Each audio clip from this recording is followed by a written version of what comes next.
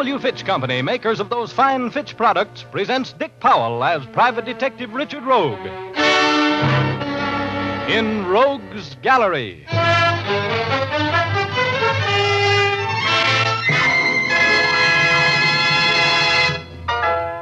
Rogue speaking. Well, I was suffering one of my regular attacks of rigor indolence last year when I decided to commune with nature in a gentle sort of a way. So I made a reservation at the L7 Dude Ranch out in the desert. The afternoon I arrived at the ranch, I was lolling around the swimming pool, exposing my epidermis to the sun and admiring the scenery, when part of the scenery walked up and took a poke at another part of the scenery over some of the most beautiful scenery I've ever seen in or out of a white satin bathing suit. The poker was a paunchy 45, the pokey a very slick 30. And the cause of it all was a lovely, lovely 25, blonde and definitely feminine. I stayed out of it. I've told you for the last time, Harding, I want you to stay away from my wife. Brian, please, you've been drinking. This is no place to settle your quarrel with Tom. I'm just as sick of you as you are of me, Mills, and so's Ann. You're no good to anybody. Tom, don't. Not here. Tom. If you don't stay away from my wife, I'll kill you, Oh, Harding. please. Come on, Brian. Let's get out of here, please. Tom, I'll see you This is the later. last time I'm going to warn you, Harding. If you don't stay away from me now... Shut up. You're drunk again. Talking that sort. You're not going to kill anybody. I'll see you later, Ann. Come on, Brian. Let's go now. Would you mind talking to me? I'm a little embarrassed. Oh, hello. Why don't you just look the other way? That's what I'm doing. Maybe it's because I want to see Tom Harding get what's coming to him. You don't like Mr. Harding? Well, no. He considers himself the world's most attractive man. Well, that's silly. I'm the world's most attractive man. How nice. I'm the world's most attractive woman. Well, what a couple we'd make. You like to know my name? I know you. You're Richard Rogue. Been reading my mail. No, but you're a very famous person. I've seen your picture in the paper lots of times. Society page, of course. Was it? I don't remember. Well, that's thoughtful of you. What's your name? Lucia Logan. Should I know it? Not unless you're looking for a secretary. That's what I am. Like to ride? Love it. Some of my best friends are horses. You're lucky. Some of my best friends are skunks. Want to go for an early morning ride with me tomorrow? Tomorrow we greet the dawn on horseback, and, Yeah? I'll wear a coat to keep me warm, Richard.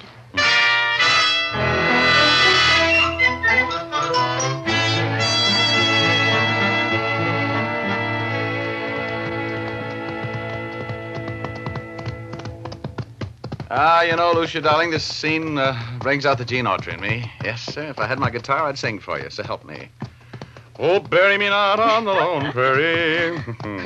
Yeah, this is for me, baby. Yep, someday I'm going to save enough money to buy me a ranch out here, and then I'm through with the crowded city. Yep. Me for the wide open spaces, with my dogs and my horses And a pretty little partner to cook and sew. and milk the cows and throw down the hay into the horses' stalls. I'm not listening anymore. Oh? What's ever happened to the pioneer woman? Richard, look. Where? Over there, where I'm pointing. There's a man lying there. Huh? Yeah. Come on. He's hurt. Must have been thrown from his horse or something. Yeah. I can't hang on, Richard. Well, take it easy then. Whoa, boy. Whoa, whoa. Settle down. Whoa, whoa. Oh. Oh, no. This couldn't happen to me. Who is it, Richard? It's Tom Harding, baby. Stay on your horse. Is he unconscious? No. He's been shot. He's dead.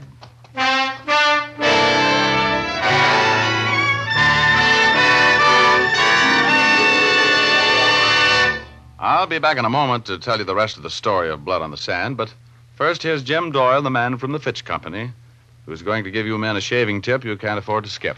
That's right, Dick. I want to tip you men off to the grandest, smoothest shave you've had in a long time. It's the kind of shave you can have all the time when you use Fitch's No Brush shaving cream. You see, Fitch's No Brush contains not one, but 3 important shaving ingredients. These 3 ingredients are blended together in a smooth, rich cream that lubricates your face instantly and prepares it for the shave. Your razor will fairly sail along over those whiskers, cutting them close and clean without nicking or scraping. It's easier on your face, easier on your razor blades, too. When you've finished, your face will have a cool, refreshed feeling that lingers for hours. No fooling, fellas. For a really solid comfort shave, switch to Fitch. Men who say there's nothing like lather to give a smooth, swell shave will find Fitch's brush cream is tops. It gives a rich lather that stays moist longer, rinses off easier. Next time, make it Fitch's shave cream, either brush or no brush type. 2 handy, economical sizes, 25 and 50 cents. And now here's Dick Powell again as Private Detective Richard Rogue.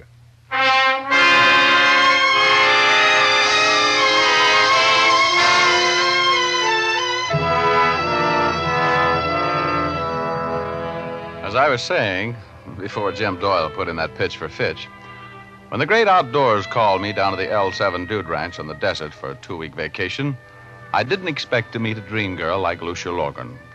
And I didn't expect to hear a writer, Brian Mills, threaten to kill his friend, Tom Harding, if he didn't stay away from his wife, Anne. And I didn't expect to make a discovery which Lucia and I made on a sunrise horseback ride the next morning. We were just riding along, enjoying the dawn, when we saw the body of a man lying on the floor of the desert. I reached the body first. Who is it, Richard? It's Tom Harding, baby. Stay on your horse. Is he unconscious? No, he's been shot. He's dead. Oh, Richard. He was murdered, and there's no gun here. Oh, why do things like this always happen to me? Oh, Richard. Let's get back to the ranch. I'm scared. There's nothing to be scared of. The guy's dead. But whoever shot him might still be around here, Richard. Whoever shot him never was around here, baby. There's not a footprint in sight. And he was shot from long range, if I'm any good at my business. But it's just getting light. You remember last night, baby? Remember the moonlight? It didn't even take good shooting to kill this guy.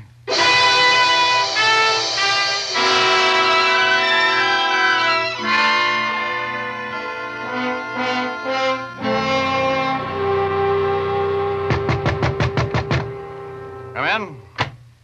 Hello, Rogue. Oh, hi. You're Sheriff Kane, I take it from the badge. That's right. I just got back from looking at that body you found for me this morning. Yeah? He was shot with a .32-20 rifle, a deer gun. No kidding. Wow. Have you figured out where the killer was when he did the shooting? My boys are checking. You, going to help me out on this case, Rogue? I'm on a vacation. Well, I can use any help you want to give me. I'll swear you in as a deputy. No, thanks, Kane. Believe me, I want no part of it.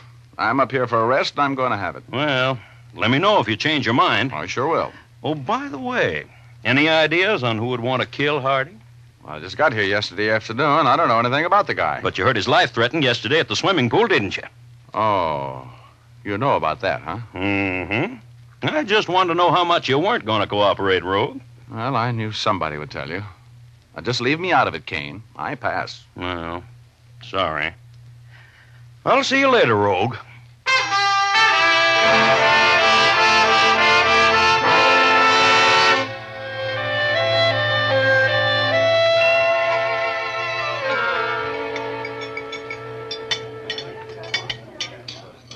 You mind if I sit here with you for dinner, Richard? Well, hello. I've been looking for you, luscious Lucia. Have a chair. You've been avoiding me. I've been avoiding everybody. I'm on a vacation.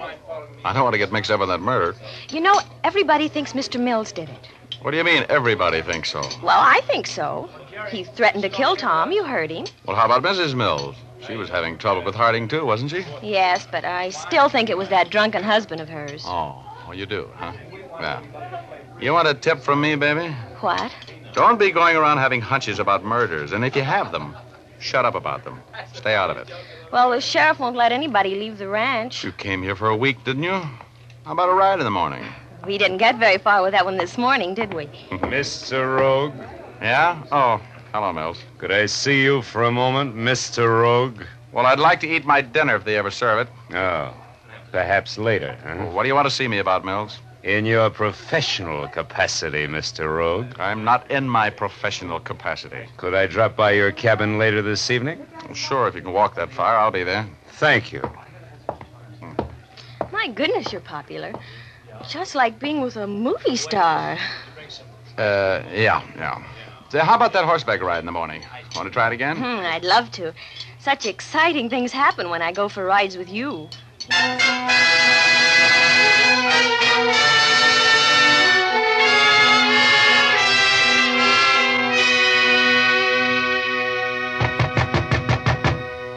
Come in. Oh, Oh, hello, Mills. Come in. My wife is with me, Rogue. Huh? Oh. How do you do, Mrs. Mills? Hello. Oh, wait a minute. I'll get these bottles off the chair and we can all sit down. These cabins weren't built for entertaining large parties, were they? No. No, they weren't. Oh. Well, now that we're all comfortable, Mills, what do you want to see me about? And the answer is no. Please, Mr. Rogue, you don't even know what Brian was going to say. You want me to get mixed up with the murder of Tom Harding, right? Yes, I do, Rogue. And I'm willing to pay you well for your time. I'm not interested. You see, this is the first vacation I've taken for about 4 Rogue, years. I'm being persecuted. That hick sheriff, he's been hounding me. Sheriff Kane seems to be a pretty astute officer. Did you kill Harding, Mills? No, he didn't. He was with me all that evening, all that night. I told the sheriff that. Brian was never out of my sight. My wife can give me a perfect alibi, Rogue. I'm not the sort of man who kills people, and I'm not going to be hounded by a country sheriff. Look, Mills, I'm sorry if you're being hounded, but I'm on a vacation, so I don't want... You must protect my husband, Mr. Rogue. He's not a murderer. The sheriff suspects him because he and Harding had words yesterday. I heard the words. One of them was kill. You threatened to kill Harding, didn't you, Mills? He was annoying my wife. Why, nobody would have ever heard of him if it hadn't been for me. A writer. Couldn't even write home for money. Harding was a horrible pest, Mr. Rogue. He wouldn't let me alone. Yeah, so I've heard. So, just what was the relationship between the two of you and Tom Harding? He and I have been collaborating on plays for years. He was engaged to Anne when I married her a year ago. Since then, he's been giving us nothing but trouble. I never loved him, but I couldn't convince him of that. And I know one thing. My husband didn't kill him. I'll give you $500 to work on this case for me, Rogue. What do you expect me to do? Find the real murderer. Protect me. Convince that stupid sheriff I couldn't have killed Harding. All right, give me the 500. Got it with you? Yeah, I got it with me. Okay, now here's what I'll do. I'll try to locate the real murderer, whether it's you or whoever it is. And when I find him, I'll turn him over to the sheriff. Understand? Yes. But, Rogue, I didn't kill Tom Harding.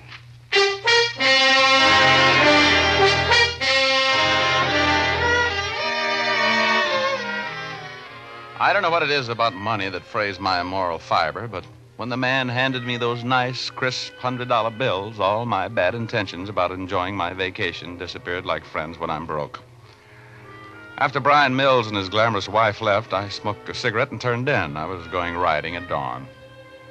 And when I got to the stables next morning, Lucia wasn't there yet, but Mrs. Mills was.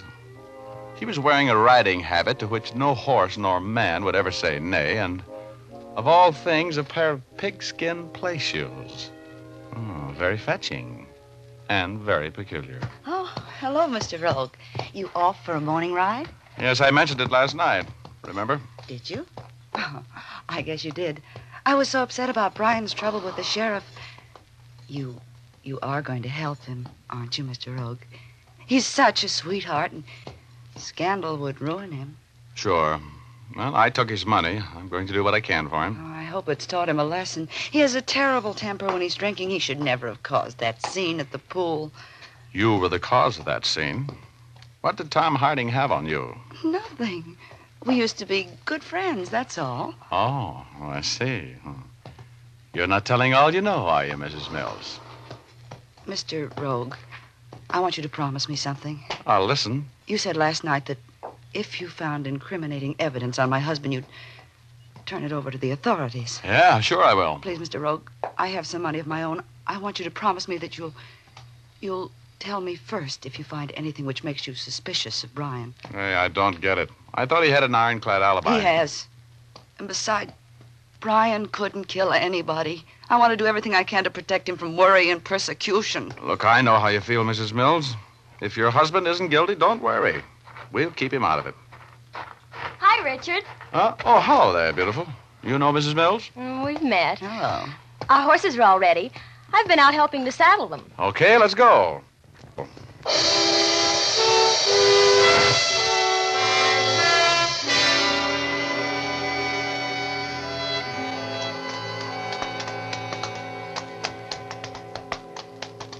I don't like this, Richard. Climbing mountains on horseback. What do you think of Mrs. Mills? I don't. There's a method to my madness, baby. I'm a working man today. You are?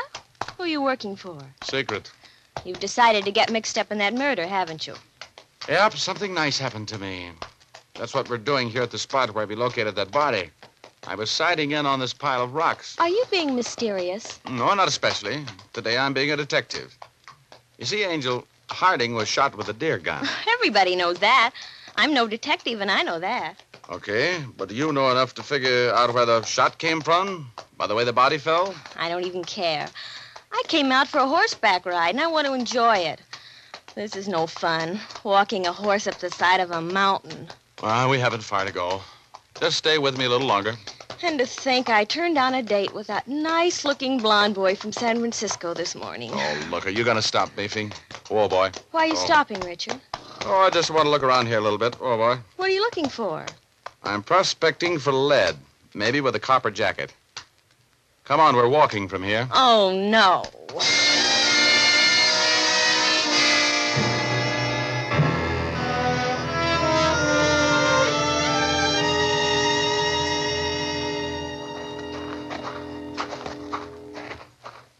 Come on, I want to take a look behind that big rock up there. I'm going to be so stiff, I won't be able to dance tonight. Good. We'll set them all out someplace near the punch bowl. Oh, no. I'm going to be with that blonde boy from San Francisco. And if you so much as ask me for a dance, I will... What's the matter? Look. Look there on the ground behind that boulder. Where? Oh, those little copper things. They're shells, aren't they? They certainly are. 3 empty shells. 3220s. Look out, don't touch them. I want them for fingerprints. Do you think they're the shells that killed Tom Harding? I'm willing to bet they are, baby. I think we just put the finger on a murderer. Richard? Yeah? Look down there. Where? Way over there on that next peak. The sun's flashing on something. Oh. Oh, yeah, I see it. Somebody is looking us over with a pair of field glasses, I think. Probably the murderer. He wouldn't like to see us looking around up here. What are you putting in your pocket? Another little souvenir, see? Oh. Get on, baby. Get on. That was a rifle bullet. Get on here behind this rock.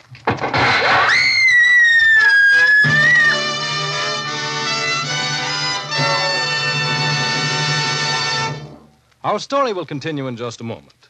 But first, I'd like to remind you that the holiday season coming up will be the gayest in years, with peace on earth at last a reality. You ladies will undoubtedly want to keep in the spirit of things by accentuating your costumes and hairstyles with gay, sparkling jewelry so popular now. But remember, dull, drab-looking hair is not the kind of background you want for your jeweled hair accessories. Try using Fitch's saponified coconut oil shampoo to give your hair luster and a jewel-like sparkle. Fitch's saponified shampoo is made from mild coconut and pure vegetable oils, so it won't dry your hair. Even immediately after washing, your hair will be soft and shining, easy to set into your favorite holiday hairstyle. Using Fitch's saponified shampoo will take only a few minutes from your busy day, too. Just a little shampoo makes mountains of fluffy, fragrant lather. And since Fitch's saponified shampoo contains its own patented rinsing agent, you won't have to bother with a special after rinse. To keep your hair looking radiantly lovely at its holiday best, use Fitch's saponified coconut oil shampoo.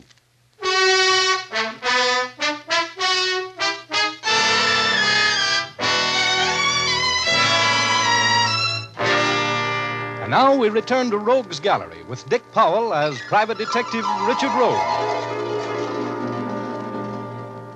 My thoughts were as bitter as a quinine sandwich as I ducked down behind that boulder and listened to the bullets sing. With the whole world to get killed in, why did Tom Harding have to pick out a dude ranch where I was sweating out a vacation? I reached into my pocket where I'd put the empty rifle bullets. The killer had fired at Harding, and they were there. I felt in my back pocket, and the other clue I'd found was safe. I tried to pull Lucia down beside me just as I heard another bullet sing. Lucia screamed, and my heart did a handspring in my throat. Oh, I'm shocked. Richard, oh, why did I ever come with you? Where did you get it? Where'd you get it? Let me see. Right here, in the shoulder. Well, get your hand away from there. Oh, you're not shot, youngster. You're not even bleeding. I'm not? Well, no. You must have just been hit with a chip of a rock or something, that's all. Now, come on, let's get out of here. Stay low now. I'll go first. Oh, if I ever get back to that ranch alive, Richard Rogue, and if you ever speak to me again. Oh, take it easy, baby. This will be something to tell our grandchildren about. Our grandchildren. Richard Rogue, I never want to see you again.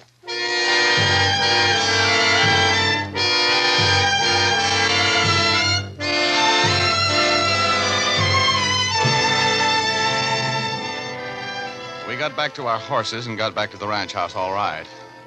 I made Lucia promise not to say a word to anybody until I had a chance to think this thing out. She promised.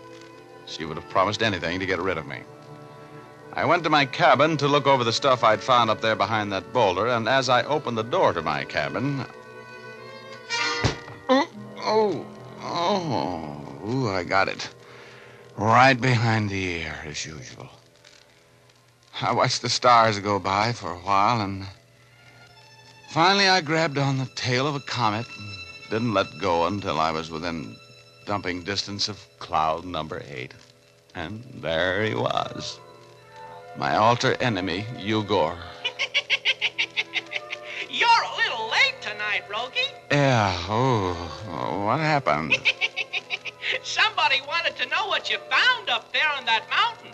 You should have stuck to your vacation, Rogie. Well, whoever it was, I'm going to have them over a barrel in a few minutes. Oh, I got to get back there. Help me. Oh, you better rest a while. I can't. So long, Midget. See you next week. So long, Rogie.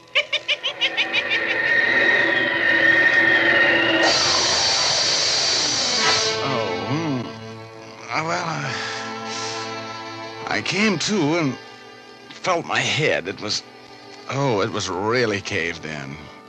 Whoever hit me used a piece of firewood. I looked in my pants pocket. The handkerchief I'd wrapped the empty cartridges in was gone. I grabbed at my back pocket, and it was there. That other little clue I'd picked up there behind that boulder. I staggered to my feet, and I headed for the main ranch house. I saw the sheriff's car outside. I wanted to talk with him. Rogue! Hey, what's the matter? What's happened to you, man? Oh, nothing much. Somebody just battered my brains out, that's all. Oh. Yeah, I want to talk with you, though. Come on. Sure. Well, I've been working on that murder for you. Oh, swell. Yeah, I was hired by one of the suspects. Not Mills. Yeah, that's the guy. Oh, he's guilty as the devil, Rogue. How do you figure? Motive. He had a double-barreled one. First, Harding had been making up to his wife. Second, Harding and Mills had drawn up partnership papers, providing that if either one of them died, the other would be sole owner of anything they were working on. Yeah? Sure. I've been checking on them through the L.A. police. They've got a play that every picture company is bidding for and every Broadway producer is interested in, a gold mine. Well, now that Harding's dead, the play is the sole property of Mills. Those two motives good enough for you? Well, how about his alibi? His wife said he was never out of her sight. If that's true, he couldn't possibly have killed Harding. Well, I got a call from his wife telling me to meet her at their cabin at noon. That's going to be the end of that alibi, I think. She sounded nervous and scared. I'm going over there now. Going with me? Sure. Yeah, I'll go. Oh, I found the place where the killer waited for Harding to keep his date to be killed. Oh, you did, huh? Yeah, and I also found the casings from the bullets that killed him. Well, where are they? Any fingerprints? Somebody just knocked my brains out and took them from me. Oh, how long ago? Oh, it must have been a half an hour. That's what you get for not cooperating with me, Rogue. You've cost me... Hey, that came from the Mills cabin. Come on. Right with you. Drop that gun, Mrs. Mills. I killed him. I killed my husband. Yeah, you sure have. Hey, what happened? He had that rifle. He was going to kill me. Why was he going to kill you? Lock the door, Kane. Huh? Oh, yeah. Now, look, Mrs. Mills. You'll have to get a hold of yourself. Why was your husband going to kill you? Because I knew I was going to tell the sheriff he wasn't with me last night. He was drinking. He took that rifle and left before Tom Harding was killed. I told him I couldn't go on lying. Oh, That's why you sent for me. You were going to break his alibi. Yes. He killed Tom. He was boasting about it to me. Oh, poor Brian. I loved him, but I Is that rifle there, 32-20, Sheriff? Mm-hmm. It's the murder gun, all right. Well, looks like this case is all wrapped up, Rogue. I'm sorry, Mrs. Mills. Now, look, Sheriff, this case is all wrapped up, all right, but not the way you think. Mills never killed anybody. Why, what do you mean? I mean, Mrs. Mills missed something when she beat my brains out and shook me down for those cartridges a while ago. Me? I don't know what you're talking about. Yeah, you better have something to back that up, Rogue. If I haven't, I'll take the rap. Look, Kane, you see those fancy ladies' cowboy boots over there in the corner? Yeah? Get away from them. I got her. Bring those boots over here, Kane. Let go of me. Okay, Rogue. How about letting me in on it? Well, half the heel's gone off the left boot, isn't it? Yeah? Let go of me. If you don't stand still, Mrs. Mills, I'm going to slug you. I've got that broken boot heel right here in my pocket, Kane, and I had a witness when I found it this afternoon. Up there behind that boulder where Mrs. Mills here waited for Tom Harding to keep his date with her and a couple of slugs from a 32-20. Well, that's the end of the story. Mrs. Mills didn't want her husband, and she didn't want her old boyfriend. She just wanted to own that play everybody was fighting for. So when her husband threatened her boyfriend, she went into action. She invited Tom Harding to a rendezvous on the desert and shot him to death. And then when her husband was suspected of the crime, she gave him an alibi so she could kill him later and swear it was self-defense. She would have gotten away with it, too, if it hadn't been for that half of boot heel. The minute I saw it lying there behind that boulder, I thought of her Western riding habit that morning and the pigskin play shoes. That started my massive intellect to work, and of course, when that happened, that was all. I also remembered the faint odor of her expensive perfume just before that log knocked my brains out.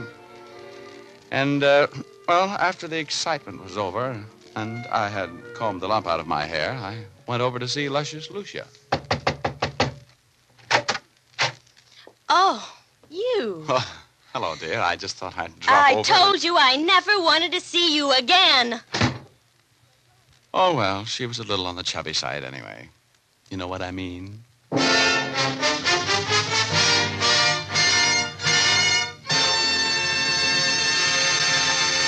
This is Dick Powell again, ladies and gentlemen. Believe me, Richard Rogue is the only man who ever made money on a dude ranch vacation. We hope you enjoyed our story. Ray Buffum wrote it. Leith Stevens composed and conducted the music, and Dee Engelbach produced and directed. Don't forget now, we all have got a date next Thursday night. We're going to do a little story about murder, arson, and a lovely lady. We call it Fortune and Furs. So make a date with us, will you? Thanks for listening, and good night, all. Now here's Jim Doyle. Don't forget to tune in again next Thursday, same time. Oh, and by the way, be sure to see Dick Powell in his newest RKO picture, Cornered, at your local theater soon. And as I was saying, don't forget to tune in again next Thursday, same time, same station, when you will again hear Dick Powell as Richard Rogue in Rogue's Gallery.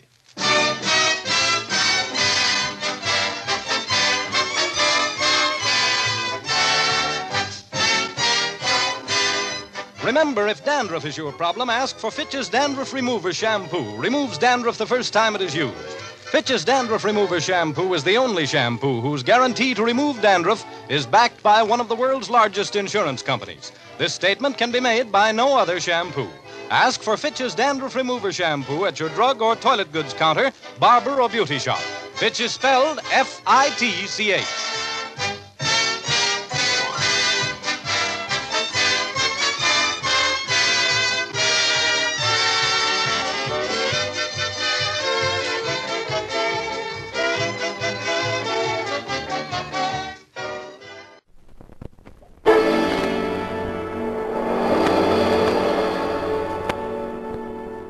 Hello, creeps. This is a very tired T4Y on the Mystery Playhouse.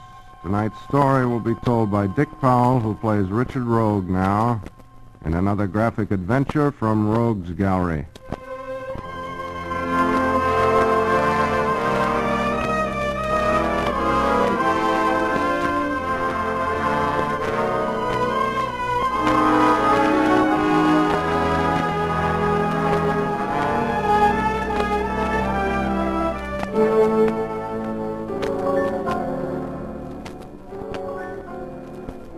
When I got on this rattler for my trip to Central City, I was not exactly a joy boy. I hate riding on trains. But a couple of hours later, I'm a happy chappy.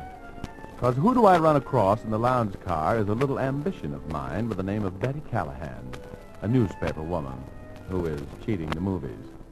She's a pocket-sized brunette with cornflower blue eyes and a complexion which wouldn't come off on the shoulder of my blue gabardine suit. I rescued her from the wolves in Uncle Sam's Clothing, who were making life too interesting for her in the club car, and we retired to my compartment for to talk about old times.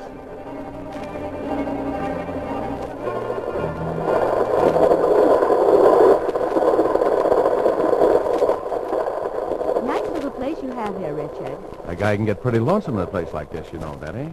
Get that gleam out of your eye, Richard. I'm perfectly comfortable right where I am. Oh, all right, all right. I just thought maybe you'd like to sit here with me and look out of the window. You're so thoughtful. You haven't even told me where you're going. Did things finally get too hot for you at home? Please. I'm going to Central City, baby, for the same reason you are. The Charlie Miller trial. Don't tell me you've learned to write. Oh, very funny. I'm an expert witness, and I've got a briefcase full of research here. That's going to make the DA very happy. Come a little closer. Oh, all right. What do you think? Is Charlie going to get the works? Oh, let's not talk about Charlie. Let's talk about me. Don't you ever get tired of that subject? No, it fascinates me. Come on, what are you sitting clear over there for? You like it here. Why? Did your mother ever tell you anything? About fellows like you? Plenty. Why don't you drop that front page character, Angel? We've known each other for a long time. Stop pulling. Well, I was just trying to... Well, stop trying. How can you be so mean to me? Ever since the first time I saw you, Betty, I've been stuck on you. No kidding. Oh, Richard. Did anybody ever believe that line? Once in a while. You know, something's going to happen to you in just a minute, baby. Will I like it? Let's find out. Quiet. Oh, brother. What's the idea, lady? This is a private compartment. Please, I'm sorry to intrude. Who is this girl, Richard? I never saw her before. Who are you? I had to come in here. My life is in danger. Well, offhand, lady, I don't think you improved your situation any breaking in here when you did. Oh, why does everything have to happen to me? Why don't you buy a ticket, Latin type, and then you wouldn't have to play hide and seek with the conductor? I had to come in here. I'm hiding. There's a man on this train who has designs on my life. Yes, what Bernhardt could have done with that line. You don't believe me? That's right. Now scram. Oh, don't answer it. Please. It's him. The guy with the design? I want to take a gander. Oh, no. I'll answer it myself. I want to talk with you a minute, Diane. It's impossible, Frick. There's nothing more to say. I think maybe you'd better. I know where you're going, Diane, and I know what you've got. Now, do you want to come out here? All right. I'll be with you in a minute. I'll be waiting. Want me to take care of that punk for you? You stay out of this, Richard. Please. Will you keep this briefcase for me? Don't let anyone touch it. Please. Next time, why don't you get a drawing room with a revolving door, Richard? Oh, shut up. You know, I'm kind of worried about that girl. I'm going to feel pretty silly if she comes up dead.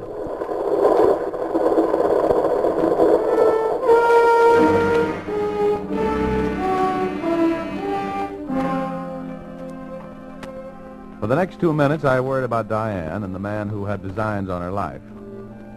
But I'm a romanticist at heart. So I spent the next 58 minutes trying to spellbind Betty into seeing things my way. But she wasn't looking. At the end of an hour, my chances were still about on the ratio of Little Rock Junior High against Notre Dame. So I gave up.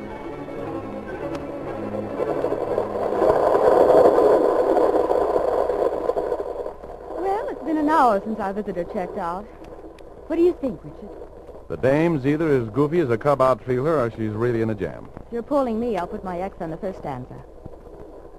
Let's take a look in that briefcase she left behind. Hey, wait a minute, honey. That's my briefcase. Oh, I'm sorry. Don't get huffy, Richard. Those two briefcases are practically identical. Yeah, I guess they aren't that. Well, give me mine. I'm going to put it up here on the rack. Hey, what is this? Pipe down, pretty boy. Turn the lights back on, Richard. Shut up, lady. All right, give me that briefcase, pretty boy. Get that flashlight out of my eyes. Keep your hands where they are. Give me that flashlight. Sorry, lady, but you asked for it. Now, pretty boy, give me that bag. Hey, what's the gimmick? What are you pulling that emergency cord for? I don't want to have to shoot you. Keep your hands out of your coat. So long, pretty boy.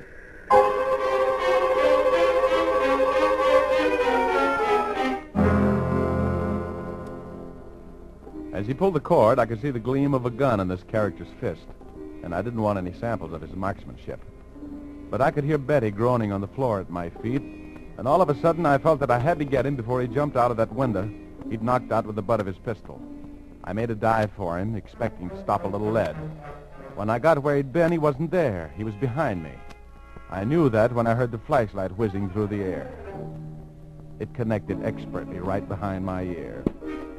And there I went again into the land of Nod, which is practically my home away from home. Everything was very quiet for a while, and I slept peacefully.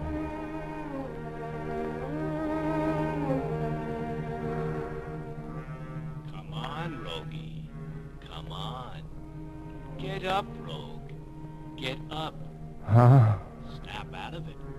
Betty's been hurt. Betty? The man got away. You've got to get up. Oh, I can't. Oh, my head. Get up. Get up. Wake up. Get up. What's that noise? It's at the door. Someone wants in. Oh, they'll go away. Snap out of it, Rogie. Let him in. Betty's been hurt. What happened? I can't remember. Remember the man? Remember the girl? He came back and... Yeah. Oh, cut it out. Stop that pounding. Ooh, my head. You're in a jam, Rogie. Betty's been hurt. Wake up. Get up. I can't. What's that pounding? Pounding. Cut it out. Stop it, do you hear? Stop it.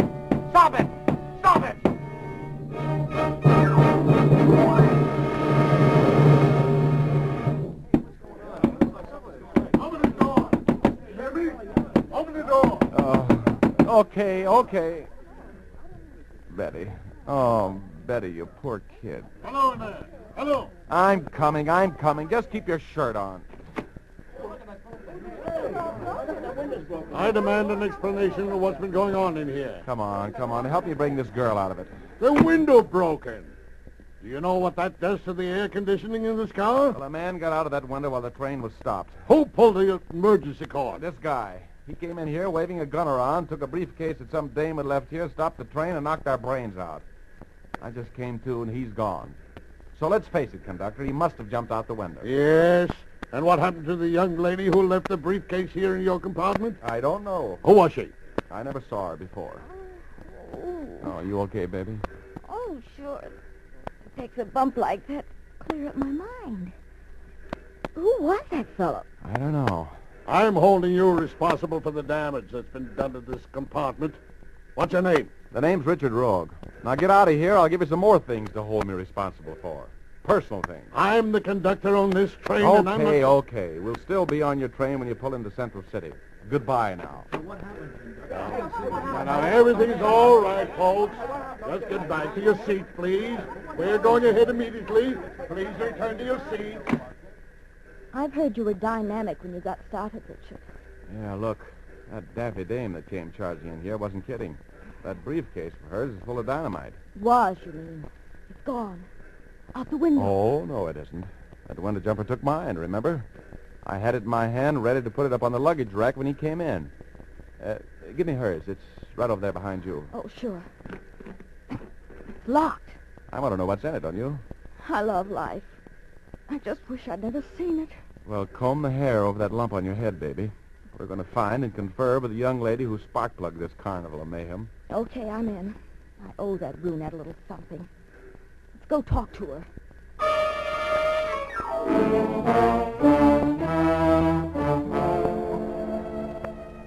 My head had that familiar old feeling of having been washed in a washing machine, and I was feeling anything but cute as we wandered down the aisle, asking porters if they'd seen a big brunette wearing a blue pinstripe suit and a hat with cherries on it. That was Diane, you know. Finally, in car 73, the porter recognized the description and told us that the lady was in drawing room A. Naturally, the conductor came along about this time. His glares bounced off that haze of pain that surrounded me like ricocheting bullets. He went with us, under protest, to drawing room A.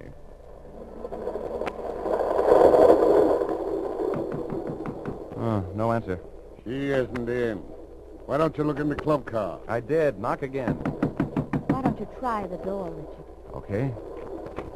Oh, it's open. Conductor, mind if we go in and look around? What right have you to enter the stateroom of a strange woman? She entered his. You sue me if you want to, but I'm going in there and take a look around. Nobody at home, I guess. Well, I hope you're satisfied. Tearing up the train, walking into other people's drawing rooms. Look, mister, I'm trying to help you. I've been all over this train. This dame has to be someplace. All right. She's not here. And I can't stand around all night. Look, over there, under the berth.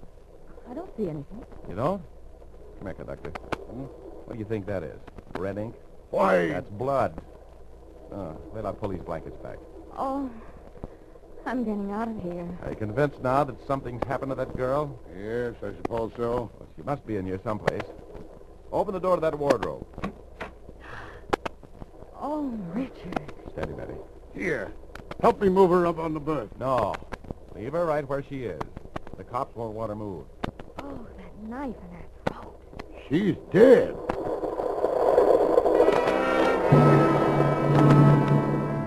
Yes, she was dead. And all we knew about her was that her name was Diane, and that I had the briefcase which must contain the reason for her murder. A pleasant thought. I took one more look at the dead girl, shuddered, and pulled Betty out of that room. I wondered what was going to happen next, and who was going to be the main attraction.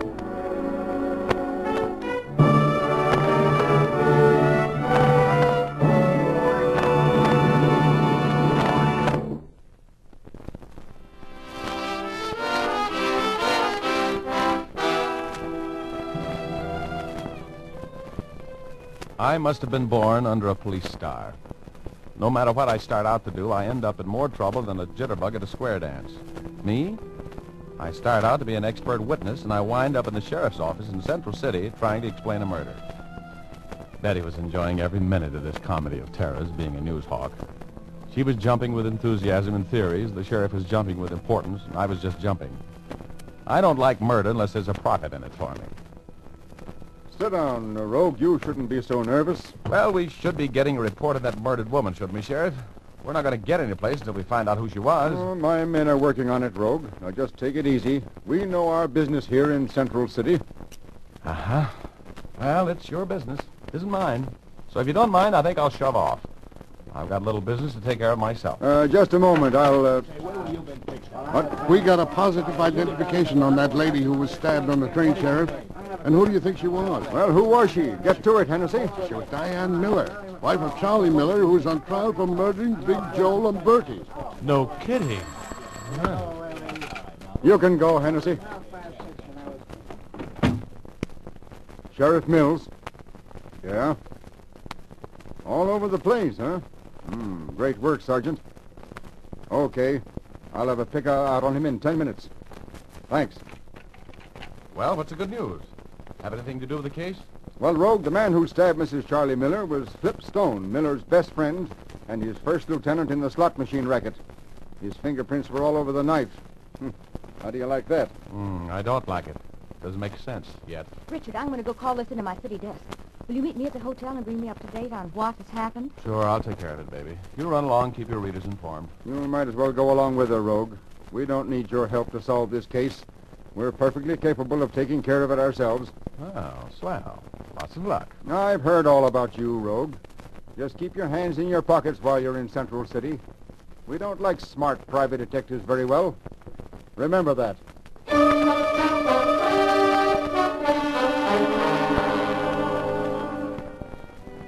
I was all set to try and help the guy until he said that. I don't approve of people going around sticking knives through other people, and I'm willing to throw in my nickel's worth to see that they're discouraged. Then this politician with muscles running up to the part in his hair gets tough with me. Oh, well, he probably had run across some wrong guys in his time. Anyway, Betty and I lammed back to the Hotel Splendide. We went up to my room because we wanted to talk. She called in her story to her paper, and I sat in the window and talked the deal over with myself. She finished her phone call. I really walked into a scoop this time. The city editor's having hallucinations. He even promised me a raise. Throw the bolt in that door, will you? Why? Oh, don't be so conceited. I want to take a look in this briefcase all the excitement is about. Of course, you know you can get put away in the pokey for a long time for withholding evidence. You're the worrying type, aren't you? Why do you suppose Flipstone rubbed out his boss's better half? Maybe she asked idiotic questions while he was trying to open a briefcase. You know it's locked. Yeah, I'm afraid I'm going to have to ruin the lock with my knife.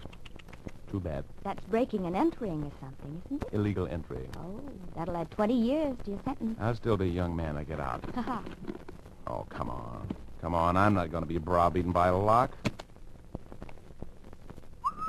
Hey, $100 bills. Millions of them. Take a gander at that, Betty. Money!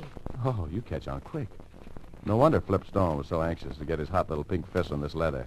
You count them, will you? I'd love to. There's some letters in here I want to be impolite about. 2, 3, 4, 5, 6, 7, 8, 9, 10, 1, 2... Richard, there must be $50,000 here. Baby, this is the works. These letters explain a lot of things. I'm counting. Wait a minute. 81, 82, 83, 84. Don't bother me. I never saw this much money before. No? Well, I know now why Flipstone put the kiss of death on the lovely Diane. He had to keep these letters and that money from being delivered. He didn't want Charlie Miller to beat that rap. 4, 5, 6, 7. I'm through 6,000s already, and I haven't even made a hole in the pile. Oh, the guy who wrote these letters was a character. 7, Give me the sheriff's office, please. 1, 2, 3, 4, 5, Thank 6, you. 7, 8. 8,000. 5, 6, 7, 8, 9. 9,000. Oh, I wonder what a nice yacht would cost me. Chicken, if that dough was yours, you'd be Mrs. Richard Rogue tonight. Oh, would I?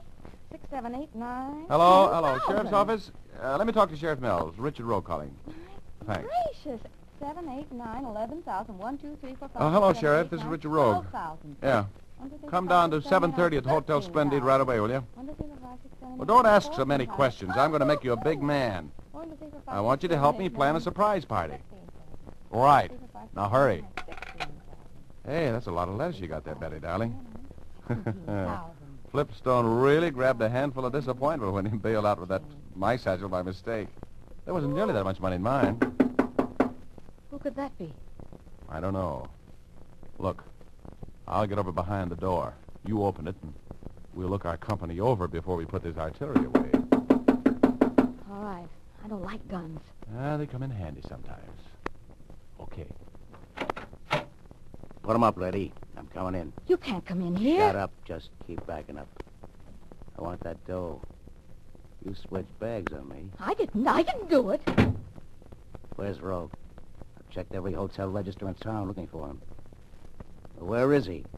I want to slap him around a little bit for... Oh, Richard, why did you wait so long?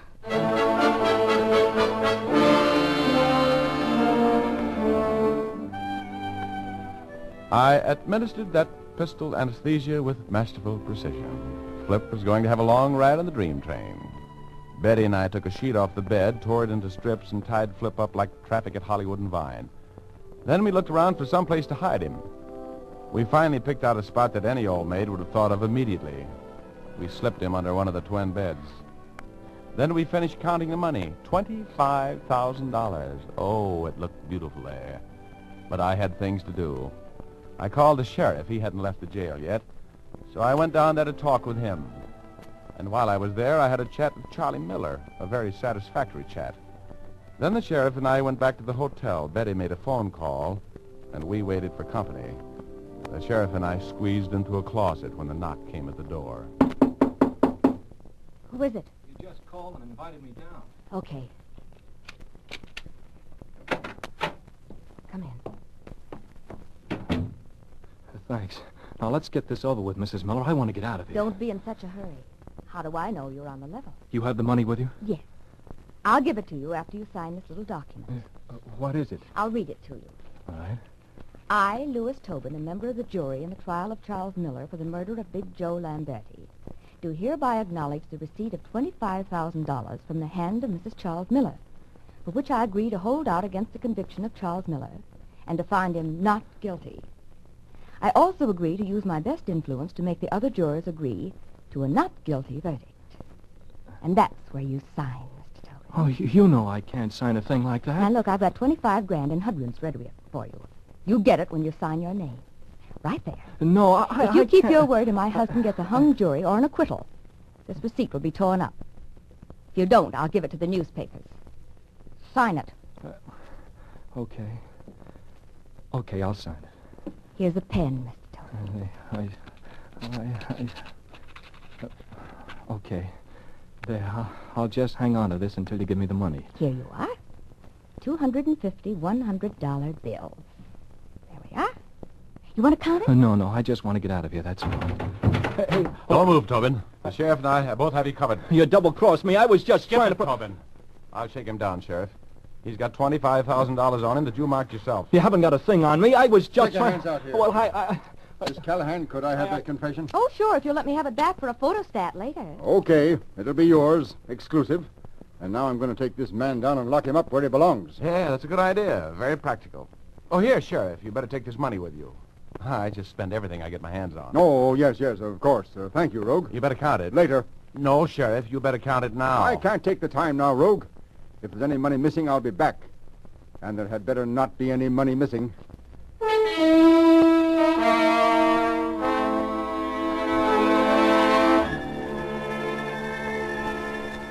I had news for the sheriff, but he was so impressed with his pinch that he couldn't see me.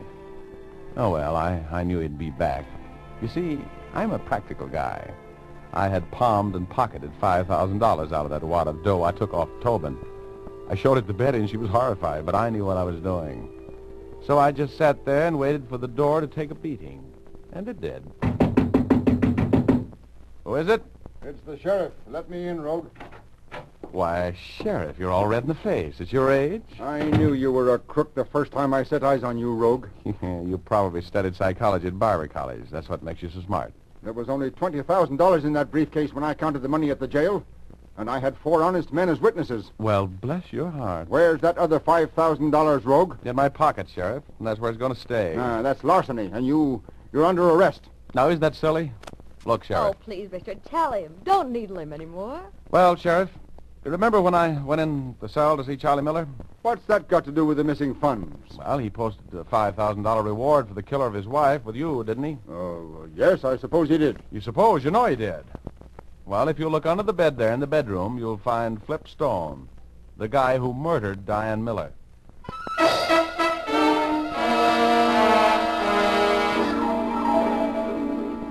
It was very simple. I just collected my reward in advance, that's all.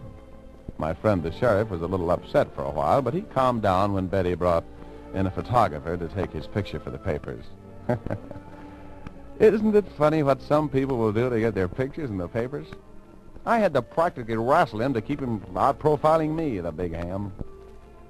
Well, I split the reward with Betty, of course. Well, I didn't just exactly split it with her.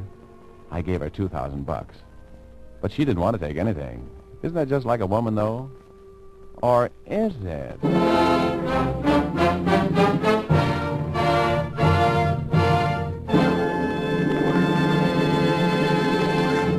We're a little late, folks. This is T4Y. Good night. Sleep tight. This is the Armed Forces Radio Service.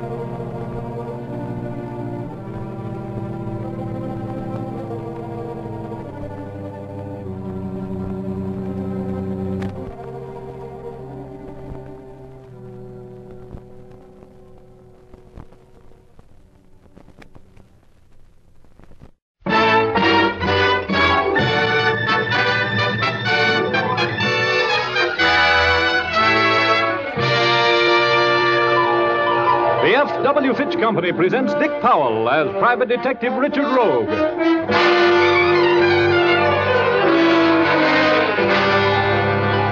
In Rogue's Gallery.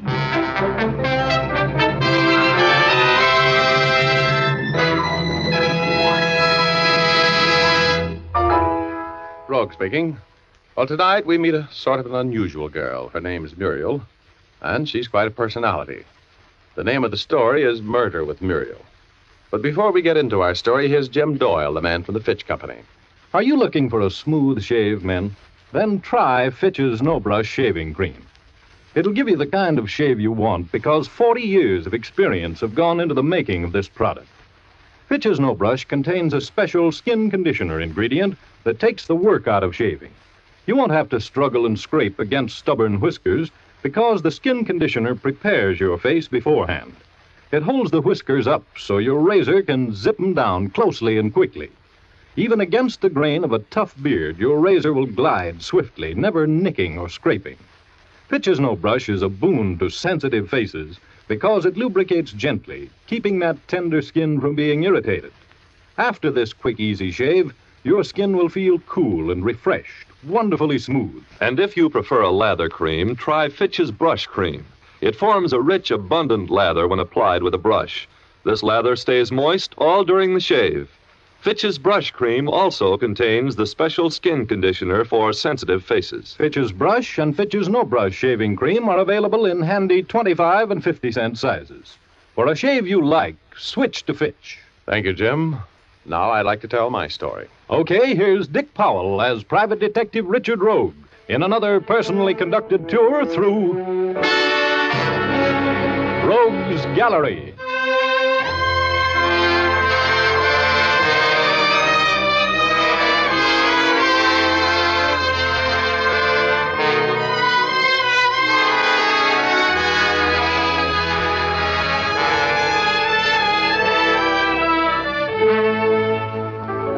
I was sitting at my junior executive type desk one day a few months ago, trying to get a studious gander at the racing form for the next day. I had planned to attend and contribute a quick $48 outside to the improvement of the breed of thoroughbreds racing at the track. $48, that's 6 across the board, 8 races, 6/8. That's right, 48. Well, anyway, I was working on a case for an insurance company, and they had assigned a big company detective with his brains at his feet to help me. His real job was to watch me, and he did. His girl was mad at him, and he spent all his time writing torchy poetry to her. I didn't mind that, but the big goon read it to me. That made it personal. Hey, listen to this one, will you, Rogie? Oh, no, I'm busy. Can't you see, Joe? This'll put her in her place. Listen. Gee, Cupid's stupid. His dart in my heart I trusted. Now my heart's busted. He sent me an Aphrodite who's awful flighty. Don't trust Cupid. He's stupid. That's a dilly, ain't it? I'm going to send it to Rose special delivery. That ought to bring her right back to you with a club in her hand. Why don't you give the dame up, Joe? Oh, you don't understand, Rogie. I love her. I'm looking for Richard Rogue. Yeah? What do you want? I've got a message for you. I want to talk to you. Privately. Okay. Come on in here.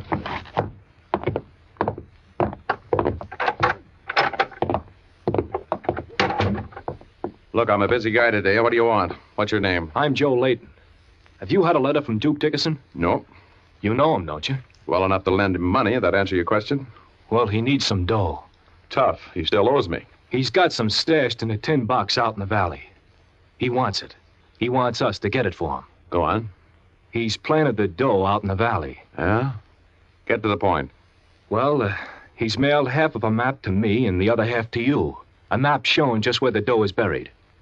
We're to go get it together. I get the $2,500 he owes me, and you get the $100 he owes you, plus $1,000 for the job. And Duke gets the rest. Okay?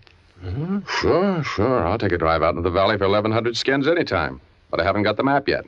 Well, he mailed it day before yesterday. It should be here. Well, it isn't. Drop around about noon tomorrow. Maybe it'll come in the morning mail. The Duke needs the dough pretty bad. He's got himself in a bit of a jam in Kansas City. We'll get that dough tomorrow, huh?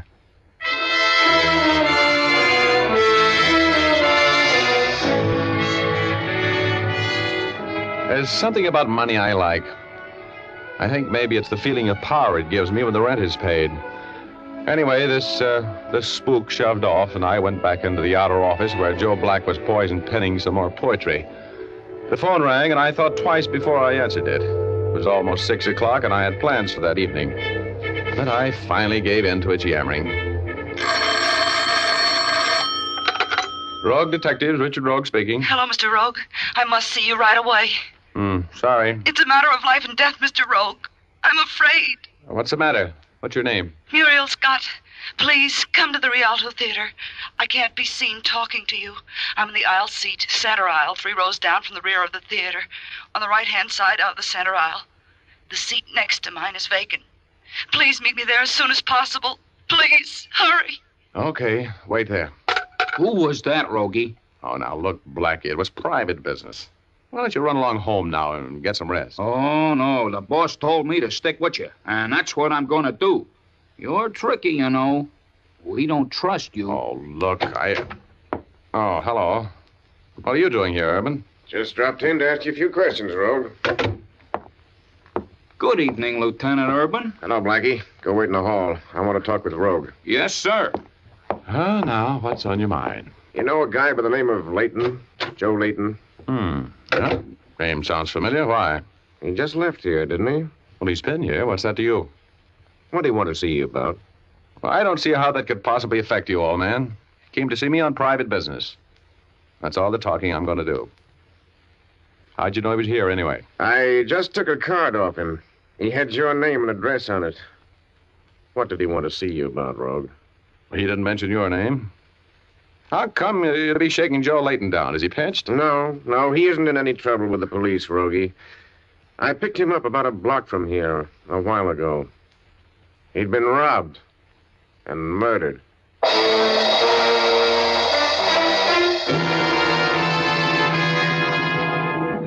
Well, this was a fine time for Joe Layton to get dead. Just when he meant $1,100 to me. I went down to the morgue with Urban to look at the body. What I really went for was a quick look through his personal effects. There was no sign of half a map. That's all I wanted to know. Urban put me on the fire for a while, trying to get me to tell him all I knew about Layton, but I didn't crack, and I left about 10:30 to drive back to my office. My shadow, Blackie, was right behind me. When I walked into the office, the phone was ringing. Rogue Detectives, Richard Rogue speaking. Mr. Rogue, you didn't come to the theater. Oh, I'm sorry, Muriel. Something else came up that demanded my immediate attention. But I must see you right away. It's a matter of life or death. But I can't. There's a $500 fee waiting here for you for just a few minutes' work. Please, Mr. Rogue. Huh? Oh, where are you? I'm at the Shady Glade Motel out in the valley. You know where it is? Oh, sure. I've passed it 1,000 times. Will you come right out? Please. Cabin number 4. You say there's $500 waiting there for me? You got it there? Yes. Please hurry. I'm frightened to death.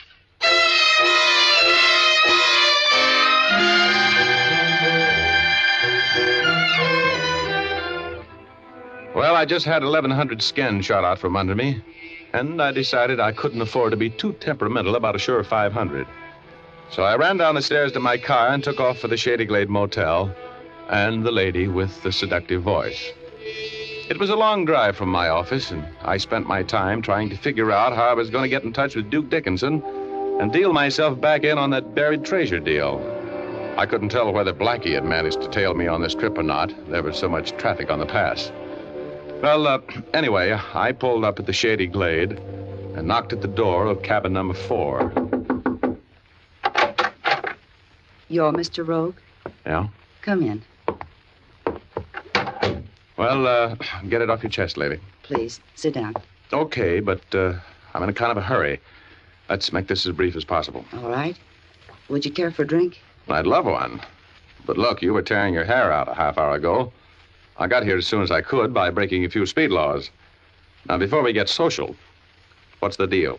I'm in trouble, Mr. Rogue. I'll take it from here, Muriel. Huh? Oh, a reception committee with artillery, huh?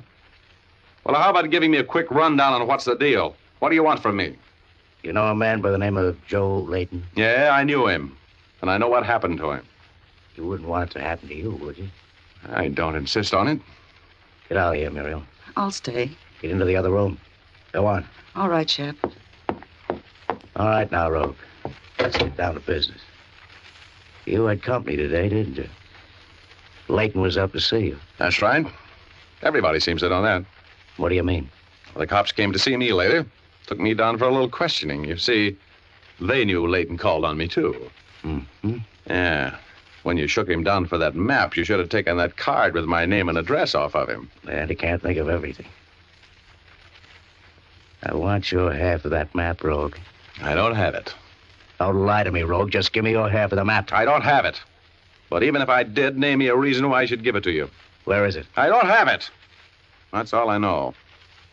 I'll give you $5,000 for it, Rogue. Huh? Why should I sell it to you? I had to kill a man for half that map.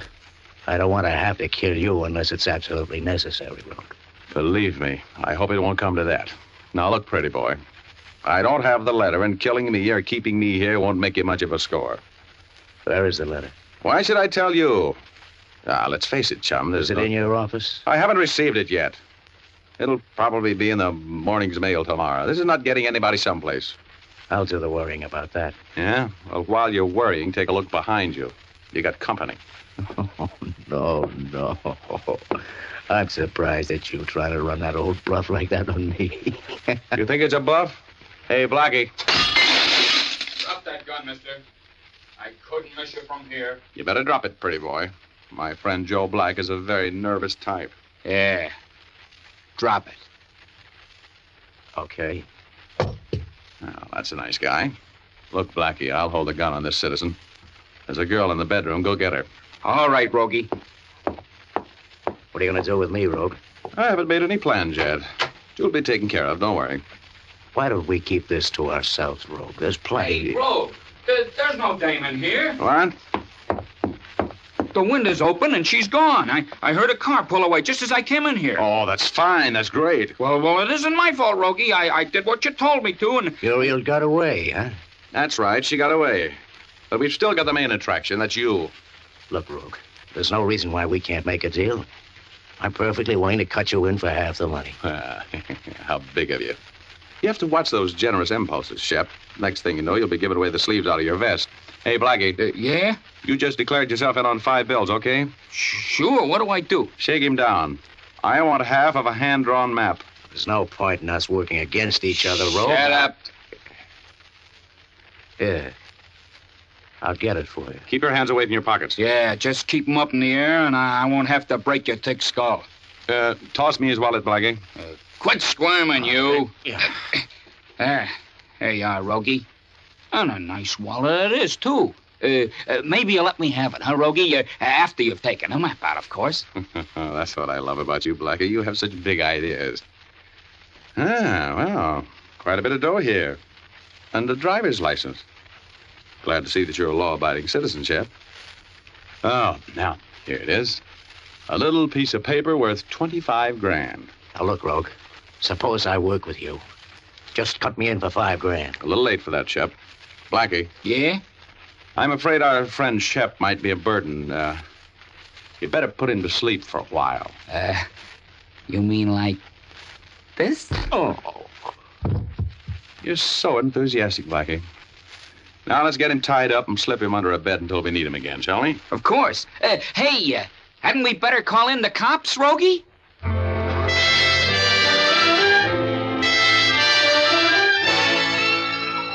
Well, I didn't want the cops in on this deal yet. They get so inquisitive about murderers.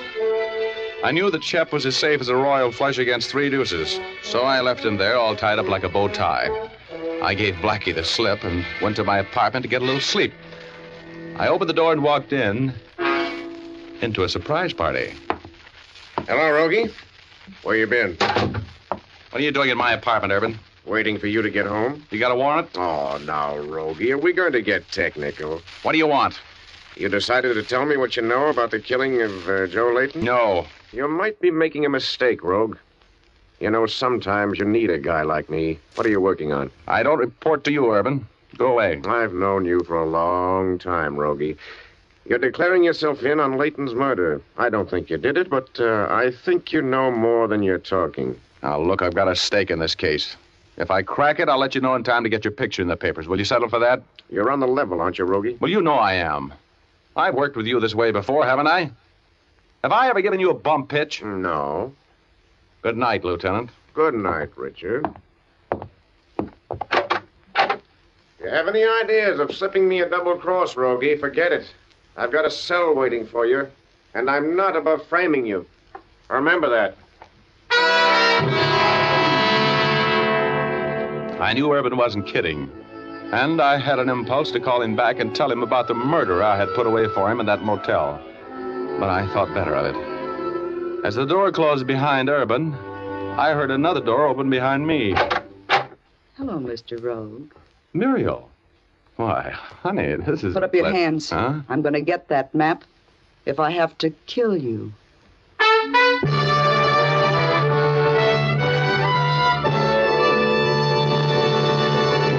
We'll return to our story in just a moment. But first, I'd like to tell you that glamorous women the country over are using Fitch's saponified shampoo for greater hair beauty. Here's what lovely Bess Meyerson, recently awarded the title of Miss America of 1945, told us in an interview. A long time ago, I discovered that part of being beautiful was being clean. So I keep my hair clean by shampooing it as often as I feel it needs it. I use Fitch's saponified shampoo because it does not dry my hair or make it difficult to manage, no matter how often I shampoo it. Yes, beautiful women everywhere use Fitch's saponified shampoo. It does not dry the hair because it's made from mild vegetable and coconut oils. Even in hard water, it gives lots of rich, fragrant lather. It cleanses efficiently and gently. And here's a feature all women will cheer. Fitch's saponified shampoo contains its own patented rinsing agent. This rinsing agent works with the plain rinse water to make your hair sparkling clean. No particles are left to dim the luster and highlights of the hair. Best of all, you won't need to bother with a special after rinse. Give your hair a treat. Use Fitch's saponified shampoo. You can get a professional application at your beauty or barber shop, or ask for an economical bottle at your drug counter.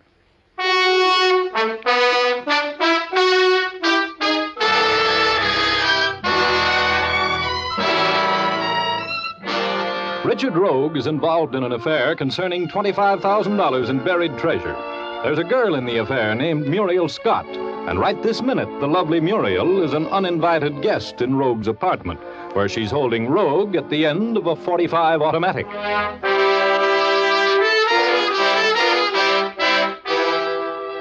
I love girls, especially girls with Muriel's gifts. She had the kind of a figure that you'd like to add to your income tax, and a little baby face that made me want to hold her on my lap and tell her a story. But that gun changed everything. It ruined the intimate, romantic atmosphere that I would have preferred. Take your revolver out of the holster and drop it. Come on, I know how to use this gun. Okay. Now back away from it. You know, I have a strange feeling that you've lived through this before. I have. Keep backing. Okay. Now what? Sit down. Thanks. How'd you get in here? Through the window, the one of the fire escape. Now, what time is the first mail delivery at your office in the morning? Oh, it's about 9:30. I heard you tell Shep that the map would be there in that mail. I'm expecting it. Good. I'll get it then. What did you do with Shep? He's okay. Is he in jail? No, he isn't. I want my hands on that dough before I yell for the cops. I want my hands on that dough, too, and I'm going to get them there. Are you, comfortable? Yeah, don't worry about me. Look, baby, I want some coffee. How about you? Just stay where you are. Oh, but look, beautiful, it's only 11:30. It's 10 hours before the mail arrives. I can stay awake 10 hours at $2,500 an hour, easy. It's too bad you're so hard to get along with. You're a very beautiful dame, you know it? Yeah, I know it. Just keep your seat, Mr. Rogue.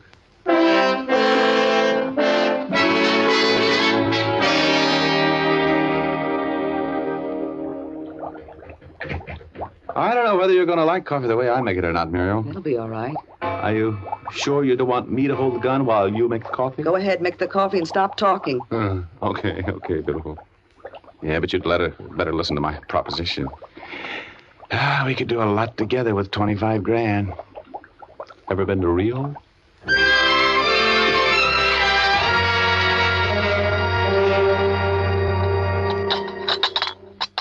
More toast? Thanks, Reggie. You know, you make pretty good coffee. And you make pretty good toast, Angel. Lots of butter. Did you know that costs points? We won't need them in Rio, will we? No. We're gonna make beautiful music together, baby. You know it?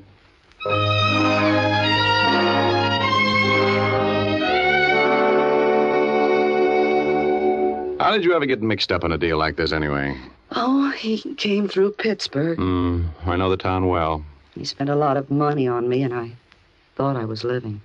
You're too nice a girl to go around pointing guns at people. What did you do with that cannon, anyway? I left it on the kitchen table. Oh. You comfortable? Uh-huh. A few more hours and you can go pick up that money, huh, baby? Yeah. 25 grand. You know something, honey? What? I can just barely remember shape.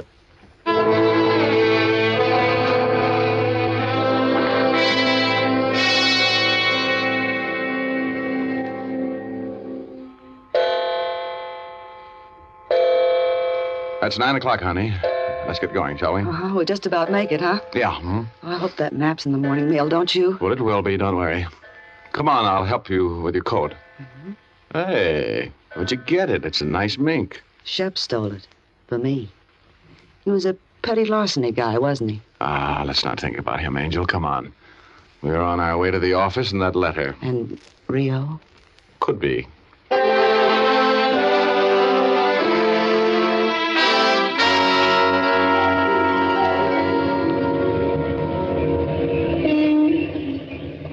Well, we're here. Now, you stay in the car. I don't know whether there'll be any cops up there or not. And if I'm not back in 5 minutes, shove off. And I'll meet you in the lobby of the Hotel Bellevue in an hour. Oh, you're not going to take me to the office with you? No. Then leave me the half of the map you took from Shep. I want to know you're coming back. Oh, sure, baby. Here you are. Now, you happy? Yes, I'm happy. Hurry, though, will you? I'll be back in a minute, beautiful. If I'm not, remember what I told you to do, huh? I'll be in the lobby of the Bellevue if you aren't back in 5 minutes, right?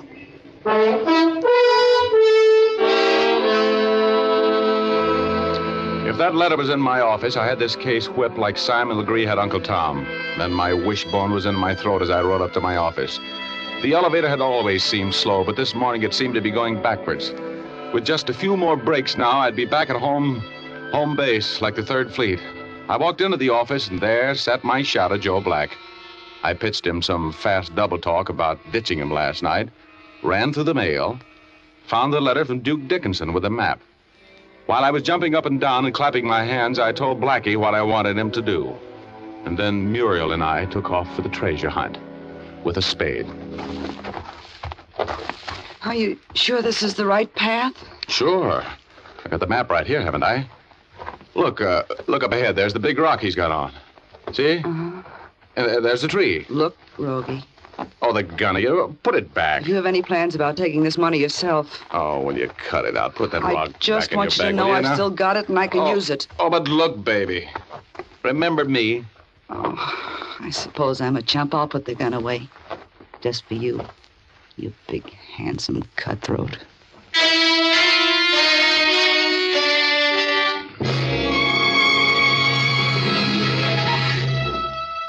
Well, I paced off the location of that hidden treasure just like it said on the map, feeling a little like Captain John Silver as I did it. And then I exposed my poor, aching back to the unaccustomed labor of making a hole in the ground with a spade. I will never be a fan of digging. I like my spades 5 at a time, preferably running from the ace down to the 10 with a lot of dough in the middle of the table instead of in the middle of the pasture. But I dug. Richard, are you sure you're digging in the right place? Sure. We sighted in on that tree and that big rock. And if that petty larceny crook of a Duke Dickinson thinks this is funny, I'll personally hit... Hey, pay dirt. Hear it? Yes. Hurry, Rogie. Dig it out. What, do you want this shovel? I'm digging as fast as I can. There it is. See the top of it? Be there. 25,000. Well, baby, there it is. 25 grand. You want to count it? Let me have it, Rogie. Here, baby, you take care of it for a while, huh? Put it in your bag and let's get back to town and celebrate, beautiful. All right. Just hold that close. Both of you, hold it. Hey, what is this? Get up. Give me your bag, lady. Come on, lady. I don't want to have to shoot any holes in that pretty dress you're wearing. Come on, give me that bag. No, I won't. Next time I slap you with this rod. Now, give me that bag. Get your hands away from that coat there, mister. Thanks. Now, march. You look familiar to me, tough stuff. Yeah? Maybe I'd better put you away, huh? Duke Dickinson must have sent out a bulletin to all his friends. Shut up. Lay down on your faces, both of you. Now. Shut up, lady. I just shot a couple of holes in your tires, that's all. Now, just take it easy and don't move until I'm out of here. Thanks for the dough.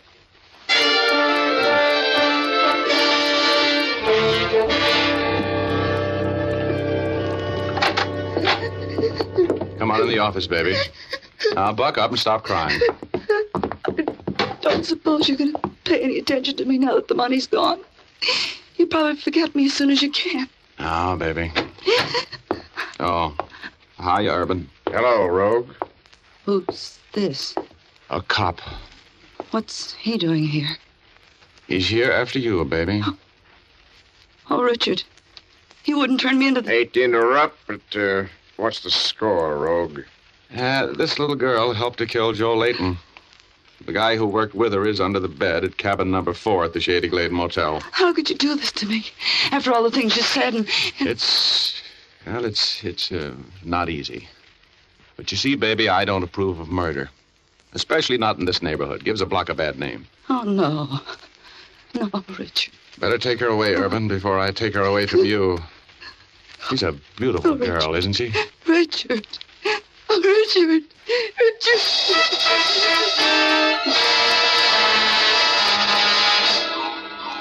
Well, that's the story. Of course, you recognize my old friend Joe Black as a hold-up man. You see, I figured that when Muriel and Shep went on trial, I would have less explaining to do if they thought some stranger had finally come up with the 25 grand. I gave Joe his 500 like I said I would. He beefed a little, but he took it. And then I took the 100 Duke owed me and 1,000 for the job that was agreed on, and then I took the 2,500 that Joe Layton was supposed to get and sent it to Muriel's mother. Layton didn't have any use for it in the morgue.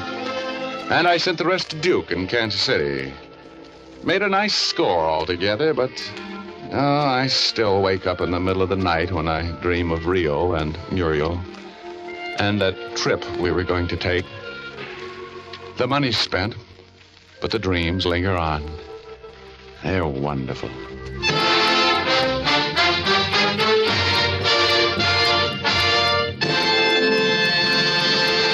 This is Dick Powell again, ladies and gentlemen. Hope you noticed that I didn't get hit on the head in tonight's story.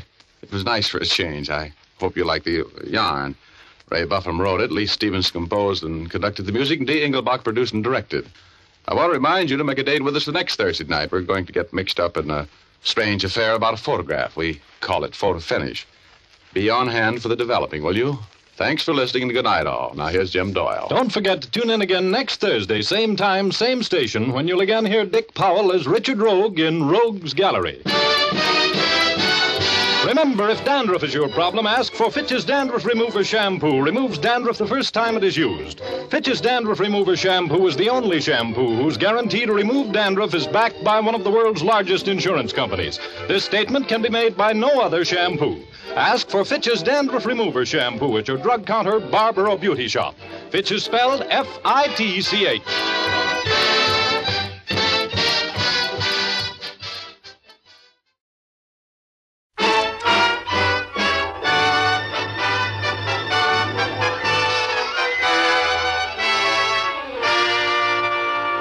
The F.W. Fitch Company presents Dick Powell as Private Detective Richard Rogue.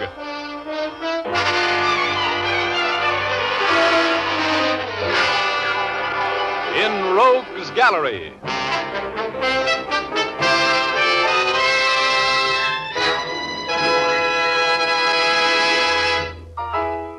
Rogue speaking. Well, tonight you're going to meet some charming people. And you're going to run into a little bit of very fancy murder. The name of the story is Little Drops of Rain. But before we get into our story, here's Jim Doyle, the man from the Fitch Company. Did you know that there are over 50 million men in the United States who shave? Yes, that's a lot of men. It was in the interest of these 50 million shavers that Fitch Company chemists and technicians went to work in their laboratories and came up with Fitch's No Brush, a shaving cream especially designed to give a solid comfort shave. You see, Fitch's No Brush shaving cream contains not one, but 3 important shaving ingredients that work together to give you a smoother, faster shave. It also contains a special skin conditioner ingredient. Men appreciate this ingredient because it has a soothing effect on the skin the instant it's applied, and it keeps the skin feeling smooth and refreshed long after the shave is finished. Men also like the just right consistency of Fitch's No Brush. It's neither too thick nor too thin. It's not greasy and won't clog the razor. If you're among those who prefer a lather cream, try Fitch's Brush Cream. It gives a rich, dense lather that wilts whiskers completely soft for clean, fast shaves. Both Fitch's Brush and Fitch's No Brush shaving cream come in big 25 and 50-cent sizes. Try a jar. You'll find it easier on your razor and easier on you. Thank you, Jim. And now I'd like to tell my story. Okay, here's Dick Powell as Private Detective Richard Rogue in another personally conducted tour through Rogue's Gallery.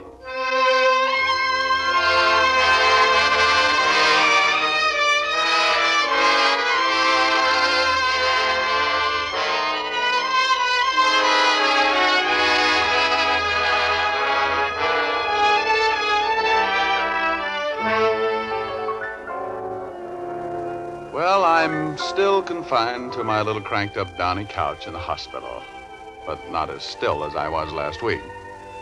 I am now allowed to get up and totter around a little, and I use the word totter advisedly. My legs act like strangers who have different political beliefs, and my knees have suddenly developed sideways hinges. But my nurses, my nurses.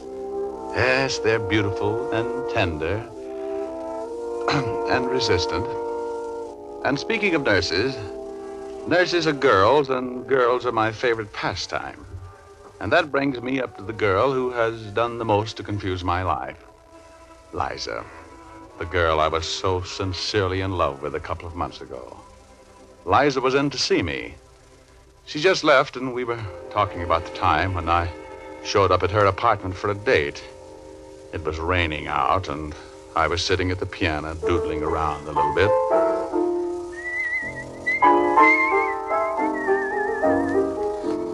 I don't want to go to a nightclub tonight, Richard. I'm too tired.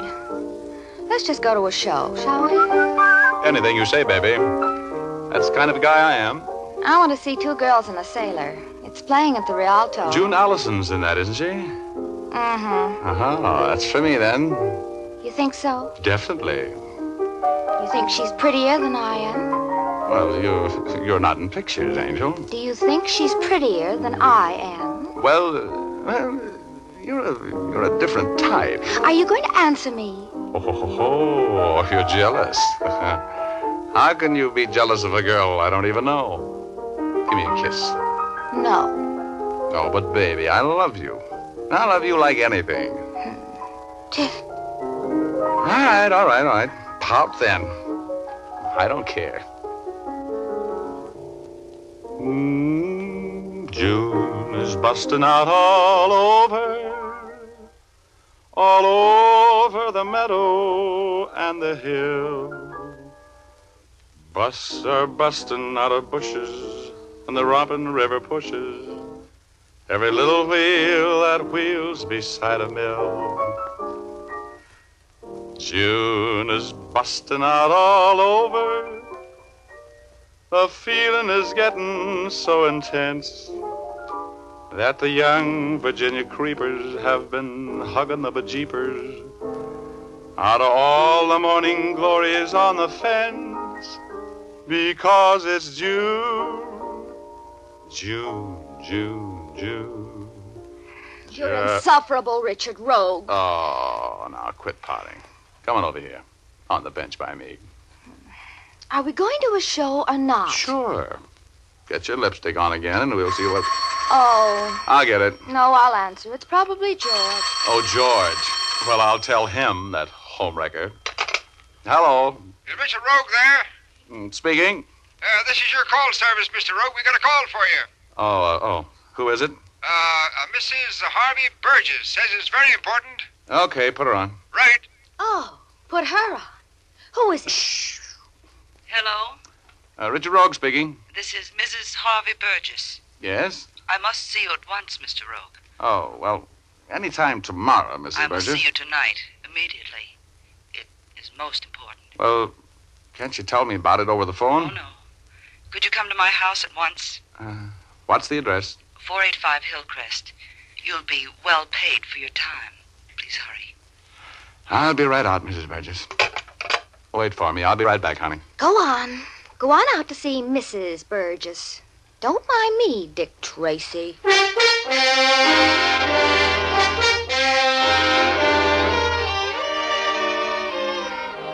Well, what could I do? Mrs. Harvey Burgess was the wife of a tycoon with $1 for every Democrat in Georgia. I tried to explain to Liza, but I was talking to myself, and I left for the Burgess residence. I left Liza burning like Mrs. O'Leary's barn. The Burgess mansion was a huge colonial affair. George Washington could have slept there every night. He was at Valley Forge and never seen the same room twice. A butler who talked like he was choking to death on an olive pit conducted me into the library and into the presence of Mrs. Harvey Burgess. Oh, my. What a presence. She was sitting in front of the open fire, filling out a hostess gown that didn't straighten out any of the curves she featured. I pulled my eyes back into my head and tried not to look too interested. Sit down, Mr. Rogue. Oh, thank you. I'm in a bit of a hurry tonight, Mrs. Burgess. As a matter of fact, Mr. Rogue, my husband is making a fool of himself. Yes? He's lost his mind completely over a secretary in his office. His secretary. A girl by the name of Helen Stark. You mean that... Yes, I mean he prefers her company to mine. Well, that doesn't sound reasonable, if you'll pardon me for saying so. What do you want me to do? Somebody has to bring Harvey back to his senses, Mr. Rogue. Well, I'm afraid you've called on the wrong man. I'm not very good at long fatherly talks. Oh, Mr. Rogue, please, I'm so alone. Hey, now, wait a minute. Good grief. You mean to tell me that Harvey is neglecting you? What you need to straighten Harvey out is a psychiatrist, not a detective. Harvey is definitely off his trolley. Please, help me, Mr. Rogue. No, Mrs. Burgess. He's with her right this minute. How do you know? When he left the house tonight, I followed him. He went to the home of his best friend, Clarence Roman. I parked across the street. I was going in and face them, but I saw Mr. Roman leave, and I lost my nerve. That's when I called you. Oh, Mr. Rogue, I want you to go out there and talk to Harvey. Tell him I know all about him and that Stark girl, and I'm suing him for divorce. Well, that's not my kind of work, Mrs. Burgess. I'm sorry, but... I don't want a divorce, Harvey. But I do want him back. And I'm sure that if you will do as I say, he'll come back. You must do it for me, Mr. Rogue. Here... Oh, where is it? I had $500 here in an envelope. You did? Oh, wait a minute here. Let me see.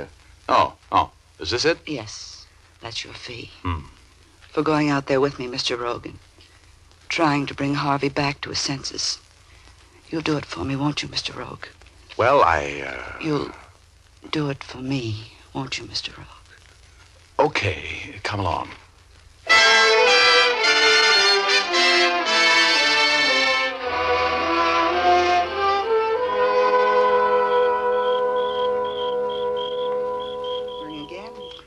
All right. Well, it seems there's nobody home. There's my husband's convertible out in front, right where he left it tonight when I followed him out here. How did the girl arrive? In her car. Oh, her car isn't here. It was right behind Harvey's. Looks like we got here too late, doesn't it? Try the door. I know Harvey's still here. All right. You're an old friend of Roman's, I suppose. Yes. Why? I just want to know before I try to open the door. You see, there are laws against that sort of thing. Door's unlocked. Do we go in? Yes. Okay, after you. You know the house better than I do. Go ahead. All right. The living room is over here. Ah, nobody home. Look, Mrs. Burgess, we better get out of here. No. I know Harvey's in this house someplace, and I'm going to find him. I can't... What are you sniffing for? Wait a minute. That smell in the air. You get it? What? Oh. I don't smell anything. You don't? I smell chloroform. Chloroform? Yeah. You take a look upstairs. I'm going to shake down the first floor. That smell of chloroform can mean trouble, you know. Mr. Rogue, what do you mean? You're frightening me. Mrs. Burgess was very fetching when she was frightened, but I calmed her down a little bit. Now, this may sound fantastic, but I've got a little bell in my head that rings an alarm every time I really get around serious trouble. And it was playing a tune that sounded too much like a death march right that minute. I had to get her out of the way. She finally went upstairs, and I went to work. I took the living room first and looked behind all the couches and in all the dark corners.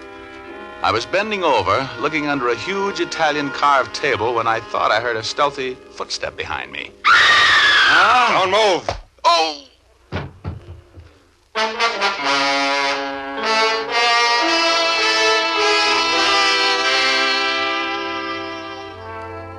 Oh, my ears were still full of that ringing scream Mrs. Burgess had let out as I caught that sock behind the ear and drifted gently through space toward cloud number 8 and my alter ego, Hugo. I was hoping he wouldn't be there, but he was. Sitting there with that silly smirk on his face with his little short legs pulled up under his chin and his funny little arms around them and his long white beard waving the cosmic breeze. Hello, Richard. Welcome home. No, shut up. That's a fine attitude. You go prowling around a strange house and get caught at it and knocked out. Then you come up here and take it out on me. Get out of here, you ingrate. Oh, stop acting like a landlord, Hugo. What happened to me? Are you kidding? Tell me, why did Mrs. Burgess scream? Answer me, Hugo. Do you know why she screamed? Sure. You going to tell me? No, find out for yourself. You're a detective. Oh, someday I'm going to get rid of you, you little pest. Why don't you get back to work? You got a date with Liza, you know. She's still waiting. Yeah, that's right. Well, here goes.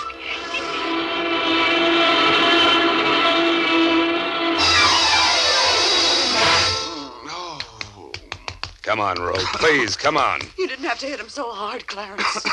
Oh, who hit me? I'm Clarence Roman, Rogue. I came home. I found the front door unlocked. I walked in.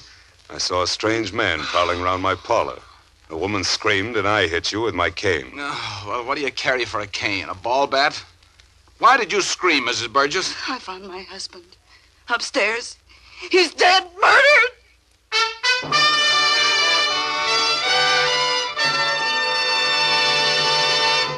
We'll return to our story in just a moment.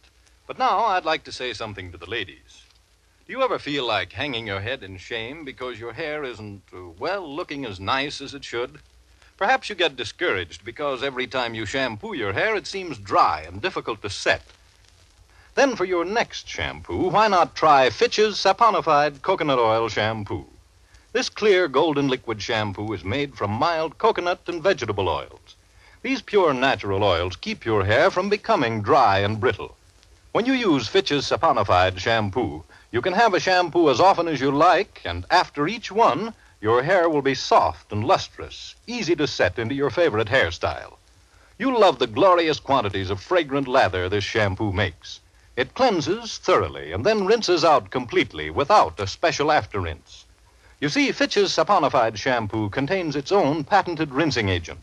All you do is rinse with plain water, and the rinsing agent contained in the shampoo ensures the removal of all particles from your hair, making it sparkle with cleanliness. Ask for Fitch's saponified coconut oil shampoo at your drug counter, barber, or beauty shop. Look for the bottle with the bright yellow label.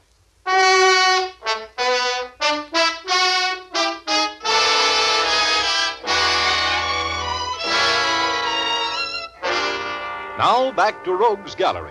Richard Rogue is telling our story. Well, I had accepted a case for Mrs. Harvey Burgess, a suspicious wife. Yes, that's the Mrs. Harvey Burgess of the Burgess Millions.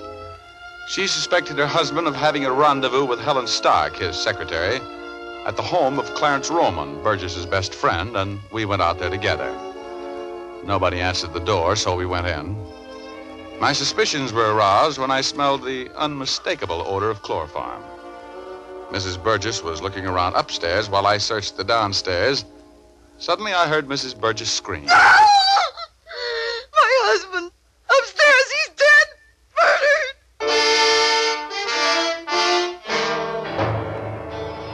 Well, that snapped me out of it.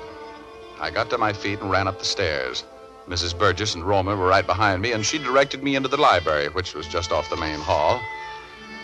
And there he was, as dead as last summer's romance, with a neat little blue hole right below the part in his hair.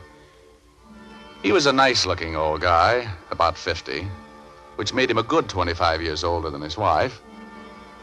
And his widow was really taking his death big, which was natural. A woman doesn't have a husband murdered every day. Poor Harvey, this is horrible. Has anything in this room been moved or touched? Well, I just arrived home. When I looked in here and saw Harvey, I knew he was dead. I screamed. Yes, I heard you. Then you ran right downstairs. Yes, huh? I saw Mr. Roman hit you, and I ran down to tell him who you were. That's a little late. Okay. Just don't touch anything. Stay right there in the door, both of you. Just who are you to be giving us orders? You'll find out. You ever see this gun before? Yes. Where? It was Harvey's. He kept it in his desk at the office. Oh, you recognized it mighty quickly. How? It has his initials on it. I can see them from here, inset in the butt of the gun. Oh, his gun, huh? Yeah. Well, it wasn't suicide. Not with the gun clear over here on the opposite side of the room. This is murder. Hey. What's the matter? Well, this ought to do it. What is it? It's a handkerchief. A very nice linen handkerchief with initials in the corner. And blood on it. What initials? H.S. Helen Stark. That's her handkerchief. She killed Harvey. She killed my Harvey. Is there a phone upstairs here? Yes. You'll find an extension in the hall. Thanks. Come on out of this room. I don't want anything touched or moved. Now. Dear, please. You two wait for me downstairs. I'll be down just a minute. As soon as I call the police.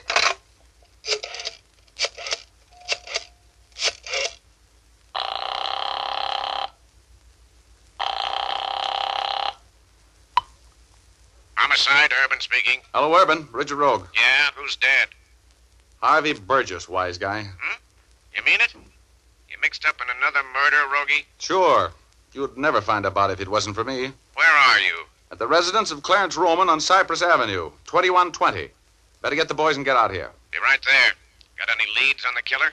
Yeah, a couple of vague ideas. Stay there until I get there, Rogue.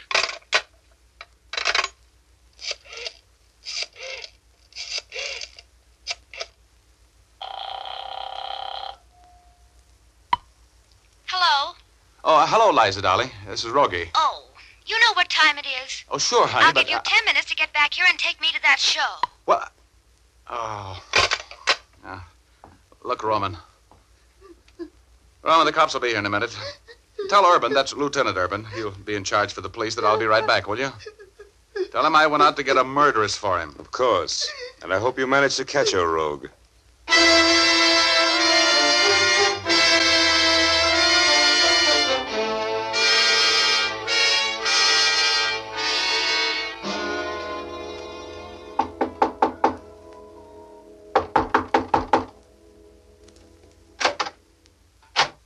Yes? Good evening. Is Helen Stark at home? I beg your pardon. I'm a bit deaf. I couldn't hear you. Oh, I said, is Helen Stark at home? Oh, Helen? No, she isn't home this evening. Has she been home? I say, has she been home in the last hour? No, she hasn't. I don't know what time to expect her either. But I imagine she'll be home soon, though. You know where she is? Well, she didn't come home from the office tonight. She's working late. Oh. She called you and told you she wouldn't be home? Yes. She said she was going to work with Mr. Burgess. That's her boss, you know, the millionaire. Yes. Well, thank you. Could I tell her who called? No. That won't be necessary, thanks. Thanks very much, Mr. Stark. You and Helen live here all alone? Yes, since her mother died several years ago. Are you an old friend of Helen's? No, a very recent acquaintance. Oh. I'm sorry I bothered you, Mr. Stark. Good night. Good evening. Nice out after the rain, isn't it? Yeah, sure is. Good night. Good night.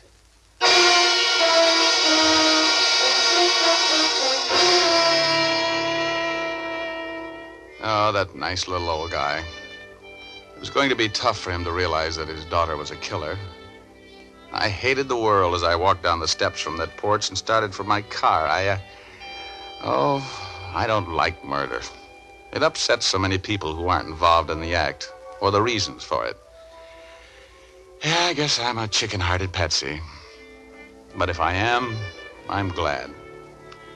Anyway, I was walking down the walk when that little bell rang in my massive intellect again. I noticed something peculiar. There were tire tracks running into the Stark garage. It had only stopped raining about 45 minutes before, and if that car had been driven into the garage while it was still raining, there would be no tracks. They would have been washed away. Now, very peculiar.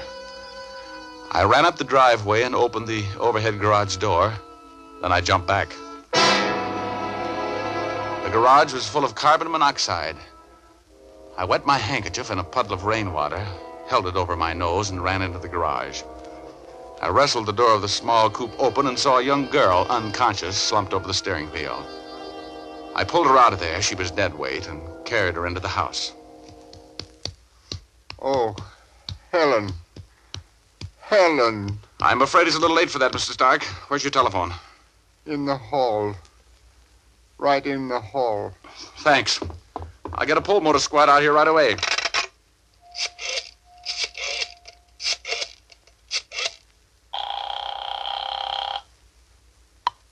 Fire department. Get a pull motor squad to 640 Inglewood Drive. Attempted suicide. Bad shape. Rush it. Right. Raymond, Ramsey, Redding, Roman, Clarence.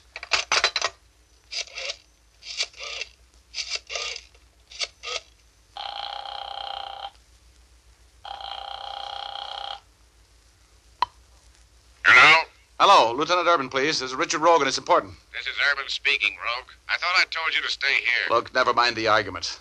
Get out here to 640 Inglewood Drive. I've got Helen Stark for you. You have? Nice work. I want to talk to that young lady. Well, you missed the boat. I think she's dead. Suicide. Carbon monoxide poisoning. Step on it. Okay, Rogie, I'll be there in 10 minutes. Don't go away.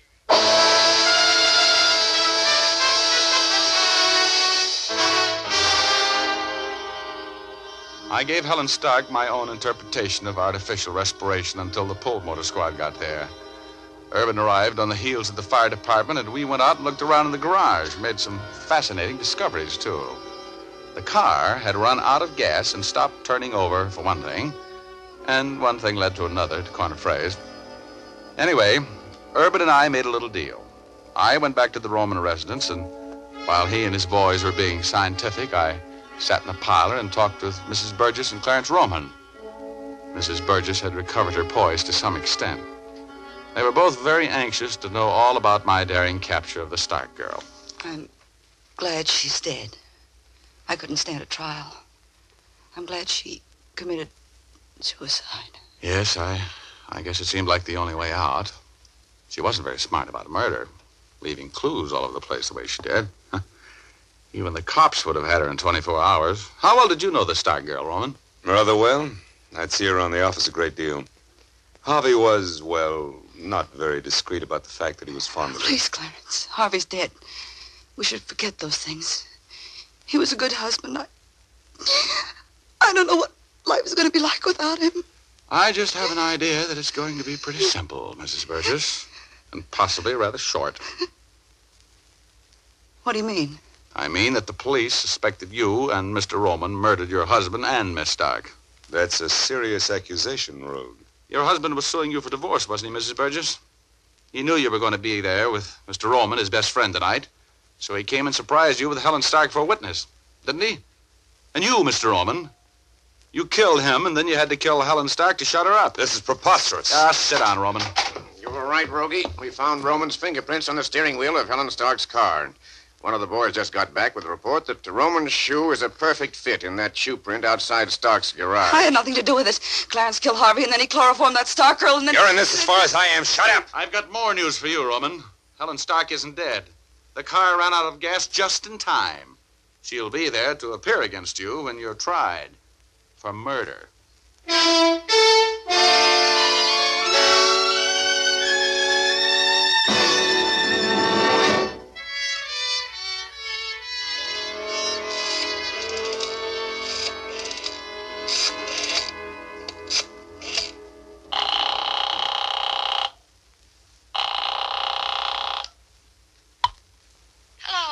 Hello, Liza, honey. I don't want to talk to you, Richard Rogue. I'm busy. Oh, now, honey. The lady says she's busy. Yeah? Who are you? His name is George. Good night, chump.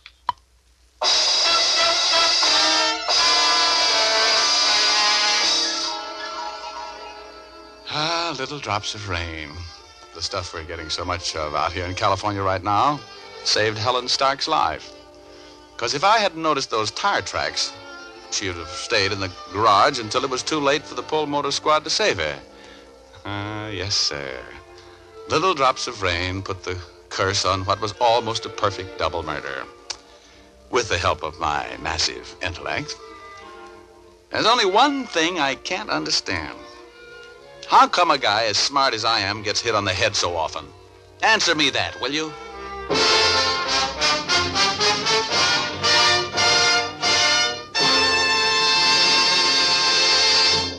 This is Dick Powell again, ladies and gentlemen. How did you like our little story tonight? Ray Buffum wrote it. Leith Stevens composed and conducted the music, and Dee Engelbach produced and directed. Oh, don't forget to tune in next Thursday night. We're going to present a strange story of a house where everybody was scared. We call it the House of Fear. So make a date with us, will you? Thanks for listening, and good night, all. Now here's Jim Doyle. Don't forget to tune in again next Thursday, same time, same station, when you will again hear Dick Powell as Richard Rogue in Rogues Gallery. Remember, if dandruff is your problem, ask for Fitch's Dandruff Remover Shampoo. Removes dandruff the first time it is used. Fitch's Dandruff Remover Shampoo is the only shampoo whose guarantee to remove dandruff is backed by one of the world's largest insurance companies. This statement can be made by no other shampoo. Ask for Fitch's Dandruff Remover Shampoo at your drug counter, barber, or beauty shop. Fitch is spelled F-I-T-C-H. Folks, when we see a wounded veteran, we can thank him with our eyes and with a smile. We can also thank him in more material ways, like helping make sure he gets all the benefits of the GI Bill of Rights. That takes money. The money we lend when we buy victory bonds. Buy victory bonds.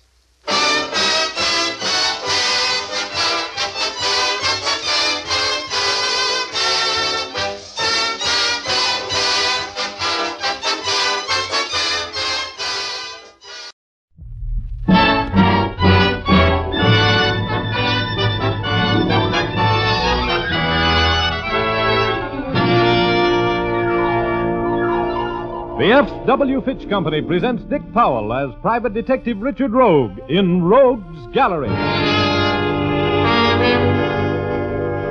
Oh, I'd like to get my hands on that cup that got me through the shoulder last night. Too bad it was through the shoulder, Mr. Crane. It should have been through your heart. You know, I like you. I like my women with a lot of spirit. I may just take you with me when I make my break from here. You'll have to kill me first. Oh, company. Come in and And keep your hands right on that tray. I'd hate to have to shoot a beautiful girl like you. I brought up some coffee. That's thoughtful of you. Keep your hands in the air and stay away from me. Don't take any chances, Sandra. This fiend would rather shoot you than not.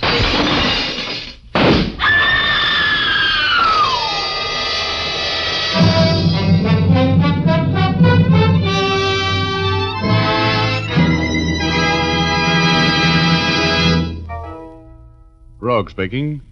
That little scene takes me back to a night a couple of months ago. The night I met some scared people in a seaside mansion. In just a minute, I'm going to tell you the story of the House of Fear. But first, here's Jim Doyle.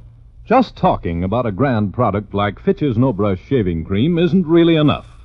We can tell you what a cool, solid comfort shave it gives, but you won't really know what this comfort is until you use Fitch's No Brush. The very instant you spread this rich, smooth cream on your face, you can tell the difference. You see, it contains a special skin conditioner ingredient that immediately lubricates your skin. Even men with supersensitive skin find that the skin conditioner ingredient keeps their faces from feeling irritated. Then, when you start to shave, you'll find how easily your razor glides along, even against the grain of a tough beard. After you've finished, your face will feel cool and refreshed, and you'll know what we mean when we say Fitch's No Brush gives a solid comfort shave. You men who prefer a lather cream will like Fitch's Brush Cream. It gives an abundant, dense lather that stays moist all during the shave. It doesn't become dry and make your face feel parched and uncomfortable. Fitch's Brush and Fitch's No Brush Shaving Cream come in generous 25 and 50-cent sizes.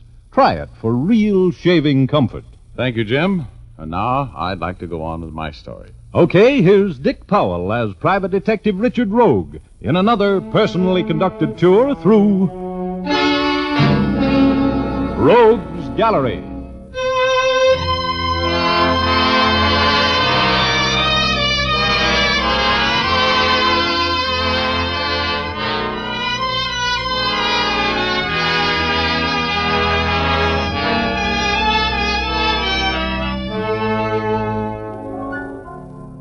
Remember that scene you just heard? Well, one day a couple of months ago, I was in my office playing a bit of gin rummy with Herb Heide, the bookie from the cigar store in the lobby, when Mr. J. McDonald called from the Great Western Insurance Company. I knew what he wanted. I'd read the morning papers. I hated to leave the game because I was winning for some reason known only to Herb Heide, who plays cards with all the warm human abandon of an adding machine. But I have learned to love a cash case like a bookie loves a losing horse, and Great Western Insurance is a good client. So I picked up my $2.35 winnings and made tracks for the plush offices of Mr. J. McDonald. Sit down, Mr. Rogue. I have a case I want to discuss with you. Well, thank you. What's on the fire, Mr. McDonald? I suppose you've read of the theft of the Somaliland diamond from the home of James E. Lee? Oh, sure. Last night during a party given by his granddaughter, Sandra Lee. That much I know. The Great Western had that diamond covered, Mr. Rogue. It was insured for $50,000. $50,000. No kidding. Well, that's a lot of money. Must have been some diamond. We're offering $5,000 reward for the recovery of the stone. It's one of the largest in existence. Well, bring me up to date a little, will you? It was a slip crane job, wasn't it? The papers used his name. That's right. 3 members of the family identified him from Rogues Gallery pictures. There's no doubt that he was the man. He had an accomplice, but we have no line on him at all. And all you want me to do is pinch Crane and get the Somaliland diamond back, right? Yes. Crane left the Lee mansion in a yellow convertible sedan, which the police found wrecked between the Lee estate and Los Angeles. There was blood on the seat, and it's thought that either Crane or his accomplice was wounded. They're believed to be here in the Los Angeles area. Huh? They haven't made any attempt to run the police blockade. Okay, Mr. McDonald, if he's here in this town, I'll have him. And that's all the information I have for you, Rogue. I've had our auditor make you out a check for $1,000. Oh? That's your retainer. And, of course, if you do manage to recover the diamond, there will be another $4,000 due you. Thanks. And here are your credentials, identifying you as our investigator. And now, Mr. Rogue... Remember, I'm not promising anything. Oh, yes, there is one more thing. The Lee family has been extremely uncooperative today. Extremely so. They practically refuse to talk with either the newspapers or the police. Well, how do you figure that? I mean, what do you suppose is their angle? That is what we are paying you to discover, Mr. Rogue.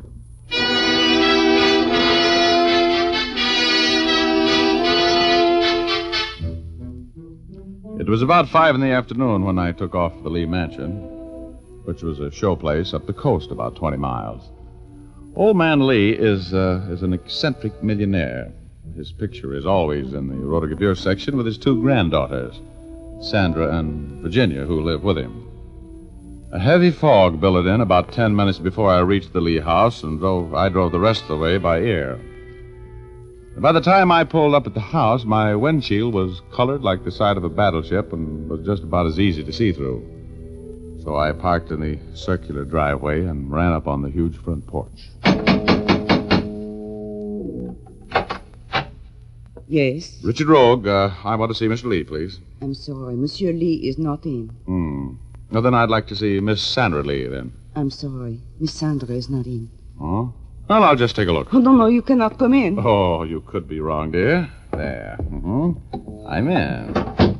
Who is it, Marie? This man is trying to force his way in, Monsieur Lee. Oh, good evening, Mr. Lee. I hope you remember me. Richard Rogue? Oh, the detective. Of course. Thank you very much, Marie. Come into the study, Mr. Rogue. I hope you don't think I'm a heathen walking in here like this, Mr. Lee. It's my business, you know. I had to see you. Oh, I suppose so. It's about that darn Somaliland diamond. I tell you, Mr. Rogue, we've just been pestered to death all day long about that robbery.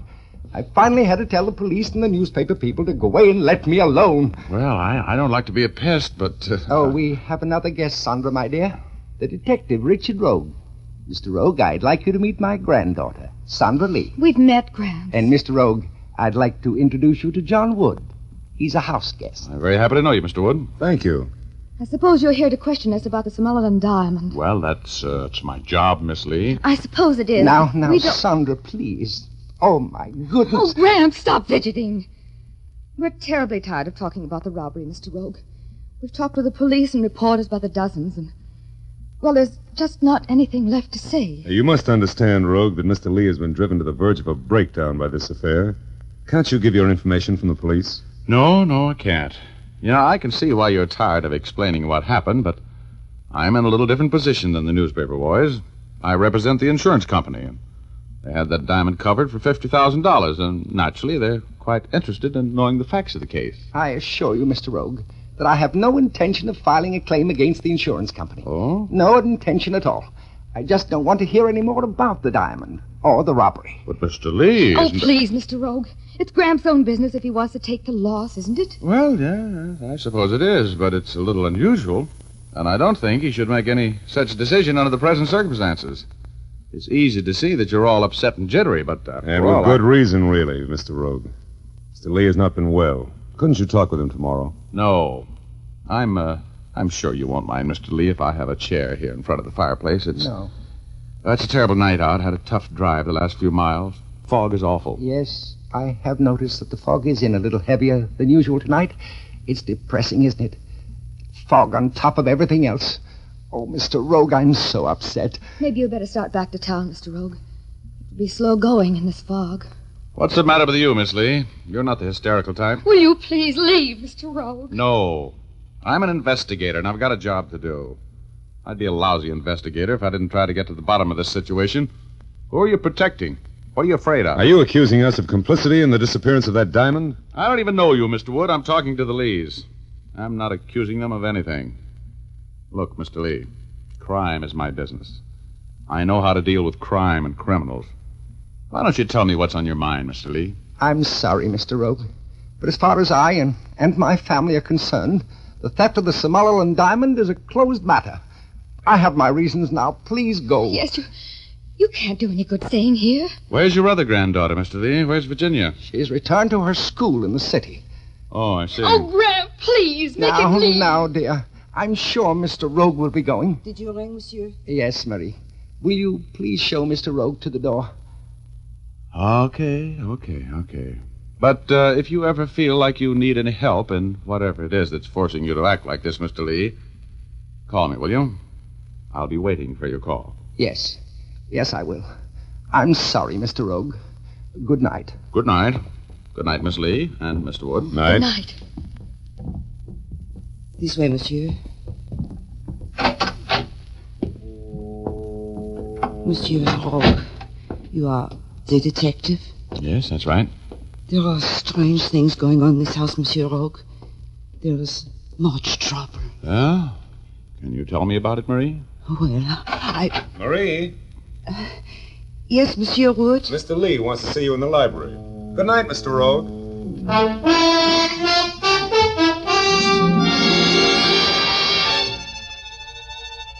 As I got in my car and sneaked down the hill through the fog, I told myself I was wasting my time. That I was looking for a man named Slip Crane, the jewel thief. And that I had no business getting mixed up in the family affairs of the Lees. There was a filling station and general store at the spot where the highway joined the private road that led up to the Lee estate. Sam's filling station for you and your car. I stopped in there for a sandwich and a cup of coffee. Great night to be driving around, mister. Yeah, it is. Hey, give me a slice of that pumpkin pie, will you? Why, sure. Here you are. Just came down the hill from the Lee house, didn't you? Yeah, that's right. Well, sir, there was plenty of excitement around here last night. Yep, cops all over the place. Newspaper men. Best business I've done in years. The whole district is still full of cops. They've thrown up a roadblock in every direction. Hey, you a policeman? After a fashion. You working on the case? Yeah. Mm-hmm. That must have been some diamond. You know, those Lees are nice people. The old man's a little fidgety, but the rest of them are swell people. Well, he's all right, too. Yes, sir, nice guy. You know them? Know him? Why, sure know him. Known them all for years. The kids, Sandra, Virginia, been eating my hamburgers ever since they was old enough to toddle down here. Yeah? You know what school Virginia goes to up in the city? Why, sure. Same one Sandra used to go to. Let me say, Mrs. Whipple's school. Oh, well, thanks. Hey, what's the toll charge to call the city? 2 bits for the first 3 minutes. There's a phone booth right over there. Thank you. Yes, sir, those little Lee girls are the salt of the earth. I've known them for 10 years, I guess. Knew their daddy well, too. Went to school with him. He's a colonel now, an Eagle colonel in Washington. A big shot.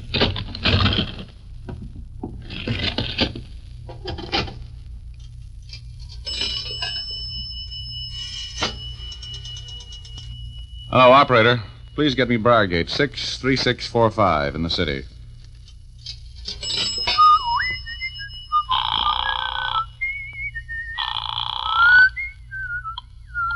Mrs. Whipple's School for Girls.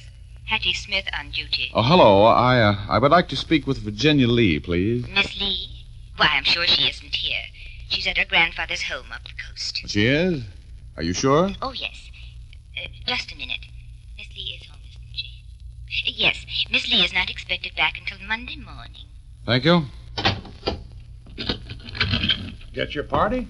Yeah. Hey, give me another cup of coffee, will you, Sam? Why, sure. Oh, tell me, Sam, I know the whole Lee family except Virginia. She's only about 14, isn't she? Jenny? Oh, no. No, she's 19 or 20. 20, I think. She's a wild one, that youngster. She's all for having fun. Nothing at all like her sister, Sandra. Oh. Well, I guess I'll be on my way. Can't sit here all night. I don't envy your drive none. Better take it easy in that fog.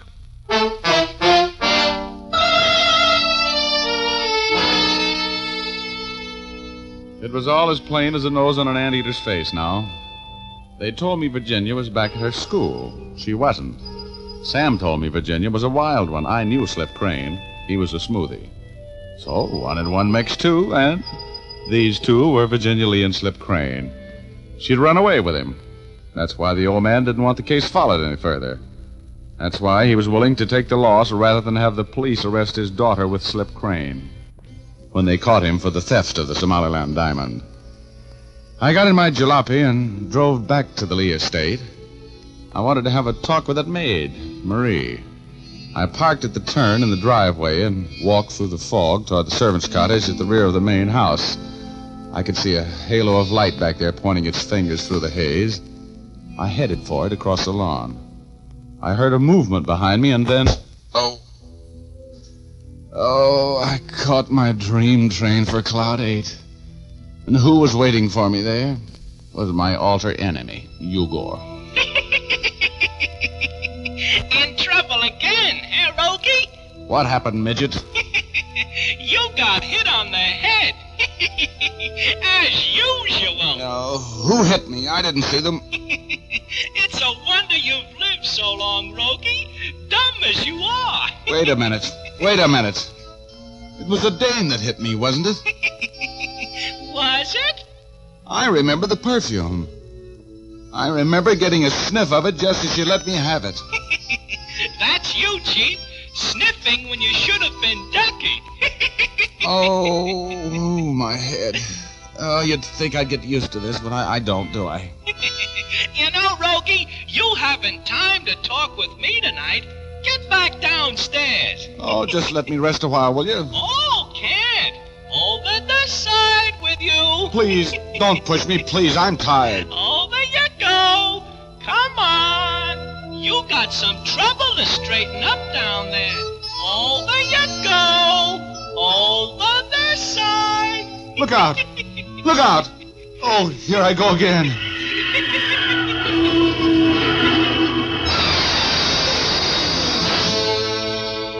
I began to come to. I could hear voices fading in and out. I couldn't focus my mind's eye on them, but I listened without quite knowing what it was all about. Oh, Miss Rogue. Please, wake her. Sandra, don't move. I see you, and I have you covered. All right. I'm not moving, Mr. Wood. What are you doing? Who's that lying there? It's Richard Rogue, the detective. Oh? Rogue, huh? What happened to him? I knocked him out with this poker. I thought it was you. You followed me when I left the house, huh? Yes. I was going to try to kill you. Really? How interesting. Instead of that, you fixed it, so I'll have to kill Richard Rogue.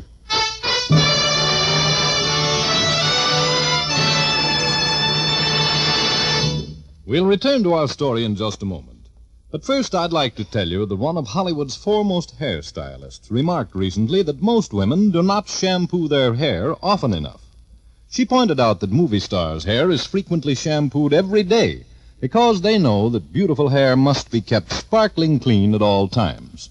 Now, you're probably thinking, isn't it hard on hair to wash it so often? Doesn't it become dry and difficult to manage?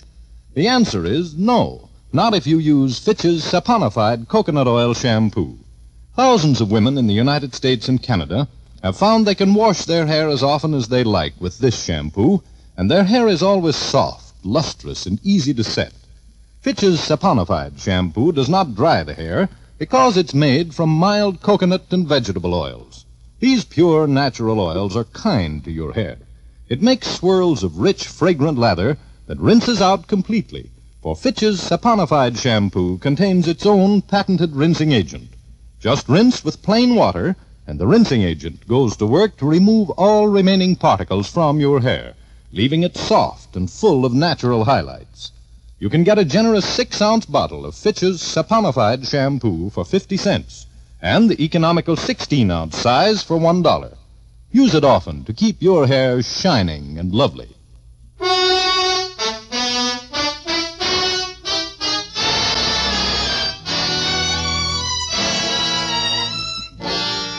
Now back to Rogue's Gallery. Richard Rogue is telling our story. I was telling you about the time the Somaliland diamond was stolen from the home of wealthy old gem collector James E. Lee.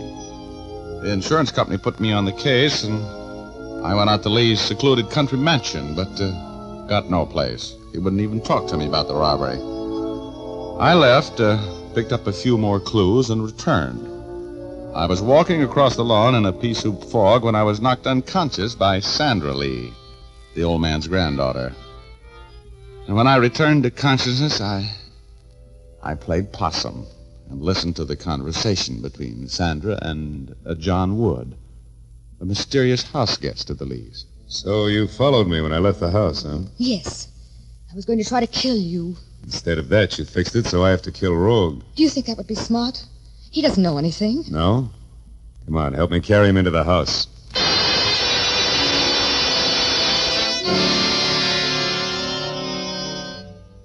There's a certain permanence about being killed that made me act deader than a ghost town on Monday night. I was as limp as a wet sock when they picked me up and carried me into the house. Wood, who was a very strange house guest, lifted the rod out of my shoulder holster before they laid me out on the divan in the study. Old Mr. Lee was very upset when he saw me. He immediately started patting my hands while Wood poured some very good brandy down my throat. I was in no hurry to face facts, but eventually I figured that one more sip of brandy would be overdoing it, so I snapped out of it. He's coming out of it. Oh, what happened to me? Oh, my head. Oh, dear, I knew something like this would happen. I hit you. I didn't know who you were. Should know better than to be caught prowling around the lawn up here after what happened last night. Yeah, I suppose you're right. What did you hit me with? A poker. Oh. Sandra, I don't know what your father would say. What were you doing on the lawn at this time of night, Rogue? You're lucky you didn't get shot, you know that? Yeah, I suppose I am. Oh, well, I didn't think of that. Could I have another drink of that brandy? It makes me forget my headache. Of course, Mr. Rogue. Here you are. Thanks, yeah. Yeah. Oh, that's strong. And you know, Mr. Lee, I came back to tell you I've got the deal figured. What do you mean? I mean, Mr. Lee, you told me that your other granddaughter, Virginia, had gone back to her school. Yes. I called Mrs. Whipple's school and found out she wasn't due back until Monday. Yes? Oh, you called the school? She wasn't there? That's right. So right away, I knew why you were so anxious to get me to drop the case today. You've got it all figured out, haven't you, Rogue? Sure. I'm right, aren't I? Virginia, your granddaughter, eloped with the thief. That's right, isn't it, Mr. Lee? I guess we might as well admit it to you, Rogue. Nothing else we can do. Is there, Mr. Lee? No, I guess not. Now, that's not for publication, you know, Rogue. We'll make it worth your while to forget it. Won't we, Mr. Lee? Why, of course. If you say so, Mr. Wood, I mean... It'll cost you. I'm not in business for my health. For $1,000, I forget what I know. That will be satisfactory. You're something of a louse, aren't you, Rogue? Something. You can call me a louse if you'll give me that grand. You got that much in the house, Mr. Lee? I believe I have, in the safe. You want me to get it for you, Gramps? We might as well get Mr. Rogue paid off and out of here. No, that's the kind of talk I like to hear. Yes, Sandra. Will you get it for me, dear? So that's what you came back for. The shakedown. You private dicks are all alike.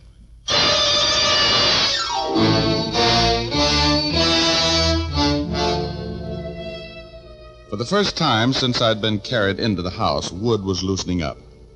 My attempt at a shakedown had sold him on the fact that I was just a chiseler, and I could see the hand he had on that gun in his coat pocket relax a little. That brandy had given me a transfusion, and I was feeling all of my faculties falling back into place. I was tense as the E string on a Heifetz fiddle, and just as ready to play when I saw Sandra sneak in the door and grab up that poker she'd used so effectively on me. I figured it was my move. So I started to get up. I wanted to get Wood concentrating on me. Oh, I think I've got a concussion. My head is spinning like a top.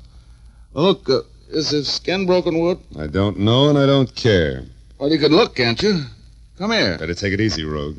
You're in no shape to make any sudden moves. No, I just want to see if I can sit up. That's all. Now, look out! Take it, Sandra. I've got his gun arm. Let go of that. Ooh.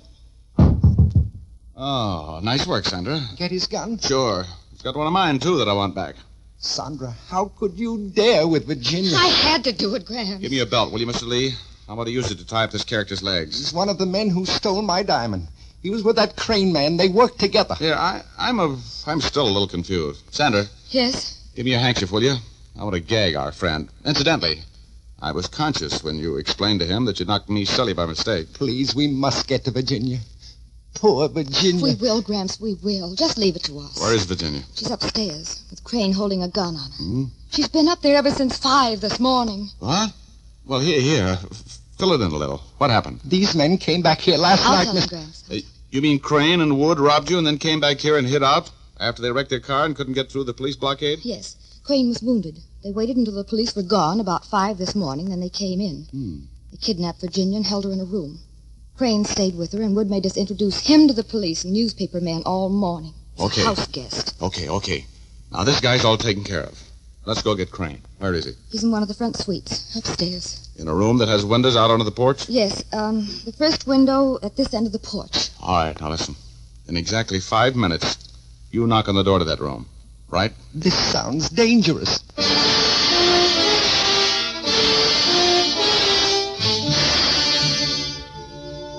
I shinnied up the pillar at the far end of the porch. Looked my rod over to see that it was in good working order, and then I inched over to the window of the room where Crane was holding Virginia. Virginia was tied in a chair. Crane was babying a bloody shoulder. I could hear them talking. Oh, I'd like to get my hands on that cop that got me in the shoulder last night. Too bad it was through the shoulder, Mr. Crane. It should have been through your heart. You know, I like you. I like my women with a lot of spirit. I may just take you with me when I make my break from here. You'll have to kill me first. Oh, company. Come in and keep your hands right on that tray. I'd hate to have to shoot a beautiful girl like you. I brought up some coffee. That's thoughtful of you. Keep your hands in the air and stay away from me. Don't take any chances, Sandra. This fiend would rather shoot you than not. Drop that gun, Crane. My next shot goes right through your back collar button.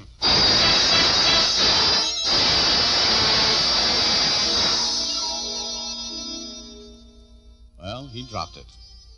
And that's about the end of the story, except that I took the Somaliland diamond from him and won the $5,000 reward, which I spent on Sandra Lee during the next few months. I thought some of asking her to marry me. And believe me, I think she was all in the mood to give me the nod. No, really. But I thought better of it and stayed single, making me one of those select eligible young men who has never made the same mistake once. You know what I mean?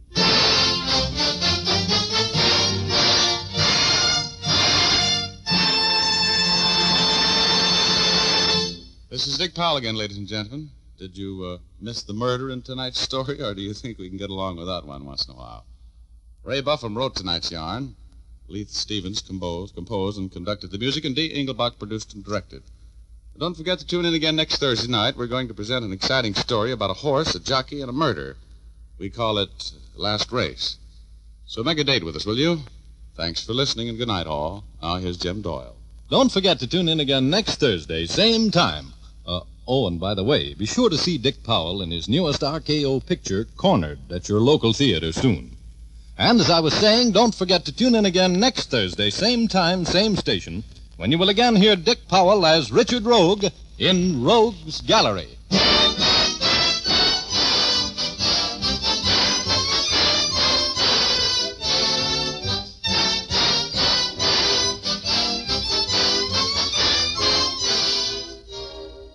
Remember, if dandruff is your problem, ask for Fitch's Dandruff Remover Shampoo. Removes dandruff the first time it is used. Fitch's Dandruff Remover Shampoo is the only shampoo whose guarantee to remove dandruff is backed by one of the world's largest insurance companies. This statement can be made by no other shampoo. Ask for Fitch's Dandruff Remover Shampoo at your drug and toilet goods counter, barber, or beauty shop. Fitch is spelled F-I-T-C-H.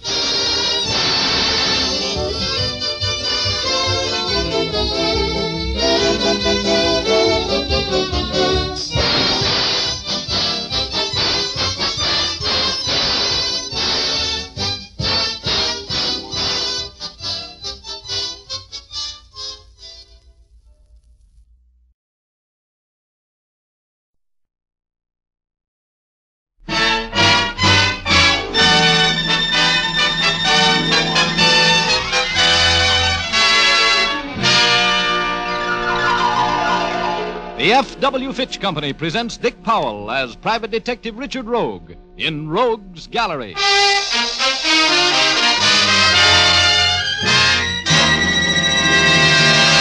This chisel's got you all fouled up in a murder, baby. You'll fry for it. Senor Rogue, I don't know anything about a murder. Tippy killed him. He killed Maxon. Conchita knows nothing about it. Stop being chumps, will you? You're both in this with me. You helped me frame Rogue for it. With Maxon Khan, I'm the biggest operator in town. All we have to do is kill Rogue, and we got the world by the tail. You'll all go to the chair for it. You can't get away with killing me. I'm going to kill you, Rogue, right now. If you've got anything to say, say it, because here it comes, fall guy.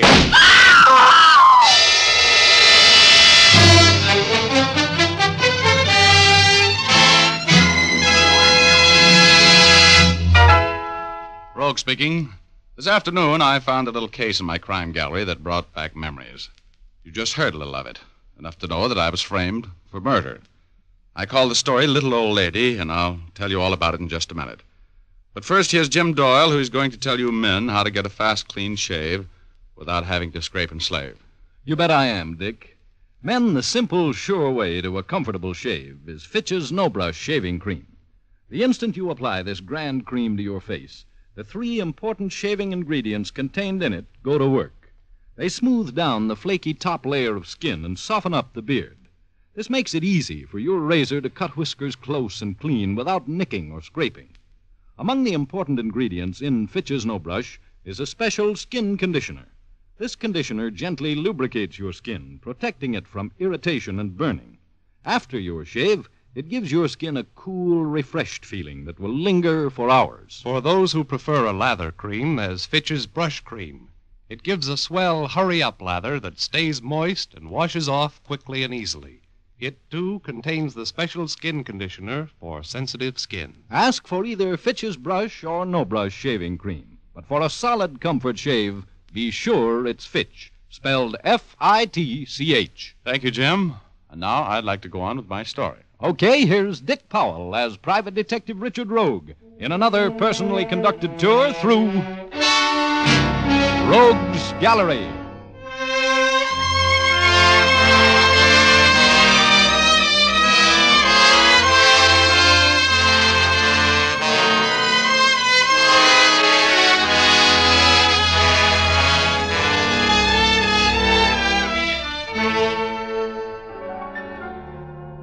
I was looking at the world through azure-colored glasses that afternoon. I was as low as a centipede's hangnail and just about as irritated. A couple of lush cases I'd been working on had blown up without paying off, and the girl I was madly in love with that week was madly in love with some other guy. I needed some money, I needed a vacation, and I needed a new love interest. When the door to my office opened, and in walked a Latin-type panic who made my heart beat in a rumba rhythm that would have made Cougat sound like Spike Jones. I just sat there trading my blue thoughts in on a lot of purple ones while she closed the door behind her and walked toward me. You are Richard Rogue, the detective? The celebrated detective, yes. What can I do for you? I need your help, Senor Rogue. Okay. What's your name? Conchita Morales. Oh, the singer, huh? That's right. I'm in trouble, Senor Rogue. You know, I sort of suspected that was why you came to see me. What's your difficulty? Well, it's hard to explain, but there is a man in this town who is threatening me. Well, that's not hard to explain. You're the sort of a girl who is liable to be threatened. What do you mean by that, Senor Rogue? Well, that you are beautiful and extremely desirable and, well, pardon me, Miss Morales. I shouldn't have said that. I'm just in a kind of an impolite mood today, I guess. Then you don't really think I am beautiful or desirable? Don't let that glassy look in my eyes fool you, Conchita. I can see, and what I see pleases me, if you go for understatements. Then you will help me. You know, beauty's a wonderful thing, Mexican type, but so is money. My time's for sale. I have money. I will give you $250 if you will help me. What do you want me to do? I want you to get some letters back for me. Oh? Why? Because I write them when I'm very young and foolish to a man I think I love. I do not love him. I hate him. I want to marry someone else, that man I love, but I cannot because of these letters. Oh, here. Slow it down to a gallop, Conchita. I'm getting a little confused. Who has the letters? Frank Maxon is his name. He's no good. He is what you call a poor loser. Uh-huh. And who is this man you love at the moment? Tippy Tyler. We will be married soon. Oh, you will be married soon. Well, in that case, let's make this strictly business. What do you want me to do? I'm having dinner with Frank tonight at the Club Cuba. I want you to meet us there. I want you to tell him he must give me back my letters. If he knows that I have employed you to help me, he will give them up. He is without courage. Don't see how I ever think I was in love with him. Frank is considered quite a ladies' man, or was, before he went up on that income tax rap a couple of years ago. Yeah, I understand the boys in his mob are giving him a little trouble since he got out. Where's that $250 you mentioned a while ago? It is here. Just a moment. That's a retainer. If the case gets tough, it's going to cost you plenty more, Conchita. You know that? I do not care. I must have these letters. Here is $250. Thank you. And now, what time do I meet you at the Club Cuba? Be there at 9. And I'm warning you, Mr. Rogue. Come prepared for trouble.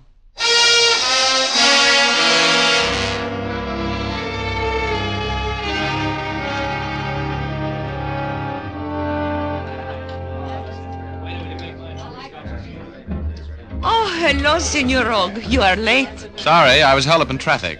Oh, hello, Frank. Well, what are you doing here, Rogue? Conchita invited me. Sit down, please. Thank you.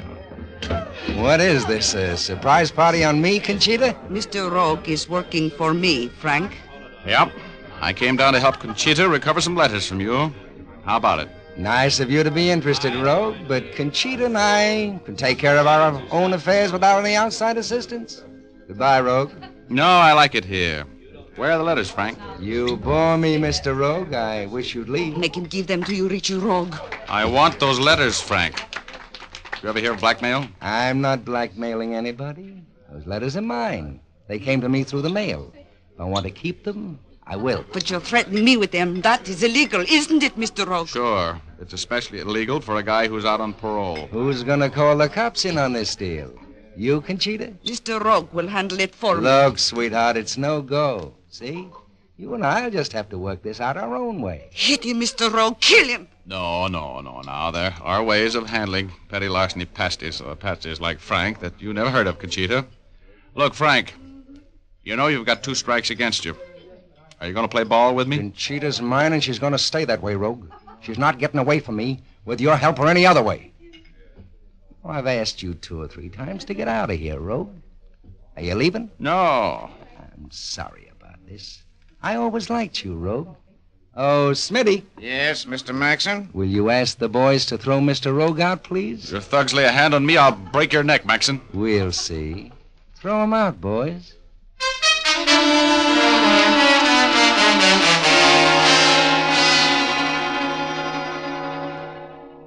It occurred to me as I hit the sidewalk with the back of my head, among other things, that Frank owned a piece of the Club Cuba and that it was a bad place to start a beef with him.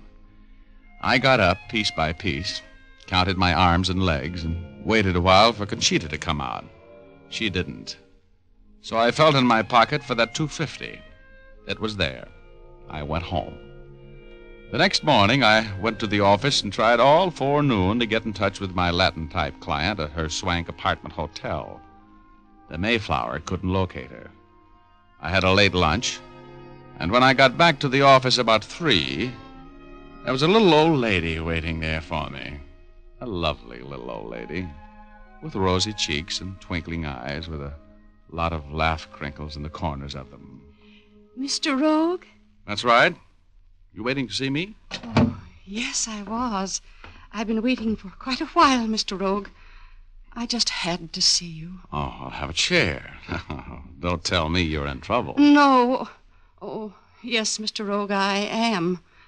I'm in trouble because my son is... Oh? Tell me about it. Well, there isn't really very much to tell, Mr. Rogue. I know so little about what Norman has been doing. He's always been a little wild, but a few weeks ago he quit his job. And he's had much more money than he ever had before. I know that he's been doing something wrong, Mr. Rogue. Well, now, Mrs. Stam. Mrs. Stam, have you tried talking with him? And, I haven't told you the worst yet, Mr. Rogue. No?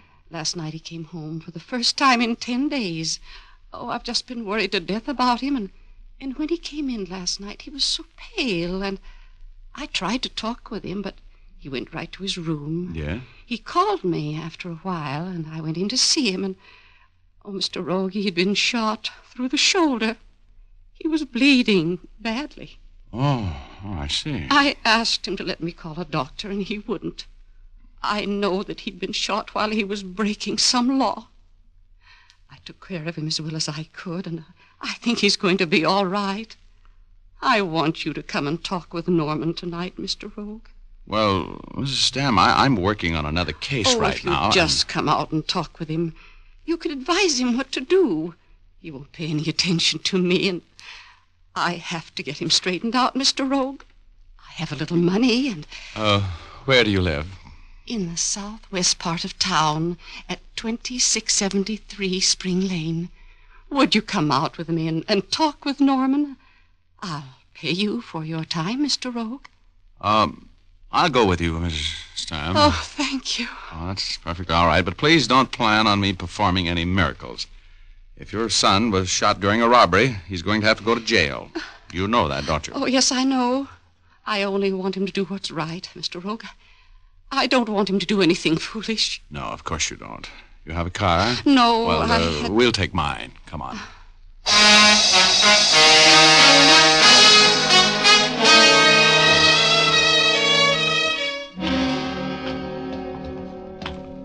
Well, you certainly have plenty of privacy out here, Mrs. Stam. Yes, it's lonesome. But my husband bought it many years ago. He thought then that it would build up out here, but it hasn't. Did your son know you were coming in to see me? Oh, no, I didn't tell him. He's right here in the front bedroom, Mr. Rogue. Oh, please try to understand Norman, Mr. Rogue. He's a very sensitive boy. Oh, all right. I'll take it easy with him.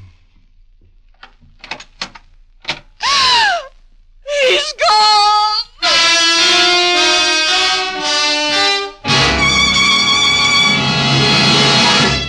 There was the bed with blood on the sheets where a man's shoulder would have been lying. There was no note. No sign of the wounded boy I'd made the trip to see. The little old lady was almost hysterical. I finally got her calmed down. She made some tea, offered me a cup. I should never have gone away and left him. I should have known better. He was frightened, Mr. Rogue. No, drink your tea, Mrs. Stam. Don't cry. Don't worry. I'll take care of everything for you. We'll find him. You will help me, won't you, Mr. Rogue? Oh, of course. Please drink your tea. Don't you like it? I love it, yes. It's, it is a little bitter. It's a special kind my oldest boy sent me from China. Well, I'm feeling a little woozy. You are? Well, that's right. That's the way it should be. You poisoned me, you... That's right, Mr. Rogue. I did.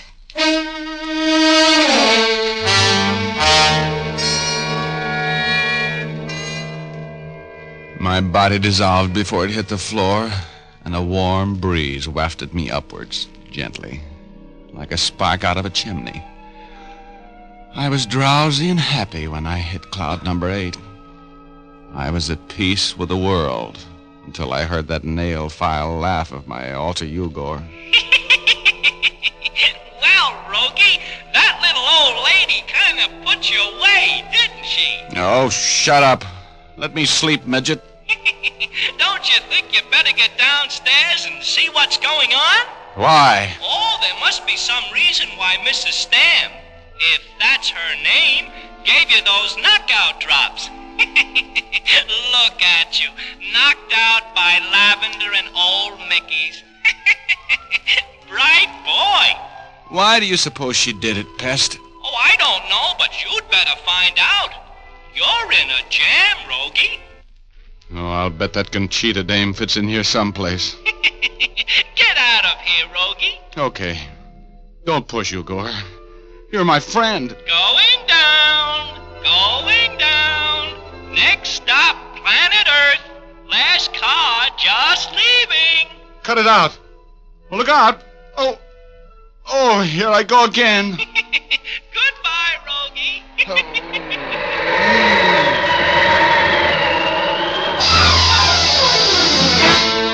I came to in my car. My gun was gone. I looked for my money. It was still there. I looked at my watch. It was 9:30. I drove to my office, opened the door, and stopped dead in my tracks. There was a dead man lying there in the middle of the floor. He'd been shot at close range through the head. My gun was lying a foot from the body.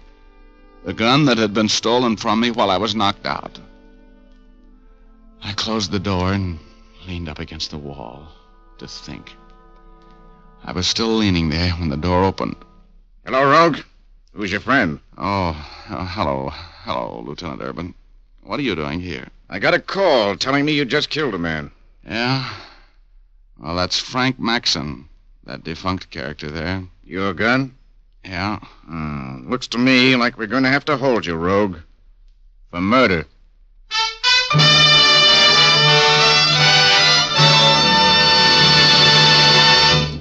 We'll return to our story in just a moment. But first, we'd like to remind you that in Marie Antoinette's time, hairdressers stood on ladders in order to dress towering hairstyles. Today, the trend in hair fashions is simplicity, a style that requires shining, immaculately clean hair. Fitch's saponified coconut oil shampoo is ideal to keep your hair looking its loveliest at all times. Made from pure vegetable and coconut oils, it protects the hair from drying and becoming harsh no matter how often you shampoo it. Just a little Fitch's saponified shampoo makes swirls of cleansing, fragrant lather that whisk away every bit of dust and dirt. And the special patented rinsing agent contained in the shampoo ensures the removal of all lather and other particles from the hair, so you won't have to bother with additional after rinses. For a shampoo that assures praise-winning results every time, use Fitch's saponified shampoo. You can have a professional application at your beauty or barber shop, or ask for an economical bottle at your drug or toilet goods counter. Fitch's saponified coconut oil shampoo, 6 full ounces, 50 cents.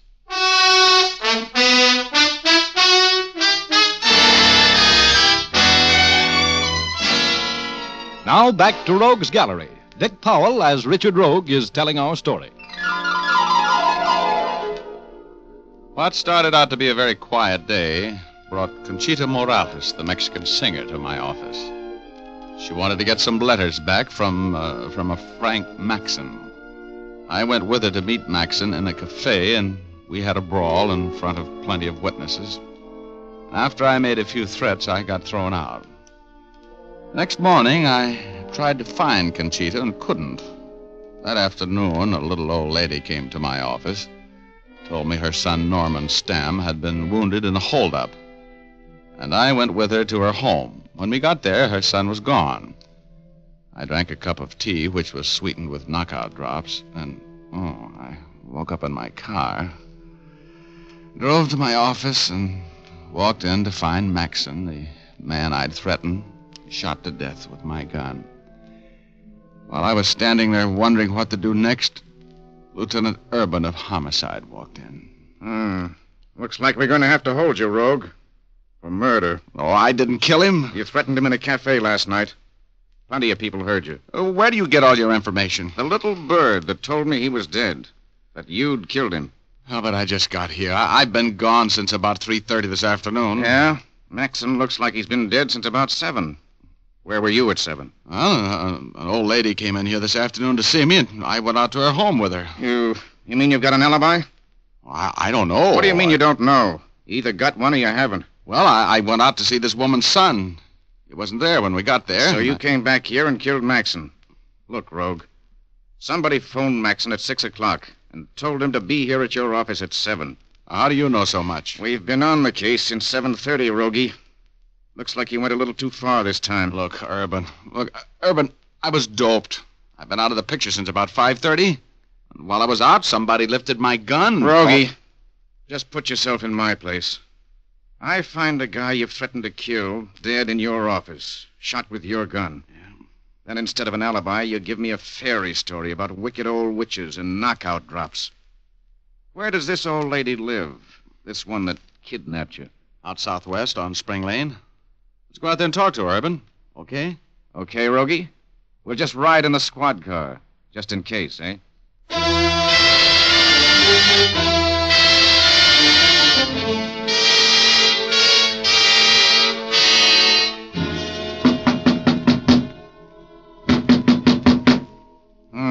No lights on. There's nobody home. Think we'll go in, Rogie. As long as you say there's a wounded man in here, I don't have to have a warrant. Try the door. Oh, well, it's unlocked. Come on. Turn on the lights. Well, they don't go on. You got your flashlight? Yeah. Look, Rogie. The furniture's all covered. There's nobody living in this house. Urban, come over this way. Let's look in this bedroom. Are you sure you're all right, Rogie? Sure. Come on, over here. Well, there's not even any furniture in this room. That's right. But there was a bed with blood-stained sheets. I'm sorry, Rogie. They seem to have disappeared with the old lady and your alibi. This house hasn't been lived in for months. Why'd you kill him, Rogie?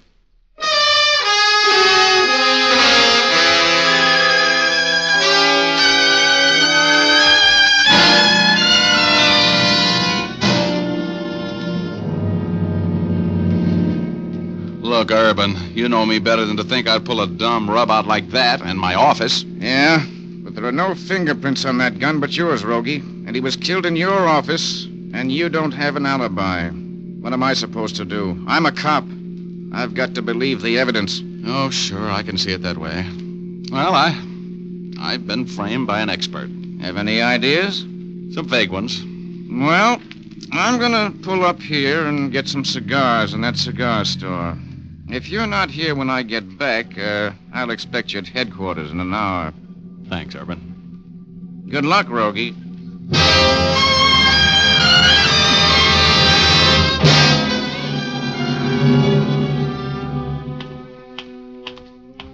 Well, hello, Murphy.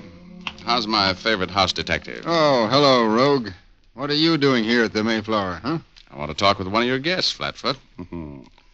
Do you owe me any favors? Maybe. What do you want me to do? Give me the pass key to Conchita Morales' apartment. You want me walking the streets? Now, just give me the pass key. And if you hear any shooting, come up. What's the deal, Rogue? A little murder. Is she in? Do you know? Oh, Conchita isn't in. The old lady's up there, though. The old lady? Look, Murphy, what old lady? I'm looking for an old lady. Huh? Oh, you mean Conchita's mother? Yeah, she's... Conchita's mother? Hey, a little old lady about this high? Eyes with lots of laughs in them? Yeah. White hair, plump? That Conchita's mother? Sure it is. Her name's Shea. So's Conchita's. Huh? Her real name's Ellen Shea. Oh. She's no Mexican dame. No kidding. Hey, give me your rod and a pass key.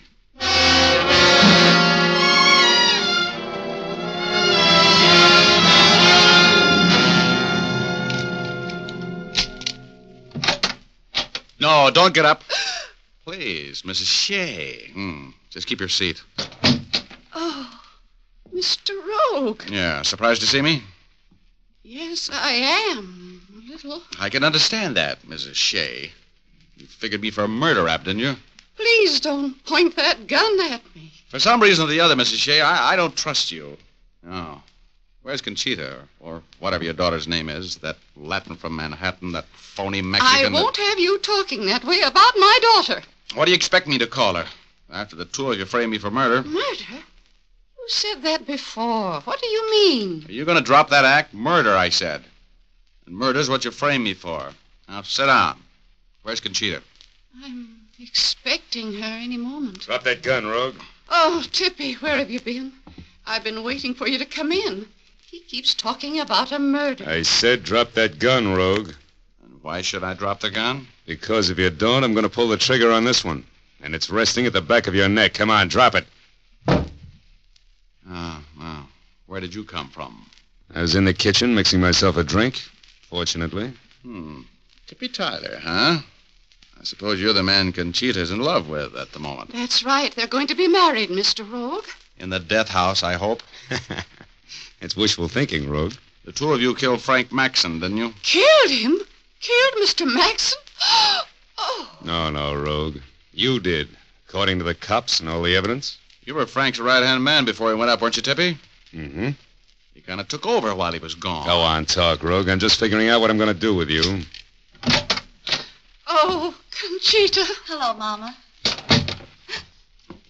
What are you doing here, Senor Rogue? He's making things difficult, Angel. I just dropped in for a little chat about a house out on Spring Lane and a wounded man who wasn't there and a murdered man in my office. That's all. It was a very nice job of framing me, Conchita, Ellen Shea. And you can drop that broken-down accent. Okay, Mr. Rogue, smart guy.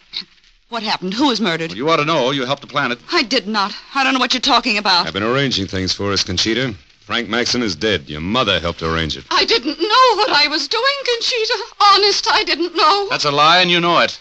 You and your daughter are in this thing too far to get out now unless you smart up fast. There's too much talk going on in here. Maxon's dead. He was found dead in Rogue's office, shot with Rogue's gun. Rogue's as good as burned for it. Mama, did you kill him? No, I didn't, Conchita. Look, sweetheart, everybody heard Rogue threaten Maxon last night. It was our chance to get rid of him. Conchita, listen to me. This Chisler's got you all fouled up in a murder, baby. You'll fry for it. I don't know anything about a murder. Tippy killed him. He killed Max. My Conchita knows nothing about it. Stop being chumps, will you? You're both in this with me. You helped me frame Rogue for it. With Maxon gone, I'm the biggest operator in town. All we have to do is kill Rogue, and we've got the world by the tail. You'll all go to the chair for it. You can't get away with killing me. I'm going to kill you, Rogue, right now. If you've got anything to say, say it. Because here it comes, fall guy.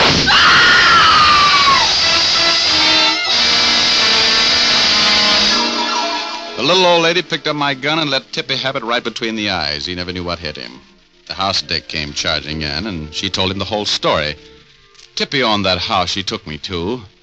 He framed it with the old lady to get me out of the way, giving her some cock-and-bull story about wanting to search my apartment. She pleaded guilty to giving me the knockout drops, but denied, knowing that he was framing me for murder. And as long as she saved my life and gave me an alibi for the time of the murder, I believed her.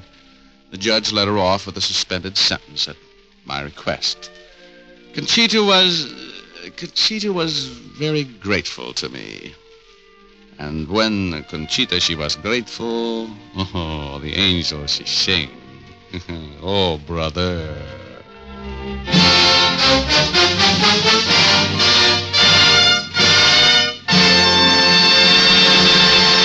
This is Dick Powell again, ladies and gentlemen. Don't I meet some lovely people in these stories? They love murder like Richard Rogue loves money, and it makes a very happy combination. Ray Buffum wrote the story, Leith Stevens composed and conducted the music, and Dee Engelbach produced and directed. But don't forget, you've got a date with us all next Thursday night. We've got a story for you about blackmail, intrigue, and sudden death. We call it Eve and the Apple. So make a date with us, will you? Thanks for listening, and good night, all. Now here's Jim Doyle. Don't forget to tune in again next Thursday, same time. Oh, and by the way, be sure to see Dick Powell in his newest RKO picture, Cornered, at your local theater soon. And as I was saying, don't forget to tune in again next Thursday, same time, same station, when you will again hear Dick Powell as Richard Rogue in Rogue's Gallery. Remember, if dandruff is your problem, ask for Fitch's Dandruff Remover Shampoo. Removes dandruff the first time it is used. Fitch's Dandruff Remover Shampoo is the only shampoo whose guarantee to remove dandruff is backed by one of the world's largest insurance companies. This statement can be made by no other shampoo. Ask for Fitch's Dandruff Remover Shampoo at your drug or toilet's good counter, barber, or beauty shop. Fitch is spelled F-I-T-C-H.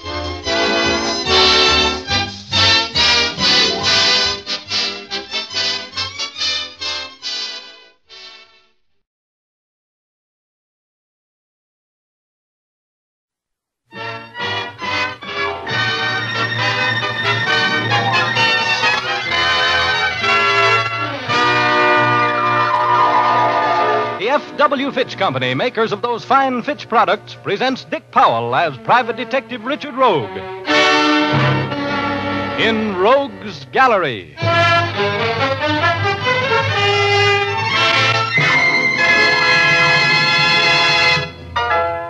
Rogue speaking. Well, I was suffering one of my regular attacks of rigor indolence last year when I decided to commune with nature in a gentle sort of a way. So I made a reservation at the L7 Dude Ranch out in the desert. The afternoon I arrived at the ranch, I was lolling around the swimming pool, exposing my epidermis to the sun and admiring the scenery, when part of the scenery walked up and took a poke at another part of the scenery over some of the most beautiful scenery I've ever seen in or out of a white satin bathing suit. The poker was a paunchy 45, the pokey a very slick 30. And the cause of it all was a lovely, lovely 25, blonde and definitely feminine. I stayed out of it. I've told you for the last time, Harding, I want you to stay away from my wife. Brian, please, you've been drinking. This is no place to settle your quarrel with Tom. I'm just as sick of you as you are of me, Mills, and so's Ann. You're no good to anybody. Tom, don't, not here. Tom. If you don't stay away from my wife, I'll kill you, Oh, Harding. please, come on, Brian, let's get out of here, please. Tom, I'll see you later. It's the last time I'm going to warn you, Harding. If you don't stay away from me now... Shut up, you're drunk again. Talking that sort, you're not going to kill anybody.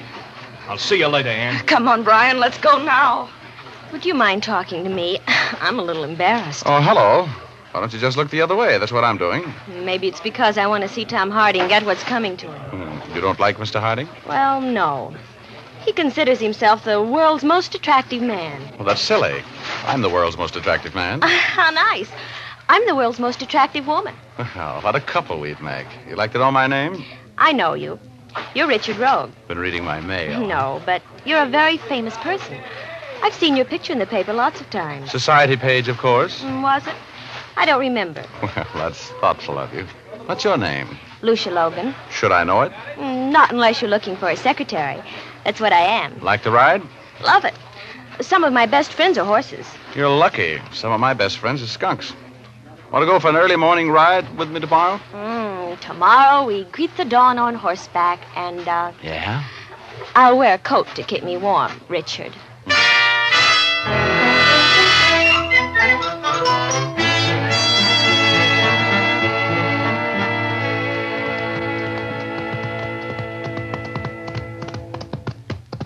You know, Lucia, darling, this scene brings out the Gene Autry in me. Yes, sir. If I had my guitar, I'd sing for you, so help me. Oh, bury me not on the lone prairie. Yeah, this is for me, baby. Yep, someday I'm going to save enough money to buy me a ranch out here, and then I'm through with the crowded city. Yep. Me for the wide open spaces, with my dogs and my horses And a pretty little partner to cook and sew. and milk the cows and throw down the hay into the horses' stalls. I'm not listening anymore. Oh, what's ever happened to the pioneer woman? Richard, look. Where? Over there, where I'm pointing. There's a man lying there. Huh? Yeah. Come on. He's hurt. Must have been thrown from his horse or something. Yeah. I can't hang on, Richard. Well, take it easy then. Whoa, boy. Whoa, whoa. Settle down. Whoa, whoa. Oh. Oh, no. This couldn't happen to me. Who is it, Richard? It's Tom Harding, baby. Stay on your horse.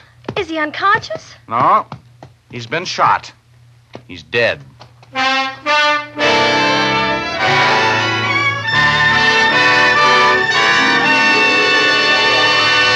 I'll be back in a moment to tell you the rest of the story of Blood on the Sand, but first here's Jim Doyle, the man from the Fitch Company, who's going to give you men a shaving tip you can't afford to skip. That's right, Dick. I want to tip you men off to the grandest, smoothest shave you've had in a long time. It's the kind of shave you can have all the time when you use Fitch's No Brush shaving cream. You see, Fitch's No Brush contains not one, but 3 important shaving ingredients. These 3 ingredients are blended together in a smooth, rich cream that lubricates your face instantly and prepares it for the shave. Your razor will fairly sail along over those whiskers, cutting them close and clean without nicking or scraping. It's easier on your face, easier on your razor blades, too. When you've finished, your face will have a cool, refreshed feeling that lingers for hours.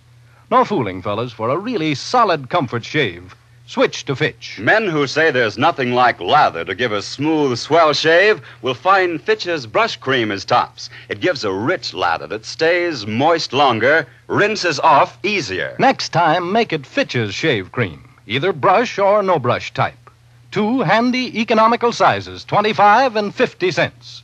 And now here's Dick Powell again as Private Detective Richard Rogue.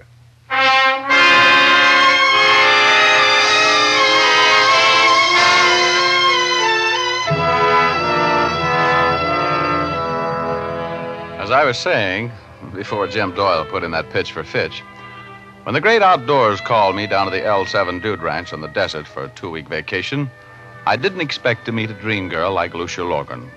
And I didn't expect to hear a writer, Brian Mills, threaten to kill his friend, Tom Harding, if he didn't stay away from his wife, Ann. And I didn't expect to make a discovery which Lucia and I made on a sunrise horseback ride the next morning. We were just riding along, enjoying the dawn, when we saw the body of a man lying on the floor of the desert. I reached the body first. Who is it, Richard? It's Tom Harding, baby. Stay on your horse. Is he unconscious? No, he's been shot. He's dead. Oh, Richard. He was murdered, and there's no gun here. Oh, why do things like this always happen to me? Oh, Richard. Let's get back to the ranch. I'm scared. There's nothing to be scared of. The guy's dead. But whoever shot him might still be around here, Richard. Whoever shot him never was around here, baby. There's not a footprint in sight. And he was shot from long range, if I'm any good at my business. But it's just getting light. You remember last night, baby? Remember the moonlight? It didn't even take good shooting to kill this guy.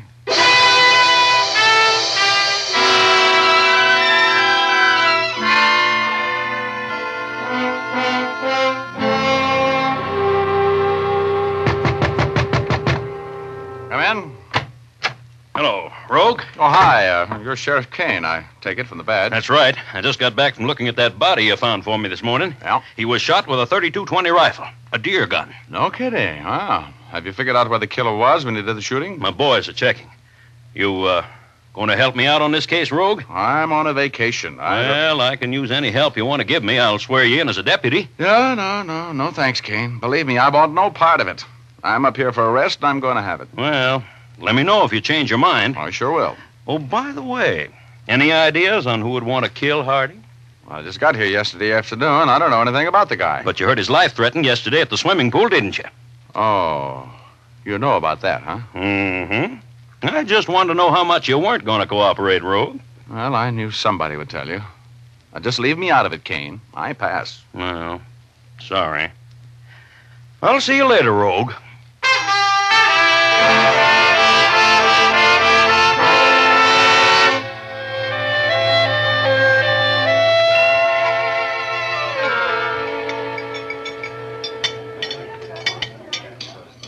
You mind if I sit here with you for dinner, Richard? Well, hello. I've been looking for you, Luscious Lucia. Have a chair. You've been avoiding me. I've been avoiding everybody. I'm on a vacation. I don't want to get mixed up in that murder. You know, everybody thinks Mr. Mills did it. What do you mean, everybody thinks so? Well, I think so. He threatened to kill Tom. You heard him. Well, how about Mrs. Mills? She was having trouble with Harding, too, wasn't she? Yes, but I still think it was that drunken husband of hers. Oh, well, you do, huh? Yeah.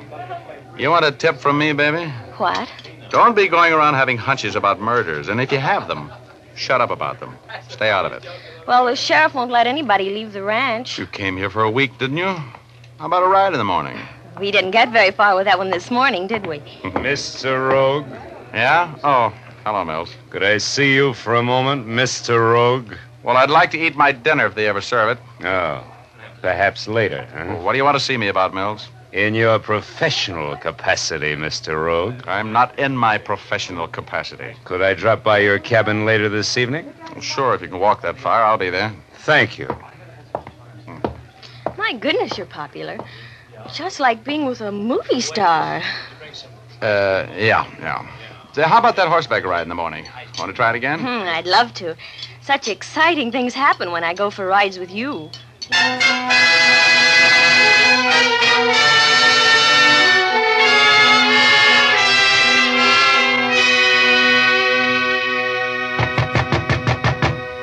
Come in.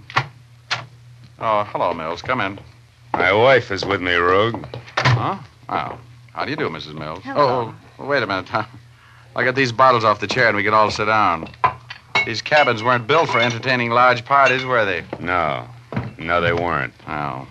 Well, now that we're all comfortable, Mills, what do you want to see me about? And the answer is no. Please, Mr. Rogue, you don't even know what Brian was going to say. You want me to get mixed up with the murder of Tom Harding, right? Yes, I do, Rogue. And I'm willing to pay you well for your time. I'm not interested. You see, this is the first vacation I've taken for about 4 Rogue, years. I'm being persecuted. That hick sheriff, he's been hounding me. Sheriff Kane seems to be a pretty astute officer. Did you kill Harding, Mills? No, he didn't. He was with me all that evening, all that night. I told the sheriff that. Brian was never out of my sight. My wife can give me a perfect alibi, Rogue. I'm not the sort of man who kills people, and I'm not going to be hounded by a country sheriff. Look, Mills, I'm sorry if you're being hounded, but I'm on a vacation, so I don't want... You must protect my husband, Mr. Rogue. He's not a murderer. The sheriff suspects him because he and Harding had words yesterday. I heard the words. One of them was kill. You threatened to kill Harding, didn't you, Mills? He was annoying my wife. Why, nobody would have ever heard of him if it hadn't been for me. A writer. Couldn't even write home for money. Harding was a horrible pest, Mr. Rogue. He wouldn't let me alone. Yeah, so I've heard. So, just what was the relationship between the two of you and Tom Harding? He and I have been collaborating on plays for years. He was engaged to Anne when I married her a year ago. Since then, he's been giving us nothing but trouble. I never loved him, but I couldn't convince him of that. And I know one thing. My husband didn't kill him. I'll give you $500 to work on this case for me, Rogue. What do you expect me to do? Find the real murderer. Protect me. Convince that stupid sheriff I couldn't have killed Harding. All right, give me the 500. Got it with you? Yeah, I got it with me. Okay, now here's what I'll do. I'll try to locate the real murderer, whether it's you or whoever it is. And when I find him, I'll turn him over to the sheriff. Understand? Yes. But, Rogue, I didn't kill Tom Harding.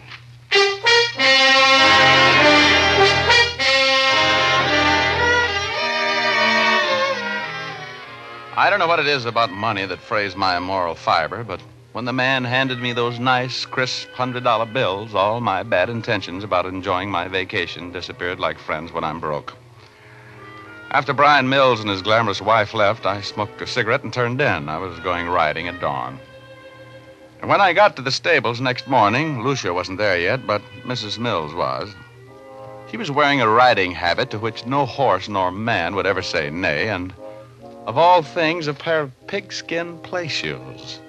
Oh, very fetching and very peculiar. Oh, hello, Mr. Rogue. You off for a morning ride? Yes, I mentioned it last night. Remember? Did you? Oh, I guess you did. I was so upset about Brian's trouble with the sheriff. You are going to help him, aren't you, Mr. Rogue? He's such a sweetheart, and scandal would ruin him. Sure. Well, I took his money. I'm going to do what I can for him. Oh, I hope it's taught him a lesson. He has a terrible temper when he's drinking. He should never have caused that scene at the pool. You were the cause of that scene. What did Tom Harding have on you? Nothing. We used to be good friends, that's all. Oh, I see. You're not telling all you know, are you, Mrs. Mills? Mr. Rogue, I want you to promise me something. I'll listen. You said last night that if you found incriminating evidence on my husband, you'd turn it over to the authorities. Yeah, sure I will. Please, Mr. Rogue, I have some money of my own. I want you to promise me that you'll tell me first if you find anything which makes you suspicious of Brian. Hey, I don't get it. I thought he had an ironclad alibi. He has. And besides, Brian couldn't kill anybody. I want to do everything I can to protect him from worry and persecution. Look, I know how you feel, Mrs. Mills. If your husband isn't guilty, don't worry. We'll keep him out of it. Hi, Richard. Oh, hello there, beautiful. You know Mrs. Mills? We've met. Hello. Our horses are all ready. I've been out helping to saddle them. Okay, let's go.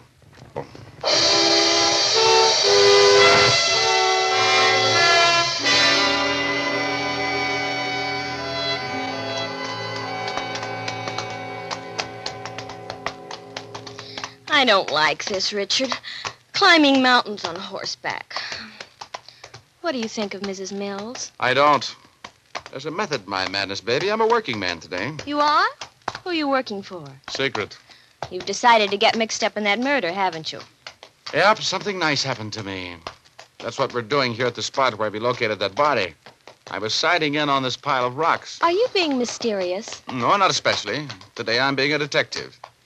You see, Angel, Harding was shot with a deer gun. Everybody knows that. I'm no detective, and I know that. Okay, but do you know enough to figure out where the shot came from? By the way the body fell? I don't even care. I came out for a horseback ride, and I want to enjoy it. This is no fun, walking a horse up the side of a mountain. Well, we haven't far to go.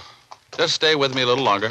And to think I turned on a date with that nice-looking blonde boy from San Francisco this morning. Oh, look, are you going to stop beefing? Oh, boy. Why are you stopping, Richard? Oh, I just want to look around here a little bit. Oh, boy. What are you looking for? I'm prospecting for lead, maybe with a copper jacket. Come on, we're walking from here. Oh, no.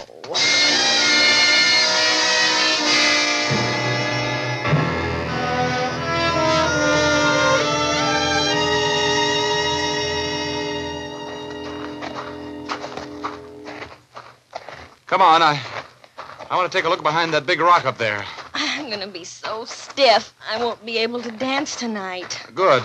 We'll set them all out someplace near the punch bowl. Oh, no. I'm going to be with that blonde boy from San Francisco. And if you so much as ask me for a dance, I will... What's the matter? Look. Look there on the ground behind that boulder. Where? Oh, those little copper things. They're shells, aren't they? They certainly are. 3 empty shells. 3220s. Look out, don't touch them. I want them for fingerprints. Do you think they're the shells that killed Tom Harding? I'm willing to bet they are, baby. I think we just put the finger on a murderer. Richard? Yeah? Look down there. Where? Way over there on that next peak. The sun's flashing on something. Oh, yeah, I see it. Somebody is looking us over with a pair of field glasses, I think. Probably the murderer. He wouldn't like to see us looking around up here. What are you putting in your pocket? Another little souvenir, see? Oh. Get on, baby. Get on. That was a rifle bullet. Get on here behind this rock.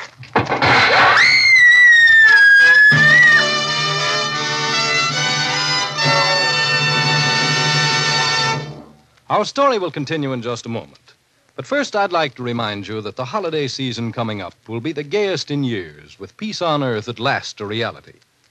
You ladies will undoubtedly want to keep in the spirit of things by accentuating your costumes and hairstyles with gay, sparkling jewelry so popular now. But remember, dull, drab-looking hair is not the kind of background you want for your jeweled hair accessories. Try using Fitch's saponified coconut oil shampoo to give your hair luster and a jewel-like sparkle. Fitch's saponified shampoo is made from mild coconut and pure vegetable oils, so it won't dry your hair. Even immediately after washing, your hair will be soft and shining, easy to set into your favorite holiday hairstyle. Using Fitch's saponified shampoo will take only a few minutes from your busy day, too. Just a little shampoo makes mountains of fluffy, fragrant lather. And since Fitch's saponified shampoo contains its own patented rinsing agent, you won't have to bother with a special after rinse. To keep your hair looking radiantly lovely at its holiday best, use Fitch's saponified coconut oil shampoo.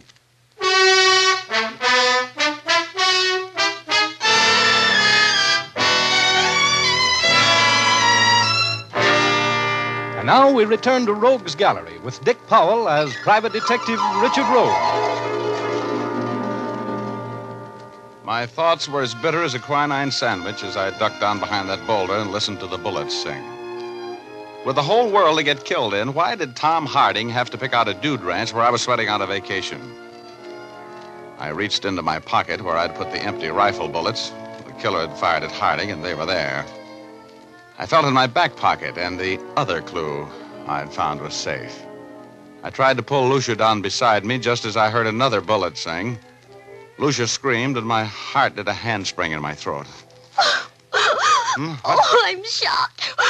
Richard, oh, why did I ever come with you? Where did you get it? Where'd you get it? Let me see. Right here, in the shoulder. Well, get your hand away from there. Oh, you're not shot, youngster. You're not even bleeding. I'm not? Well, no. You must have just been hit with a chip of a rock or something, that's all. Now, come on, let's get out of here. Stay low now. I'll go first. Oh, if I ever get back to that ranch alive, Richard Rogue, and if you ever speak to me again. Oh, take it easy, baby. This will be something to tell our grandchildren about. Our grandchildren?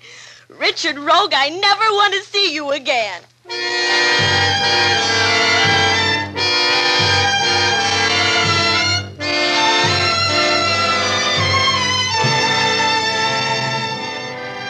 We got back to our horses and got back to the ranch house all right. I made Lucia promise not to say a word to anybody until I had a chance to think this thing out. She promised. She would have promised anything to get rid of me. I went to my cabin to look over the stuff I'd found up there behind that boulder, and as I opened the door to my cabin... Ooh, I got it. Right behind the ear, as usual. I watched the stars go by for a while, and finally I grabbed on the tail of a comet and didn't let go until I was within dumping distance of cloud number 8. And there he was.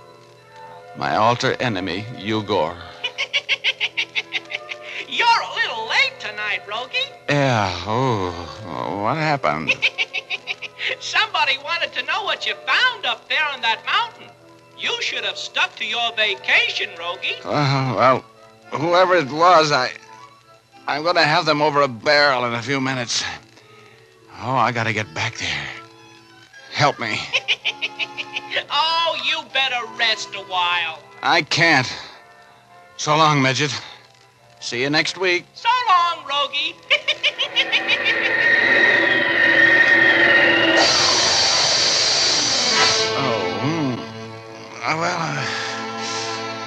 I came to and felt my head. It was really caved in.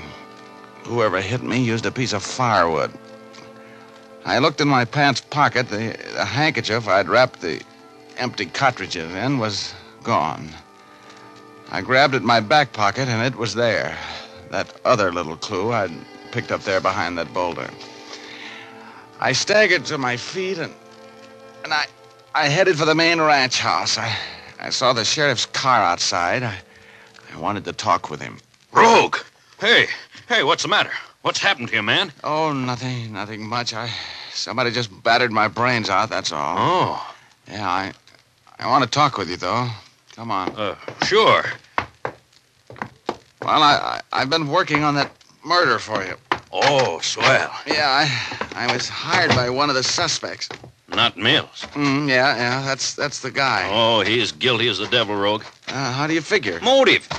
He had a double-barreled one. First, Harding had been making up to his wife. Second, Harding and Mills had drawn up partnership papers, providing that if either one of them died, the other would be sole owner of anything they were working on. Yeah? Sure. I've been checking on them through the L.A. police. They've got a play that every picture company is bidding for and every Broadway producer is interested in, a gold mine. Well, now that Harding's dead, the play is the sole property of Mills. Those two motives good enough for you? Well, how about his alibi? His wife said he was never out of her sight. If that's true, he couldn't possibly have killed Harding. Well, I got a call from his wife telling me to meet her at their cabin at noon. That's going to be the end of that alibi, I think. She sounded nervous and scared. I'm going over there now. Going with me? Sure. Yeah, I'll go.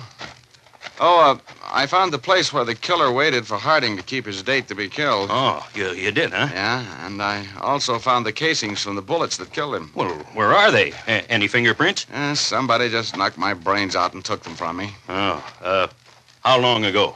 Oh, it must have been a half an hour. That's what you get for not cooperating with me, Rogue. You've cost me... Hey, that came from the Mills cabin. Come on. Drop that gun, Mrs. Mills. I killed him. I killed my husband. Yeah, you sure have. Hey, what happened? He had that rifle. He was going to kill me. Why was he going to kill you? Lock the door, Kane. Huh? Oh, yeah. Now, look, Mrs. Mills. You'll have to get a hold of yourself. Why was your husband going to kill you? Because I knew I was going to tell the sheriff he wasn't with me last night. He was drinking. He took that rifle and left before Tom Harding was killed. I told him I couldn't go on lying. Oh, that's why you sent for me. You were going to break his alibi. Yes. He killed Tom. He was boasting about it to me. Oh, poor Brian. I loved him, but I couldn't. Is that rifle there, 32-20, Sheriff? Mm-hmm. It's the murder gun, all right. Well, looks like this case is all wrapped up, Rogue. I'm sorry, Mrs. Mills. Look, Sheriff, this case is all wrapped up, all right, but not the way you think. Mills never killed anybody. Why, what do you mean? I mean, Mrs. Mills missed something when she beat my brains out and shook me down for those cartridges a while ago. Me? I don't know what you're talking about. Hey, you better have something to back that up, Rogue. If I haven't, I'll take the rap. Look, Kane. You see those fancy ladies' cowboy boots over there in the corner? Yeah. Get away from them. I got her.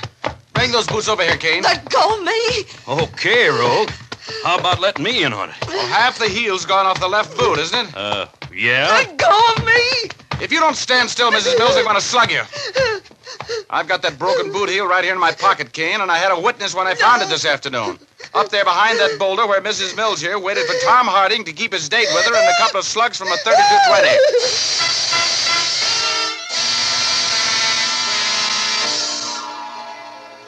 that's the end of the story. Mrs. Mills didn't want her husband, and she didn't want her old boyfriend. She just wanted to own that play everybody was fighting for. So when her husband threatened her boyfriend, she went into action. She invited Tom Harding to a rendezvous on the desert and shot him to death. And then when her husband was suspected of the crime, she gave him an alibi so she could kill him later and swear it was self-defense. She would have gotten away with it, too, if it hadn't have been for that half of boot heel. The minute I saw it lying there behind that boulder, I thought of her Western riding habit that morning and the pigskin play shoes. That started my massive intellect to work, and of course, when that happened, that was all. I also remembered the faint odor of her expensive perfume just before that log knocked my brains out. And, well, after the excitement was over and I had combed the lump out of my hair, I went over to see Luscious Lucia. Oh, you. Oh, hello, dear. I just thought I'd drop over. I told you I never wanted to see you again. Oh, well, she was a little on the chubby side anyway. You know what I mean?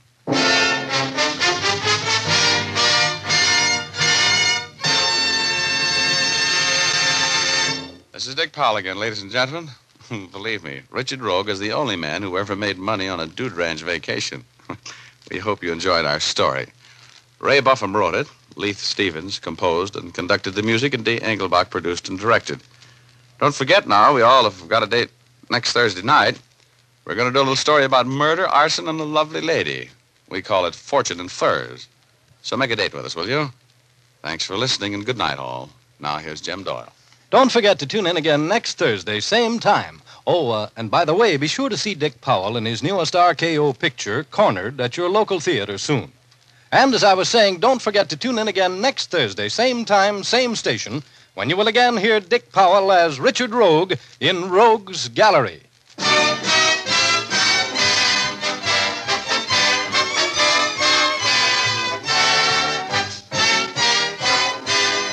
Remember, if dandruff is your problem, ask for Fitch's Dandruff Remover Shampoo. Removes dandruff the first time it is used. Fitch's Dandruff Remover Shampoo is the only shampoo whose guarantee to remove dandruff is backed by one of the world's largest insurance companies. This statement can be made by no other shampoo. Ask for Fitch's Dandruff Remover Shampoo at your drug or toilet goods counter, barber, or beauty shop. Fitch is spelled F-I-T-C-H.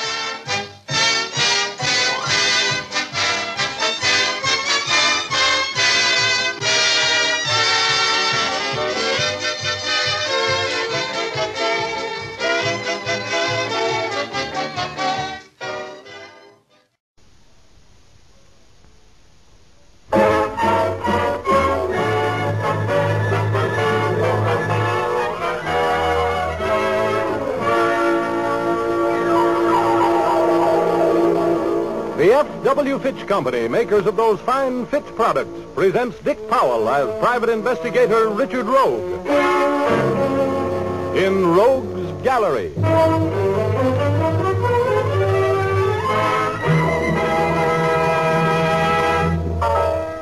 Rogue speaking. Well, things were a little slow at the office, which is my way of saying I didn't have a client or a dime. And I was indulging in my favorite form of athletics, a fast game of snooker pool with Herb Heide, the bookie at the Deluxe Pool Hall. Heide was born with a pool cue in one hand and a cue ball in the other, and I was born with an 8-ball birthmark. He was trimming me like a Christmas tree, and I was glad when the elevator boy from my building yelled into the door that I had a customer in my office. So I shoved off to talk to this volunteer victim. When I opened the door to my office, I saw him standing there, a dignified-looking, white-haired gent, with a strong nose, a weak mouth, and the nice middle-class air of substantial citizenry. You're Mr. Rogue? That's right. You want to talk business with me, Mr. Grant. George Grant, yes. Oh, have a chair, Mr. Grant. No, thank you. I prefer to stand. Mr. Rogue, I understand that you have connections with the fire insurance companies, that you are sometimes retained by them to investigate losses which might have been caused by arson.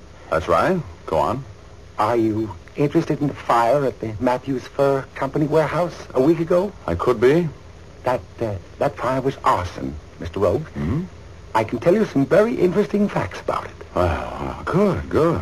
That was a pretty important claim, wasn't it? The fire destroyed over $100,000 worth of furs. Yeah?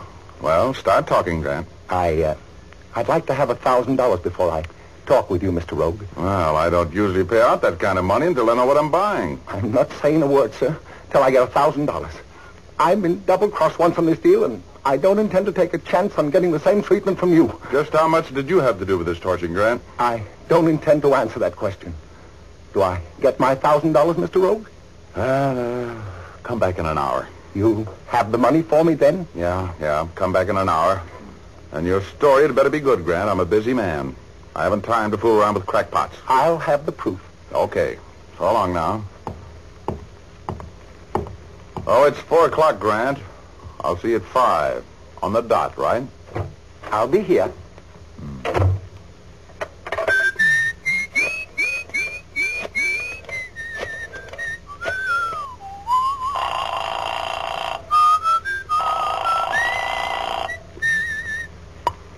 Hello. Oh, hello, Flynn. Say, your outfit had the Matthews Fur Company warehouse fire covered, didn't they? Who is this? This is Richard Rogue. Yes, we had it. $160,000 claim. Well, fine. Say, would you pay me 10% of what I saved you on that claim if I could prove the fire was arson? $16,000? No. Okay. Save $16,000 and lose $160,000. I can afford it if you can. Wait a minute. How can you prove arson? Well, I've got a man. He wants to talk. He says he can prove arson. I believe him. I'll give you $10,000 for a conviction. I'll take it. Look, send the $1,000 retainer over here, special messenger, right away. It's important. Hey, wait a minute.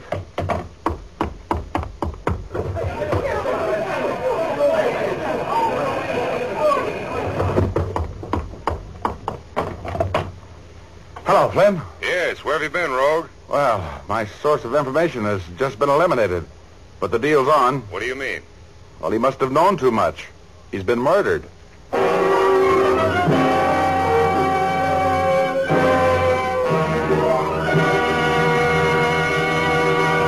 Well, that's the beginning of a case out of my crime gallery called Fortune and Furs.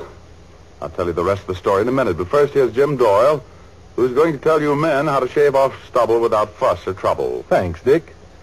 Men, if you have that show-me attitude when it comes to shaving cream, we invite you to try Fitch's No Brush.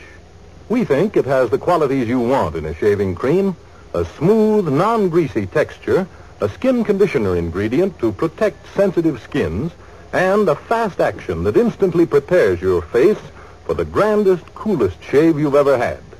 And to top it all off, Fitch's No Brush is reasonably priced. So we suggest you try it. See if we're not right when we say Fitch's No Brush gives a solid comfort shave. If you're one of the many who swear by a lather cream, try Fitch's Brush Cream. This cream gives loads of swell lather that stays moist all during the shave. It rinses off easily, too. Like Fitch's No Brush, it contains a skin conditioner that makes even the most sensitive skins feel cool and smooth. Yes, men, for shaving comfort, try either Fitch's Brush or Fitch's No Brush shaving cream. Both come in a form you like at a price you like. What's more, both will give you the kind of shave you like. So ask the man behind the counter for Fitch's shave cream. Fitch, spelled F-I-T-C-H.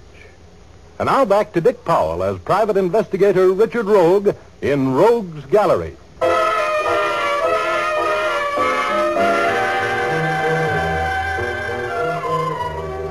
Well, as I was saying, I was as broke as a New Year's resolution when I ran across proof that the Matthews Fur Company warehouse fire was arson.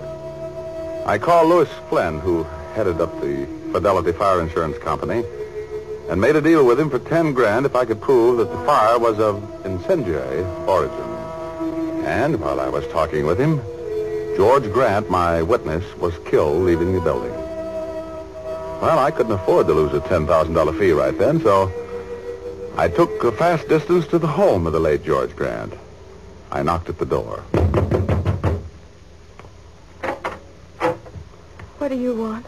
I want to talk with you. You're George Grant's daughter? Yes. You're the police? Yes.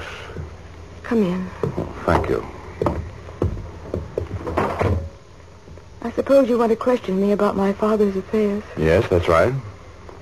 Come in here, please. I can't believe that Dad is dead. I'm sorry, believe me. And if you'll help me, I'm sure we can find the people who murdered him. Sit down, please. Thank you. Oh, Miss Grant, what was your father's business? Oh, don't you know? He was warehouse manager for the Matthews Fur Company. He had been for years. Oh? Did he have any enemies that you know of? No. Dad wasn't the kind of a man who made enemies.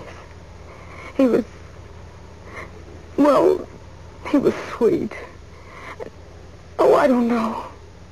There'd been something wrong with him for the last couple of weeks. He wasn't himself. He was worried. And it was all that blonde's fault. Blonde? Yes, Bernice Maxwell. Dad became involved with her.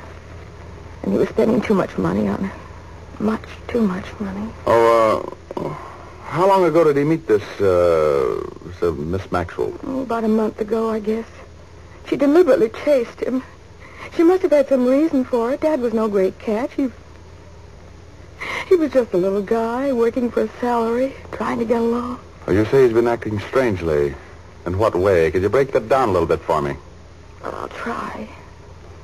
You see, for a while he was talking about how he was going to have a lot of money, all of a sudden. He was happy and carefree then. He was gone from home quite a bit. One night he had a meeting here with some rough-looking men. He wouldn't tell me who they were. Yes, go on.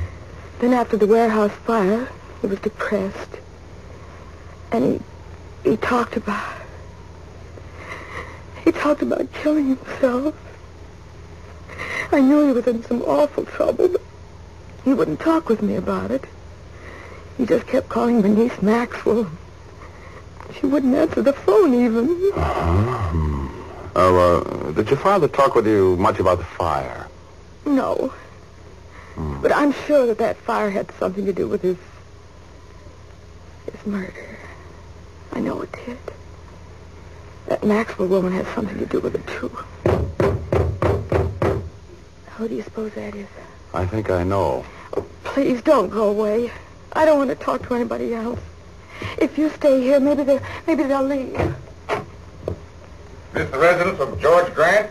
Yes. Who are you? Lieutenant Urban, Homicide Squad. Oh.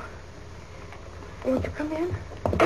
Hello, Urban. Rogue, what are you doing here? Isn't he a policeman? No. What are you doing here, Rogue? I'm working on a case. Do you know anything about a murder that took place outside your office an hour ago? A little? I see. What are you doing out here? Well, I'm working for a client. I've got a license to do that. You want to see it? If he isn't a policeman, who is he? He's a private investigator, which is a Harvard version of a gumshoe. His name is Rogue, Richard Rogue. It is? Well, he told me he was a policeman. I wouldn't have let him in. Well, that's not very gracious of you, Miss Grant. Shut up. Miss Grant, did you give this man any information which you should have withheld for the police? Well, I don't know. He kept asking me questions about my father. I answered him. What do you know about that murder, Rogue? Who did it? I don't know. How did you get out here so fast? How did you know who the murdered man was? I don't have to answer that. Well, he'd been up to your office to see you, hadn't he? Daddy? Miss Grant, do you know whether or not your father planned on seeing a private investigator today? Well, I don't know. He didn't tell me if he did. I'm getting a little fed up with your ethics, Rogue. Aren't you getting a little out of line, Urban? You're withholding information. Can you prove it? This man was shot on his way out of your office. What was he talking to you about? Answer me. Did you see him talking to me? Oh, now let's not get technical. Well, let's do. You're going to take me down to the station and sweat me? Not if you'll be reasonable. Well, I'm not going to be reasonable. So either pull out your cuffs or shut up. Oh, please. Oh, I'm sorry, Miss Grant. Believe me, I really want to help you. I'm going to take care of the people who are responsible for this murder. Even the cops can't keep you from doing that. Now, wait a minute, Rogue. I'm walking out of here, Urban. I'll see you later when I deliver the killers to you so you can take a bow for the newspapers.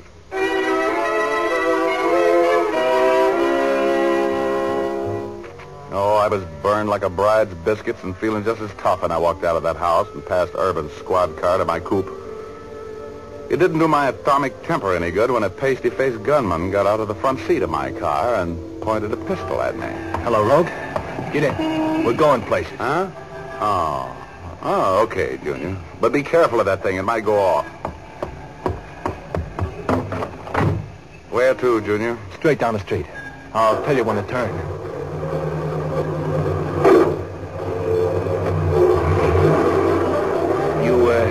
You had a visitor at your office this morning. How much talking did he do? Oh, you mean George Grant? You know who I mean. Well, he didn't talk much. Why? Who wants to know? The boss. Hey, look out where you're going, Rogue. Well, I'm not worried. I've got the wheel. Let's get this thing out of low, shall we? What are you trying to do, Rogue? Kill yourself? No, it makes me feel safer going this fast. Because you pulled the trigger on that heater and you're just as dead as I am. Slow down, Rogue. Hey, that guy almost crashed us. What's the matter, bully boy? You yellow? I've got a tank full of gas and this car will make over 100. You're going to kill us both. That's possible. As a matter of fact, it's probable. But you were going to take me for a ride anyway, weren't you? I got nothing to lose.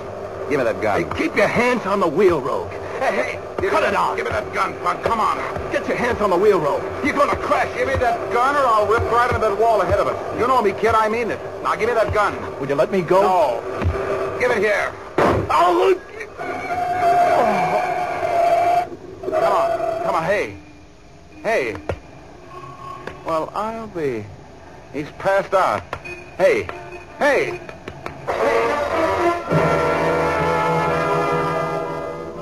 In the struggle for the gun, I twisted this torpedo's hand around and, well, he pulled the trigger himself, with me a contributing factor. He shot himself through the chest, but it didn't look fatal to me. So I drove him to a hospital and left him there. Told them to call Urban. I used the hospital phone to check up on Bernice Maxwell and found that she was a sort of a notorious babe, ran an escort service, which was legitimate enough, but she's had a few sidelines, such as blackmail. I got her home address out of the book and went out there. She lived in a nice enough house out on the east side of town. I rang the doorbell. Yes? Hello, Miss Maxwell. I'd like to talk to you for a moment, please. Who are you? Let's talk about that inside, shall we? What do you mean, forcing your way in here? I mean business, Blondie. And that's what we're going to talk. Now, let's go in the other room and have a chat. You just lead the way. After all, you are the hostess. If you don't get out of here, I'm going to call the police. Don't bother, baby. I'm the police. And I want to talk to you about a fire and a murder. So just get moving. Come on. Murder? Yes, a murder. Doesn't the fire surprise you, too? Sit down. I don't know what you're talking about. Who are you, anyway? That's beside the point. I want to know what you had to do with the murder of George Grant. You can talk now or later. I've got nothing but time. George Grant? He's dead? Yes, very. He was murdered about 5 minutes after 4 downtown on Grand Avenue, and I think you know who did it. I don't know anything about it. You never heard of him, huh? I knew him slightly. Oh, now, please, Miss Maxwell. You knew him better than slightly. You've been running around with him or giving him the runaround for the last month. You deliberately set a trap for him, didn't you? You mixed him up in that arson job on the Matthews Fur Company's warehouse. I don't know anything about arson. You can't come in here and threaten me. Oh, look, lady, I'm not going to be polite about this. George Grant has been murdered. You had a hand in that murder, and I'm going to get the information out of you if I have to beat it out of you. And if you think I'm bluffing, just keep on dumbing up. Now, who was mixed up on that arson job that Grant was killed for knowing too much about? Look, I'm going to count 3. Then I'm going to come over there and slap the information out of you. Look. If I tell you what you want to know, will you fix it with the district attorney to let me turn state's evidence? It depends on how good your information is. You have nothing on me. Now, don't start that again. You almost had your mind made up to be smart. Don't double-cross yourself. Now, come on. Talk. I have everything you need right here in this desk. Well, now you're talking sense. Now, wise guy, get your hands up. Huh? Oh, no kidding. Now, look, Maxwell. This is nothing you can shoot your way out of, especially with a toy gun like that. Sit down. No. If I'm going to be shot, I want to be standing up when I get it. This is a silly piece of grandstanding, Blondie. I'm going to take that gun away from you before you nerve yourself into pulling the trigger. Don't come another step.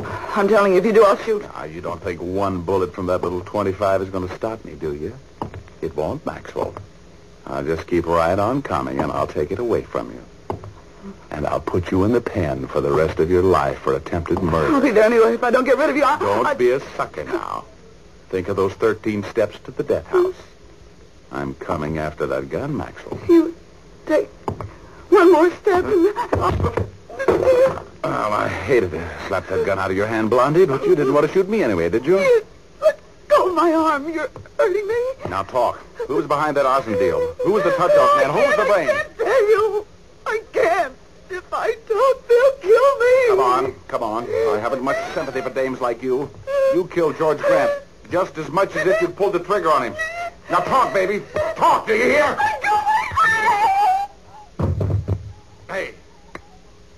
Hey, Blondie, come out of it. Come on.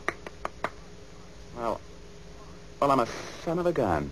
She passed out on me. Hey, Maxwell, come out of it now, will you? Come on. All right, Rogue. Just stay right where you are. Huh? What did you do to Bernice? Well, nothing. Did she talk? No, she didn't. That's good. How did you get here, Rogue? Well, I drove. I got rid of that little pasty puss gunman you sent after me. Where is he? He's been taken care of. That's funny. That's exactly what's going to happen to you, Richard. Stand still while I get this gun out of that shoulder holster. Okay. You're in the driver's seat.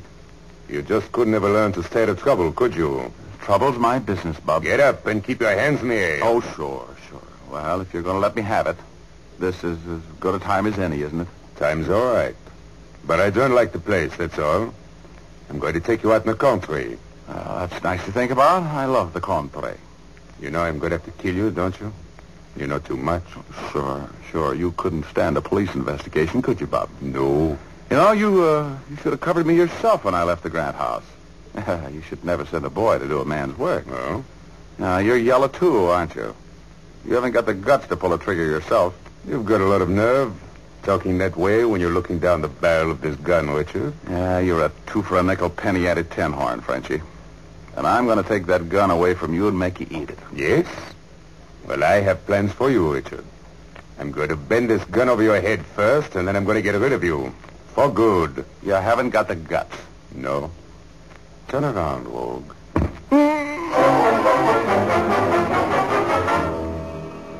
Well, I wasn't as batty as I sounded there, believe me. I'm no hero, and usually when a guy has the drop on me, I obey orders like a corporal bucking for sergeant. But I didn't have much to lose, and for once I wanted to be hit over the head.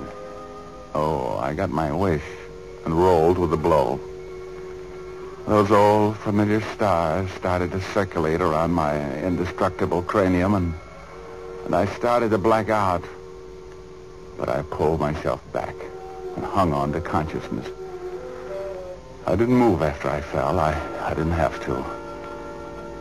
You see, I fell with my left shoulder in the shadows, covering the automatic I'd slapped out of Bernice Maxwell's hand a little earlier. When I heard this character walk away from me, I got my right hand on the gun. He went over to where Bernice was, just coming around to this world again.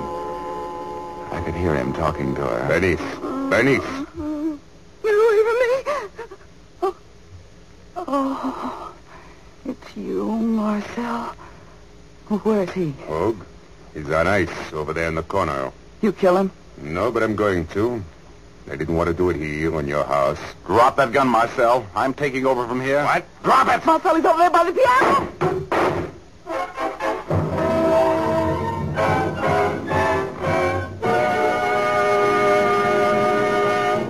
We'll return to Richard Rogue in just a moment, but first I have a suggestion for the ladies.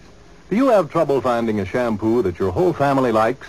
If you do, why not present them with a bottle of Fitch's saponified coconut oil shampoo?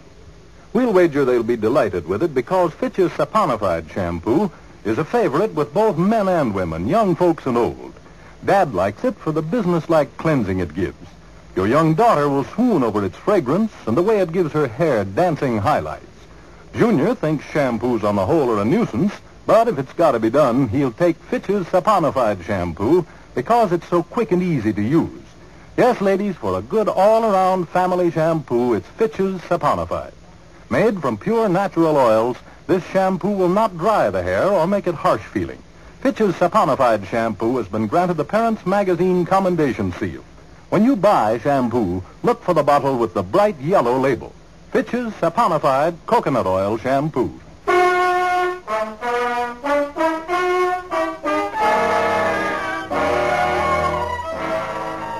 And now we return to Rogues Gallery with Dick Powell as private investigator Richard Rogue. I was a little worried about my future as I stood there behind the cover of that piano and pumped lead at my cell. But if I could get in a lucky shot, I knew I could put him away for the murder of George Grant and the arson job at the Matthews Fur Company warehouse. I'd hit him a couple of times, and his girl, Bernice Maxwell, was screaming at me to stop. But my cell kept on trying to luck a shot into my anatomy.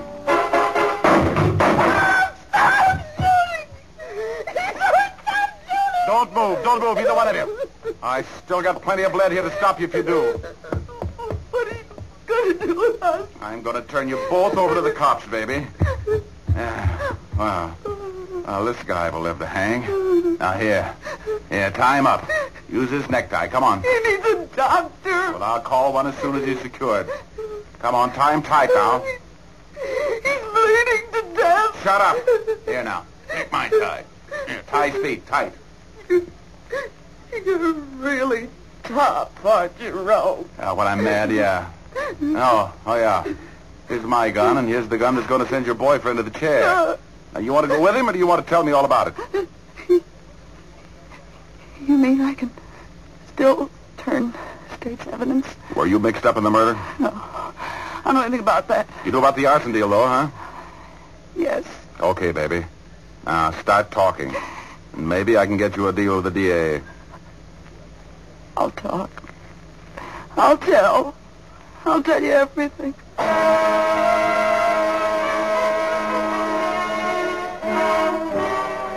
Well, she sang. Yeah, she sang plenty. And the words were music to my ears. When she was through singing, I tied her up tight and called homicide to tell Urban where he could pick up a murderer and an accessory before the fact. Then I told him where I'd be later. I called Flynn at the Fidelity Fire Insurance Company and told him to meet me at the home of Paul Matthews, owner of the Matthews Fur Company, in 10 minutes. He did, and we went in together. The butler sort of unwillingly showed us into the study where Matthews was reading. I'm Richard Rogue, Mr. Matthews. The investigator? The celebrated investigator, Mr. Matthews. This gentleman with me here is Mr. Flynn of the Fidelity Fire Insurance Company. How do you do? Well, I'm puzzled as to the purpose of your visit, gentlemen. Well, I'll unpuzzle you, Matthews. The fire at your fur warehouse was deliberate arson. Oh? Why, that's preposterous. It's a nice act, but no go. We're not paying the claim, Matthews. We have absolute evidence. Let me tell you, Flynn.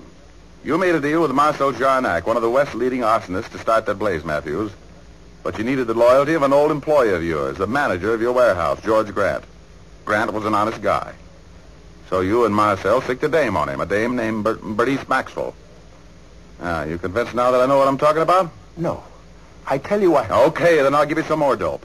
With Grant's help, you took all of the expensive furs out of the warehouse and filled it up with a lot of junk. And then Grant sopped it all down with the gasoline and touched it off. So you want the insurance on $160,000 worth of minks and sables for burning $1,000 worth of cat skin. It was a swindle, Matthews. We're not paying the claim. The cops have the Maxwell woman, Marcel Jarnac, and a pasty-faced gunman who worked with them. They've all talked. You're through, Matthews. That's the police now, the homicide squad. Show them in, will you, Flynn? Sure. Looks like the end of the road for me, doesn't it, Mr. Rogue? Yeah, it sure does, Matthews. You know, amateurs like you shouldn't go around mixing up with professional crooks. That's right. Hey, cut it out. Drop that gun. Matthews, hey. Hey, what's going on in here, Rogue? This guy, this Matthews tried to commit suicide. I had to take the gun away from him. That's all I've been doing all day long. Is that living?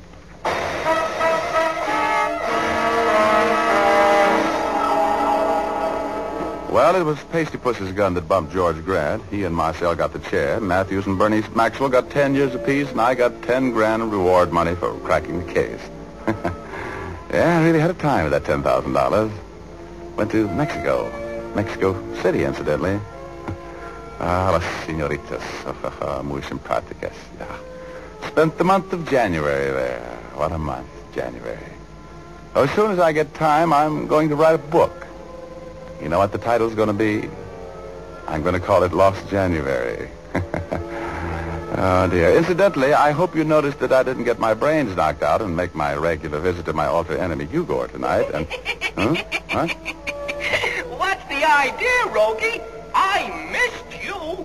Are you mad because I threw that Betty dame off our cloud? No, Hugo. Oh, but look, Rogie, you made a reservation. On cloud number 8? I did not. Oh, yes, you did. You said it. I said what? You said, see you next week, Hugo. You said it. I heard you. Okay, I've seen you. Good night, Midget. Goodbye, Rogie. Say, Rogie, aren't you going to wish me a Merry Christmas? Oh, sure. Merry Christmas, Hugo. Merry Christmas, Richard. So long. Merry Christmas. Imagine that little dehydrated Santa Claus. Oh, well, I love everybody. And God blesses one and all. The corner phrase. You know what I mean?